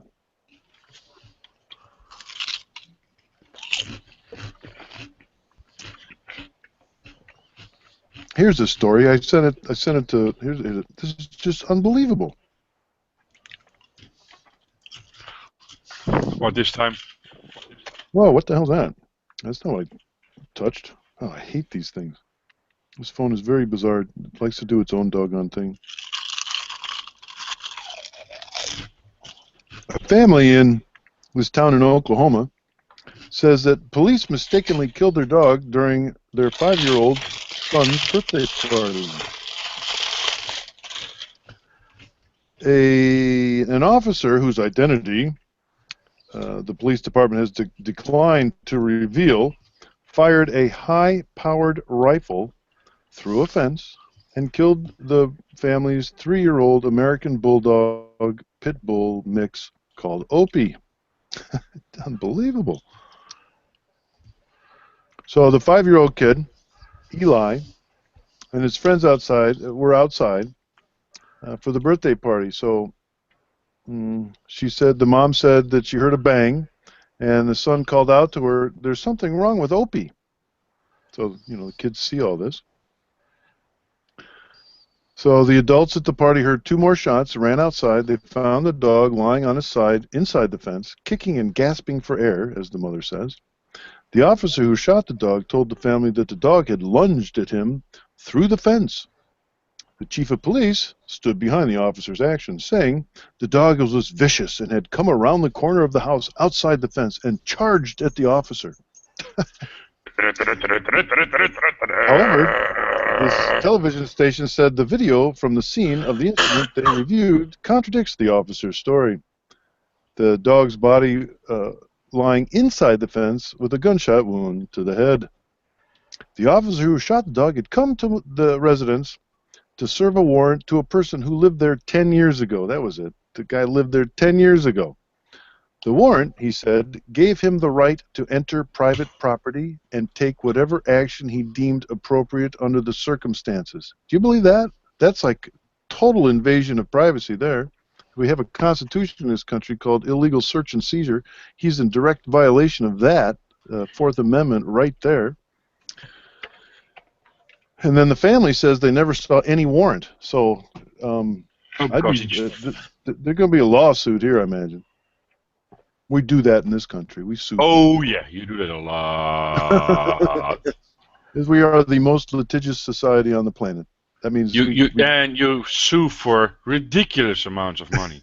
ridiculous. Well, there's ridiculous amounts to be had, and who wants? That's one of the get rich quick things. You know, if you can sue somebody that's got a lot of money, that's how you get rich quick. Who cares if you're an asshole? Some of the things that people sue for over your country, John, are just plain crazy. Oh yes. Granted, I'm sure some of them have very valid, someone in my family is involved with a court case where there's a plea bargain involved, and she's going to probably, in order to resolve her end of things, bring suit against the plaintiff in civil court. This is a criminal case right now, but in civil court. So I talked to her today. You gotta get a lawyer, Ma. I've been telling you that for months. So she's got one lined up to talk to on Monday. But yes, everybody does it, and it's how a lot of satisfaction is gained. Mm-hmm. For instance,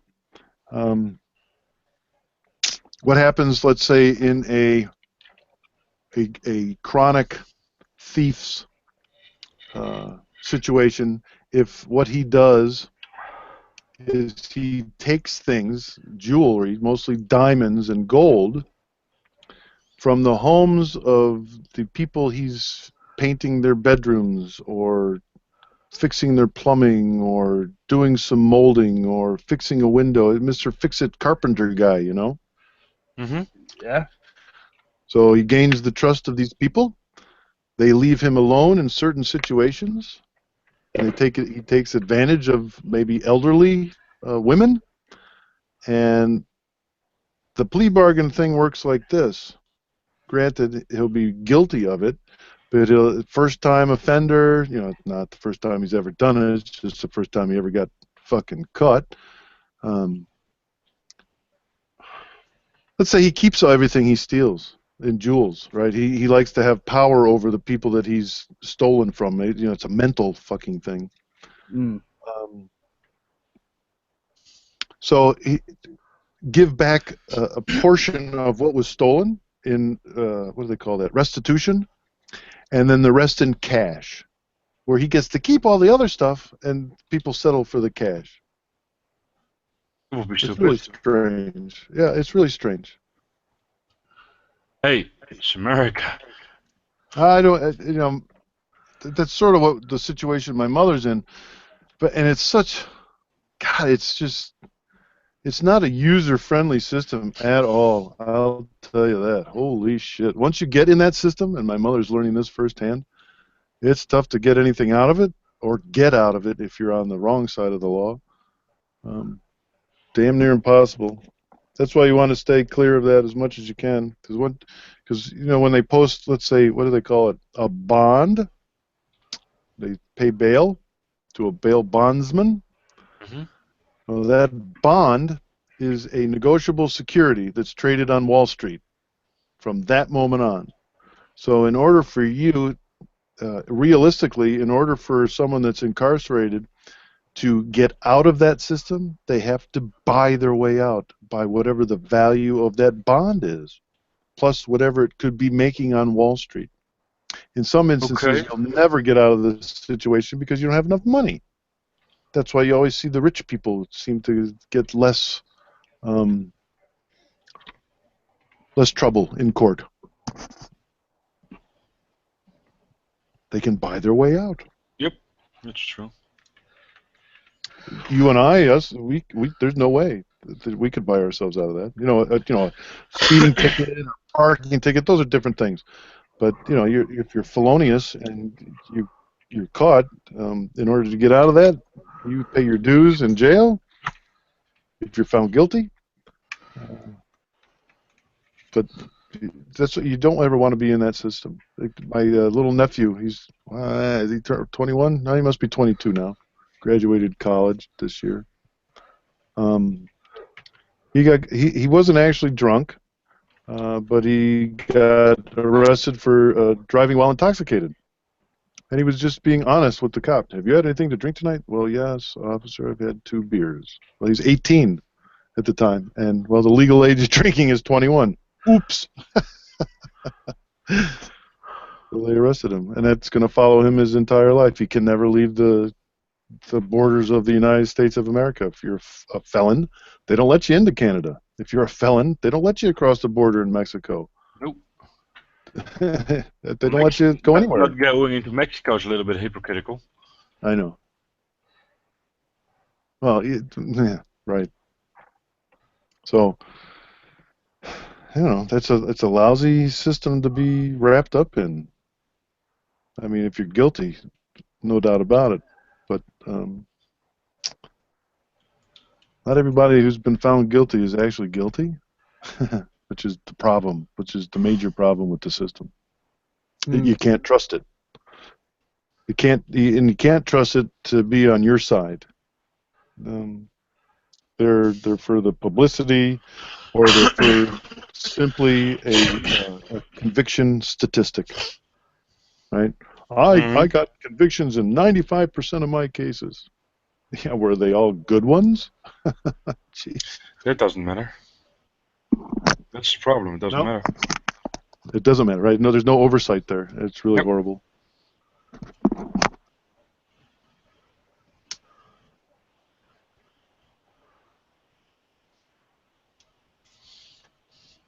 All that matters is that I won. In reality, that's very true. Seems like, anyways.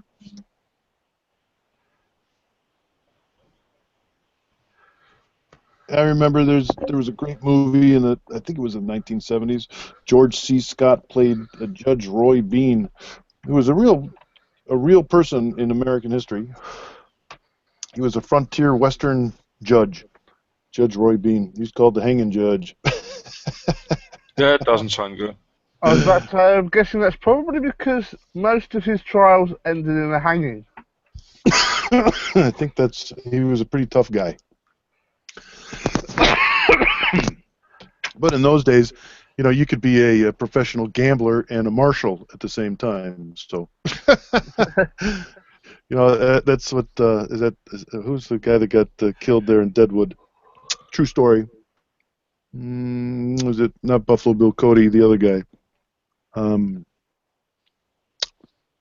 dear, I have to go look it up. No clue what you mean, to be honest.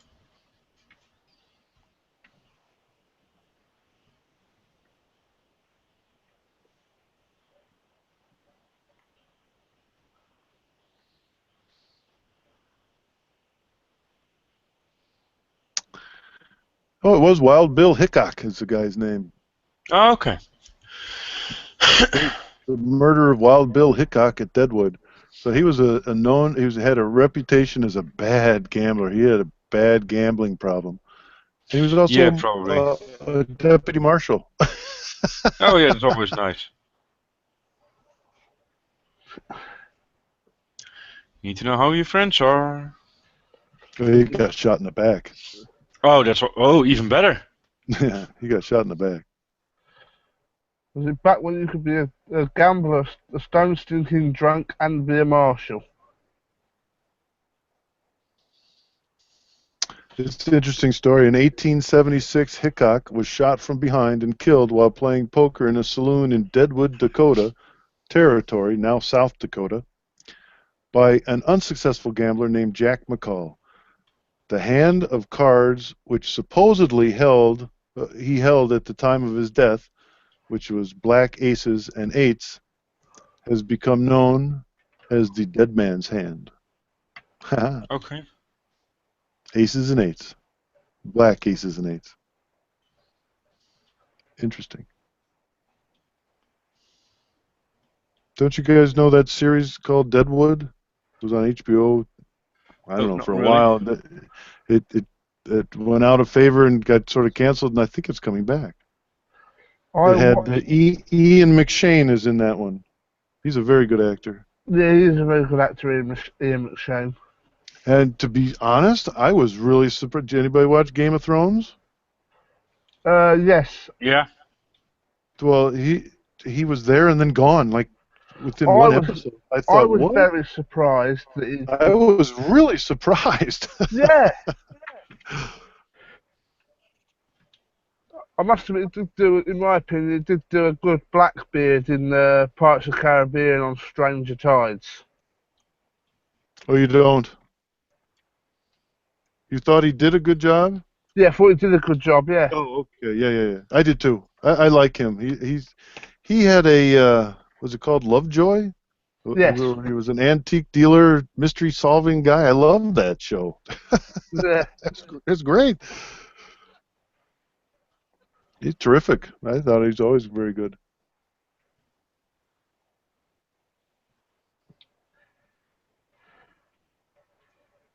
How did he get the name Wild Bill? Because his name is James Butler Hickok. How did he get Wild Bill out of that? Hmm.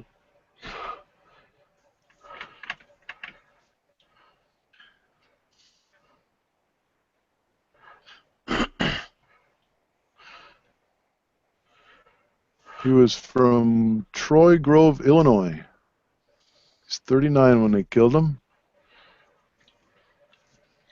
And he is in lawman, gunfighter, gambler. There you go. What a combo there. Scout, lawman, gunfighter, and gamblers. I mean, the history of guns in this country goes all the way back to the beginning. Oh yeah, For- they started. It For the started over European, there. the European, I'll say, occupation of this country. It goes all the way back. And people say, "Oh, where did they get this fascination with it?" Dude, it is like in our DNA. Yes, mainly because you had to fight my country off for your country and all sorts. Couple times. Hey, at least we haven't annoyed you as much as we've annoyed the French. The French. Well, we considered the French at one point very close allies, and we still do, I guess. But we supported them in their revolution, the Bastille Day there, and they supported us in the American Revolution. Us, not me. Those people before, long ago. Hmm. And Yeah. the British, of course, used German Hessian. What do they call those? They're called Hussars? right. The German. Oh God, what do they call it? Like mercenaries. They were called mercenaries. Mm. The British Army supplemented their ranks with German soldiers. Yeah, during the Napoleonic War and that, yeah. And when Washington crossed the Delaware River into, I think it's New Jersey. It might be Princeton, New Jersey, over there. There was German troops over there that he surprised. Hello, good morning, we're here. Oh, shut up, dog. Obviously, he wants to be part of the conversation. Well, he hears that, hello, we're here. So you think someone's here. It's all right, buddy. Knock, knock. That's enough. Oh, sorry. You'll know when Mama gets here. You sit down. Sit. I'm sitting already. God damn it. What are you talking about? He's laying down now. Well, you said sit. Well, thank you. He was born and raised on a farm in rural Illinois. Here's the guy, Lawman. He went west at the age of 18 as a fugitive from justice. Working as a stagecoach driver, and later as a lawman in the frontier territories of Kansas and Nebraska. I've been out that way. It definitely is. He fought and spied for the Union Army during the American Civil War. He was a scout, marksman, actor, professional gambler. He was involved in several notable shootouts.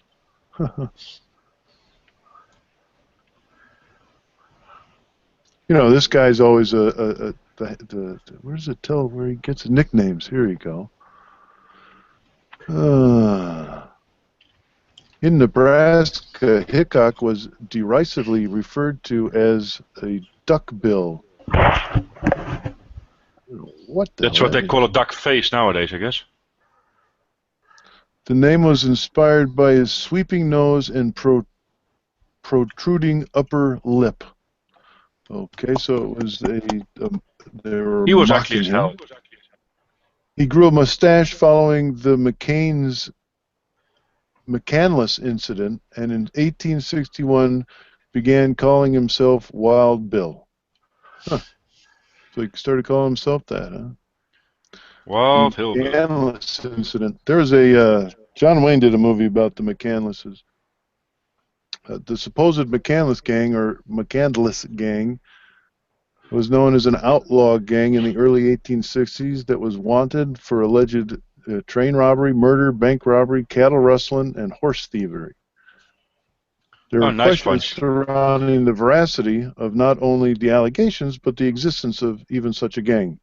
On July the 12th, 1861, some of its alleged members were killed by Wild Bill Hickok, although many claim they were innocent and their only crime was to cross paths with Hickok. Interesting. These are the stories you hear about. You hear about the story of the OK Corral. You ever hear that story? Nope.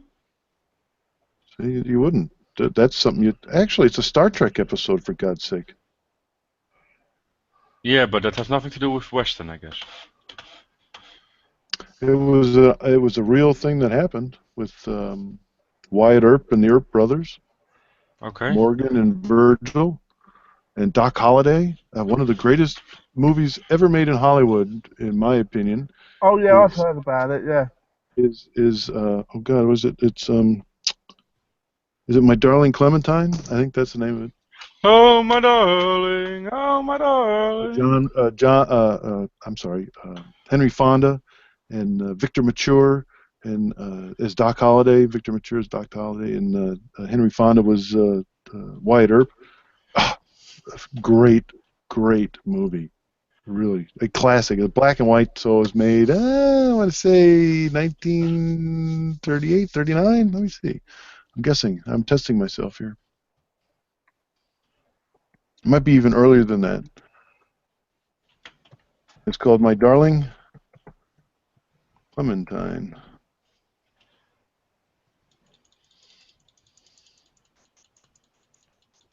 Oh, watch the whole thing online. Free. No, I don't think so. 1946. Oh, look at that. It's a black and white film. Henry Fonda, Victor Mature, Linda Darnell, Kathy Downs, and Walter Brennan. Yeah, Walter Brennan here. That's a really bad impression of him, but that's a classic. You guys need to watch that if you ever get a chance. If I remember correctly, the OK Corral wasn't that Wyatt Earp's last stand? No, he survived that. Oh right, I must have been thinking of something else then. He was the marshal of Dodge City. I think that was Dodge City. No, that was out in Arizona, I think. Tucson. It is one of the greatest films, I'm telling you. Before my time. Well, it was before my time too, but it's still, I think, watchable. They didn't make movies in the 1700s, John. Come on. Ah, shut up. Don't make it that easy for me. Yeah, well, it's not easy staying around and live and vibrant after all these years, man. You got to give it to me there. Yeah, that's true. You know. I wish I want to be as vibrant as you when I'm doing 150. 245 years. That's not too bad, I think. It's just second youth, isn't it? Well, I'm just past puberty. That's what I'm smelling. Hey. Oh, that's terrible. You're looking in the mirror again.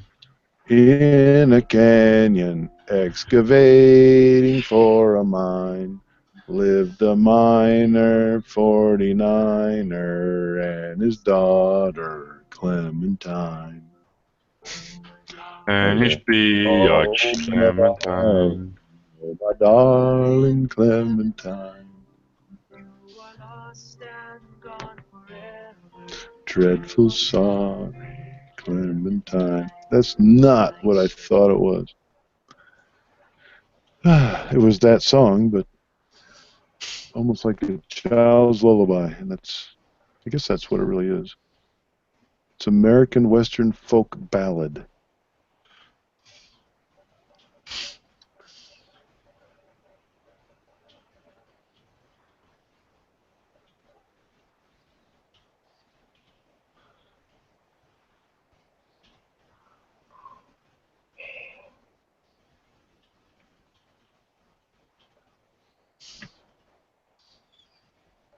Oh, you know why? Another reason it's a really good movie. It's directed by John Ford, of course. Now it makes complete sense to me. I had forgotten that. John Ford directed John Wayne in Stagecoach. She Wore a Yellow Ribbon. Henry Fonda and John Wayne in Fort Apache. Some very classic westerns. And he also directed The Quiet Man, the one in Ireland, and oh gosh, a whole bunch of them. John Ford.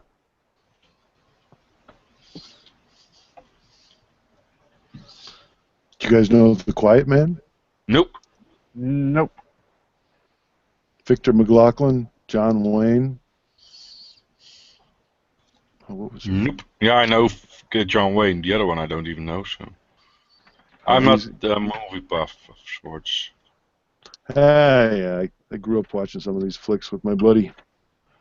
Became, I don't know, at that time, if you had cable and there weren't a whole lot of channels, there were a lot of movies that were playing on like WOR. You know, there were local stations that would play movies because there wasn't any other content.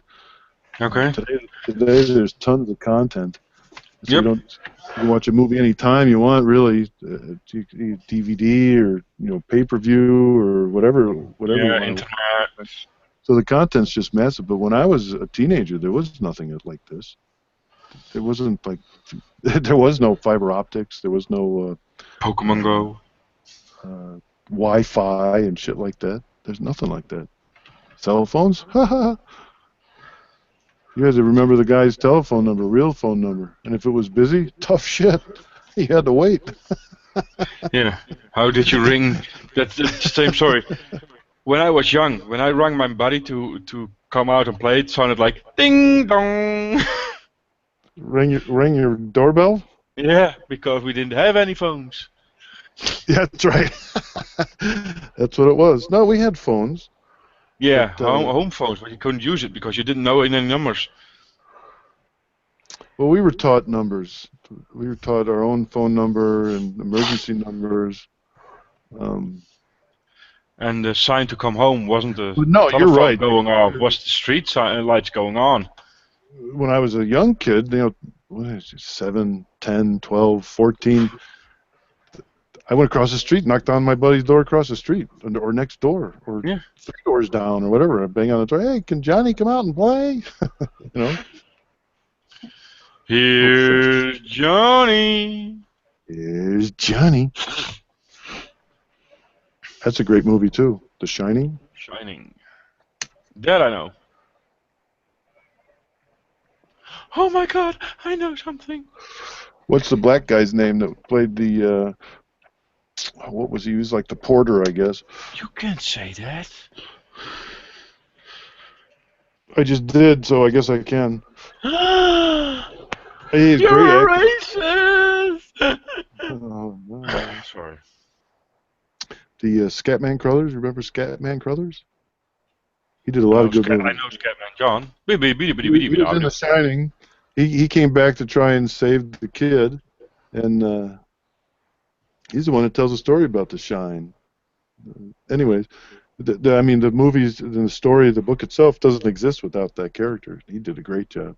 He was also in one of my favorite movies, The Silver Streak, with Gene Wilder and, oh, good heavens, Richard Pryor. he played a porter on a train, and as the train comes up, he just comic relief. He's terrific. Good stuff. You should watch Silver Streak too. Got My Darling Clementine now, Silver Streak. What other one did I just say? I'm gonna give you homework, guys, for this summer. You're gonna watch these movies. Do it in the winter. It's dark most of the time. Winter or modeling, John? Sorry. Okay.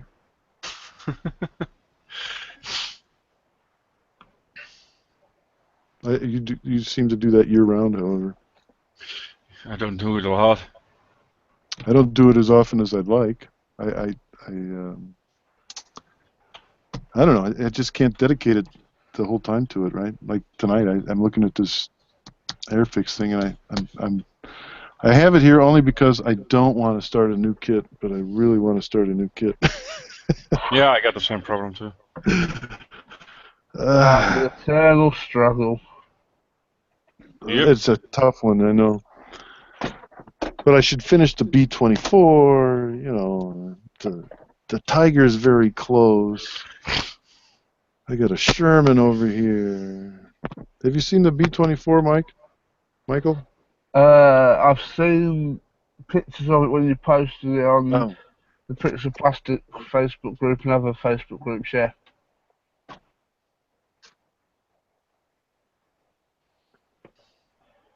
Oh. Now this one might be some fun because it's a decal job. And some detailed painting right now.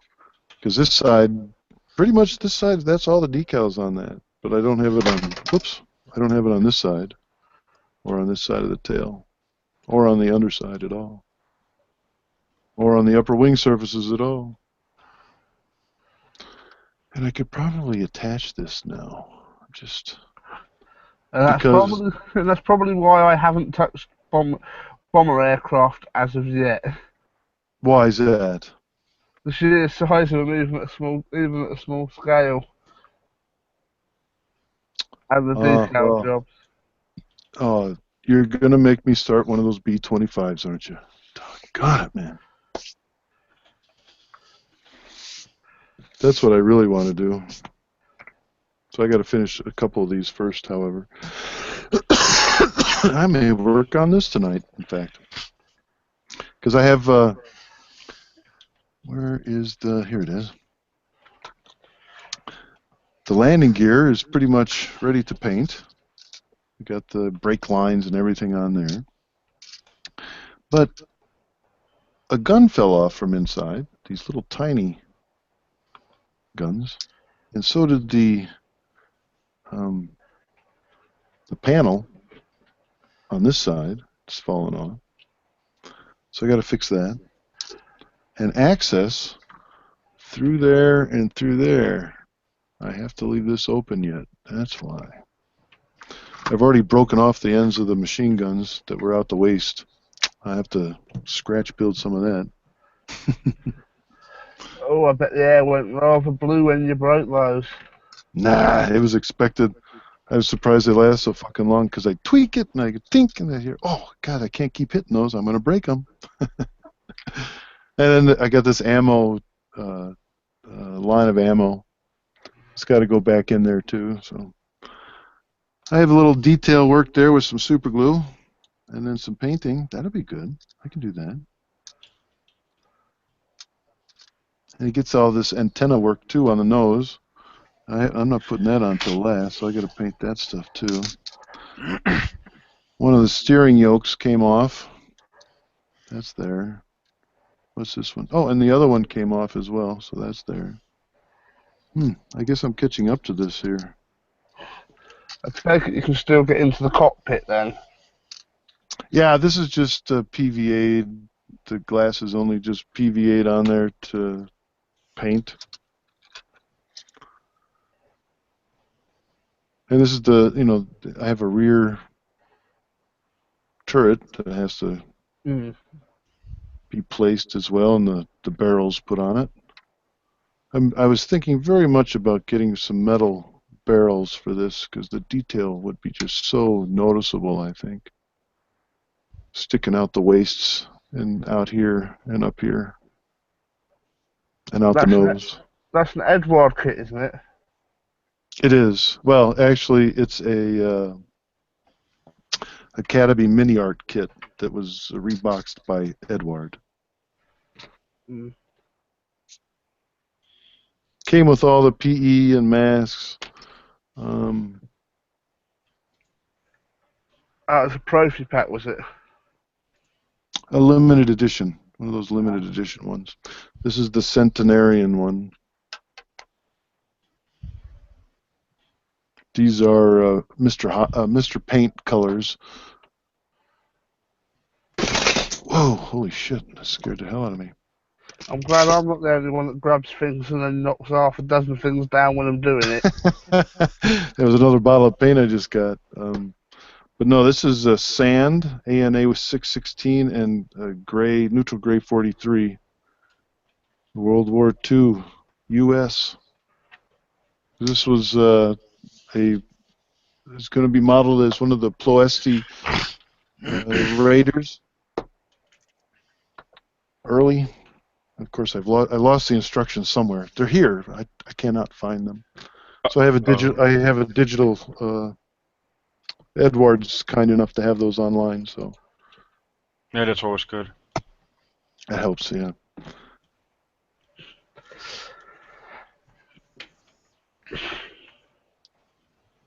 Unfortunately or fortunately, depending on what your opinions are, the only aircraft I've really built have been fighters.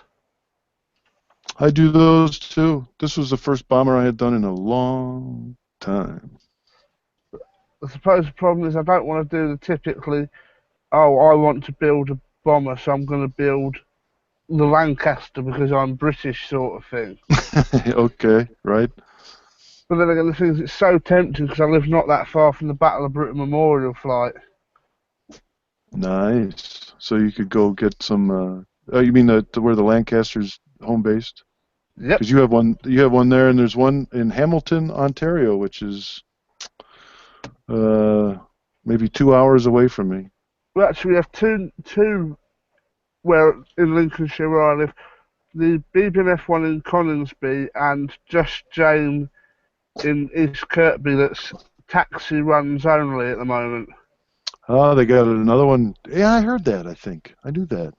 Yeah. But the other airworthy one is Canadian, and it's in Hamilton, Ontario, which is, I don't know, 2-3 hours from here.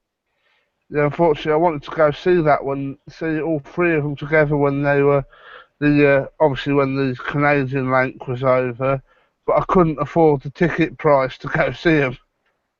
Yeah. Oh, that's too bad.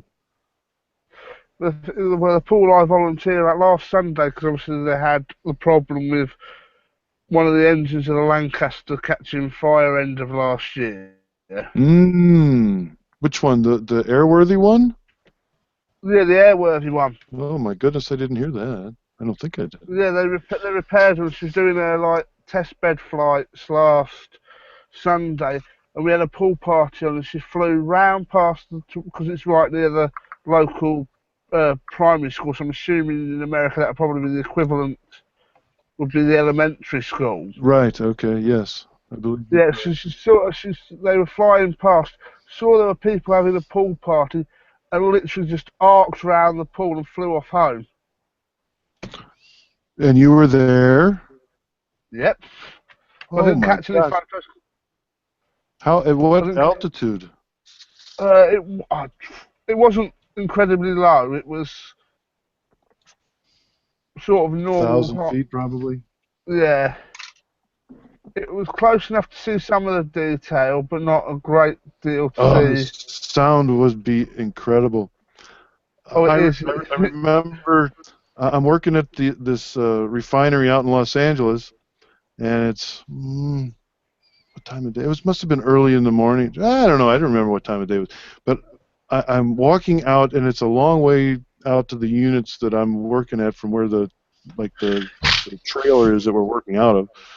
And they have a nice scaffolded pathway there and everything, but it's a walk. And I'm walking, and I hear a big prop piston popping airplane in the sky, and I'm looking around, and here comes to me a B-17. I went, what the fuck? Right over me. I went, oh my god, that was awesome. Yeah. You don't see that very often, I'll tell you. I must admit, was it last year? No, it wasn't last. It was last August. I went to East Kirkby because they have an air show every year. Where's that?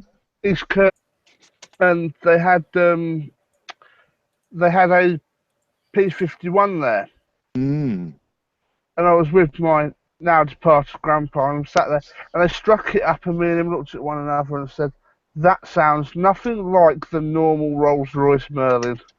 It's a Packard Merlin, isn't it? Yeah. I don't know whether it's to do with the way the metal is over in the States or... You really notice a difference. I got in the prop washes some P-51s when they were at an air show nearby here, place in Geneseo, and I don't know. I breathe it in. I go, oh, I can smell that airplane. I could smell the airplane. The mixture of stuff with an airplane. I love that stuff. I don't know. I'm a mechanic, airplane mechanic as well. So it's something else I have a a knack for. And I used to work on a P-51 when I lived in Minnesota. Would go into there was a, what did they call it? I think it's called Plains of Fame now, but it was in Eden Prairie, and I'd go volunteer my time in the evenings, helping to pre-flight planes or work on some like a T-6 Texan they were working on at the time, help refurbish it, right? And they had a P-51 that I got to get on a pre-flight inspection as part of the flight crew, ground crew, I would say, not the flight crew, the ground crew, to get it ready for its owner, some doctor who was, going to be here, and they had the time, and he's going to take it for a spin. I said, oh, no shit. This must have been a Saturday or Sunday I was there, because I was there, and we rolled it out. It was awesome. Very good memory to me. But that's fun. I love that shit. Mm. They're supposed to come out, this Hong Kong models are supposed to come out with a 32nd scale Lancaster. I know, I look at it and think, as much as I would love it. Gigantic. Yeah, it's one of those kits, as much as you'd love to buy it, logically you sit there and think, where am I going to build it, and where am I going to put it once it's built? Exactly. Well, I'm a 32nd scale guy. This is a 72 scale B-24. Mm.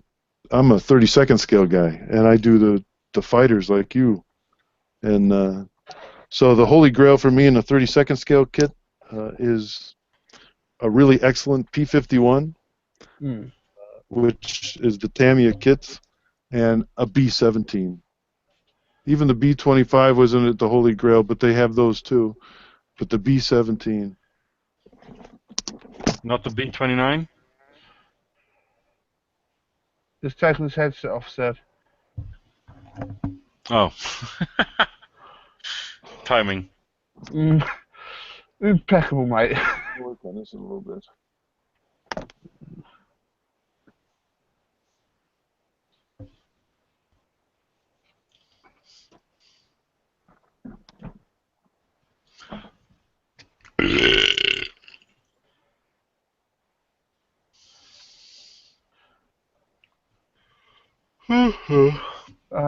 I take it, Seb, I bet there's some armour kits that you'd like to get in like bigger scales and that, but it wouldn't be worth it. This is the stuff I love to work on right here. Oh, very nice.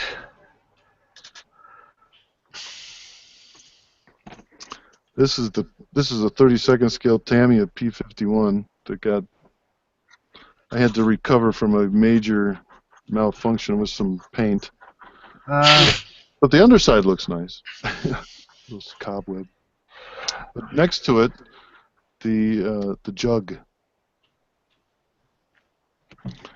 This is Gabby Gabretsky's P-51, or I'm sorry, P-47. And one of his later ones. This one I really liked, but it took me a year to do this guy. It's much bigger than the P-51. It's huge. Yeah, look at those two in scale. It's quick and nimble. Hmm. Oh, bloody hell. I have got a P-51 kit. It's Academy 1/72nd scale P-51B. Oh, an early one. Those are nice. Yeah, most of my kits are 1/72nd purely because of space and cost. A lot of people, that's a thing. Mm.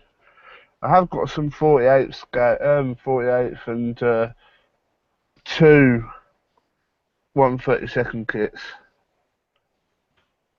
This is my default scale.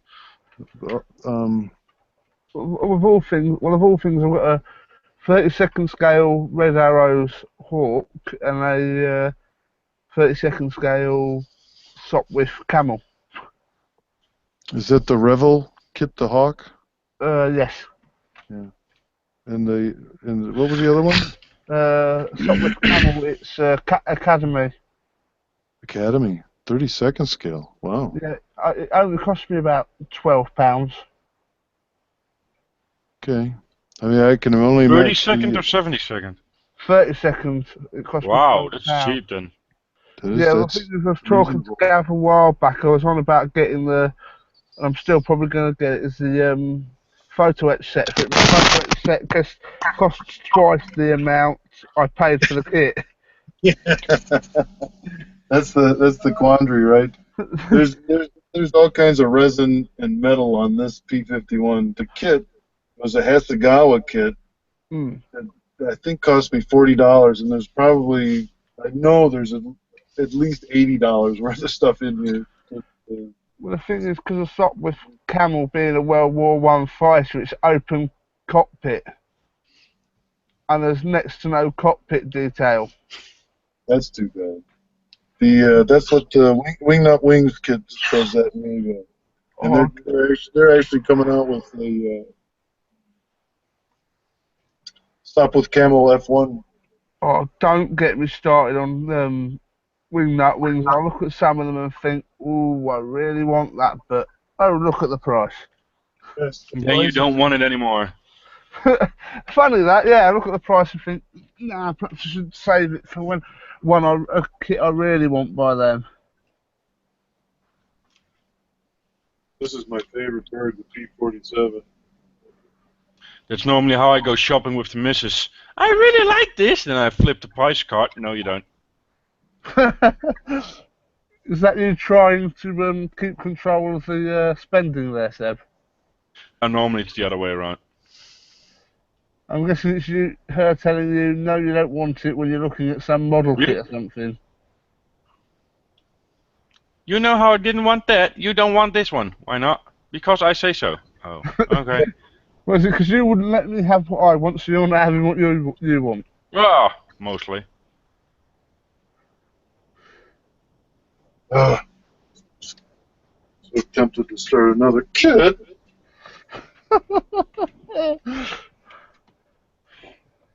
That's the problem. I know for a fact when I actually get back to being able to build, I've got at least 3 or 4 kits partly started. Hang on, no, I haven't. I've got about 1 or 2 partly started and needing finishing. I have, besides that, I have got a P-51 going, or a P-61, I'm sorry, P-61 going. So. Okay, I've never seen a P-61. You've not? Nope. I don't even think I ever heard about it, P-61. This was a night fighter for the United States. Started out in the Pacific. And it was a late war. Well, this is 1943. And of course, I'm waiting on the OD to paint the outside. From a. Now you say it, I've googled it and I have seen one before. But yeah, they're an interesting design to say the least. Yeah, this is the cockpit turret, rear cockpit gun bay assembly for this guy there. This is a real plane, the one that they're showing here. Moon Happy was an actual aircraft. And there's quite a lot of pictures, not in color, of course, but pictures of it. Must have been a strange ride. There's the pilot, then there's this guy that operated this turret, and then there's this guy back here. I don't know, maybe this guy fired those guns and this guy operated. I don't know. It's like, I don't understand how the plane worked, but it's pretty cool looking. Yeah. I must admit, I've got a couple of weird looking planes in my stash.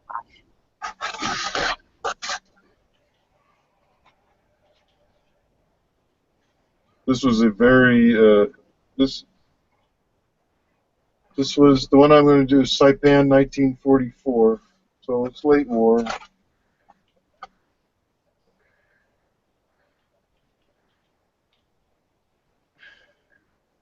It was fast. And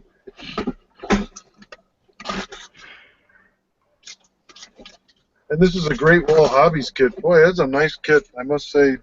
Excellent fit and superb detail. And very nicely molded plastic as well. That's the thing, a lot of these kits I look at and think, oh, they're too expensive, and then think, yeah, but they're expensive for a reason. Exactly. You do get value for the money spent on that. There's others that are expensive that you don't get the same sort of value.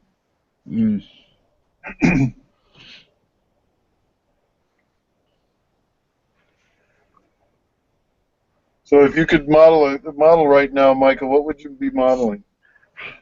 I think I'd probably have to work through some of the ones that I've got partly built. Such as? The boat. No, the boat wouldn't be a hangout thing, Seb. I drove you not mad enough with the sanding last time. What? What'd you say? What? Oh, that was you? Yep. Yeah, that was me. Oh, gosh, I think I remember that. Yeah. It'd probably have to be the, Airfix 148-109 that was the club kit a few years back that I'm doing in the version that was captured by the British. Oh, are you? Interesting. Cool. It was either that or the one that they took over, the Germans took over to Japan to try and sell it to the Japanese. Oh, that's interesting too. You'll have what under marking Japanese markings? Yeah, it was under Japanese markings. So my plan is once I've built the British version is to get another 148. Oh, and do the Japanese version. Yes. That's cool. I like that. That's a neat idea. It's awesome. I know what I'm gonna do some decals later. I'm hungry right now. My wife is due home with some food. Yeah, it's 2 o'clock at night over here, so. What? It's 2 o'clock at night here, so I'm gonna say good night to everybody, even all those watching. So. And when do we see you again? That will be in 2 weeks, at least 2.5 to 3 weeks, I guess. Right on. So have a fun time. Is Mike taking over the Hangouts for a bit then? I guess he will. We haven't had a talk about that, but probably will, yeah. Cool. But they also will be on Pricks of Plastic, the pub Facebook page. Yep. The links will always be there, so. Say good night, guys, and I'll see you in 3 weeks. Right on. Have a good time.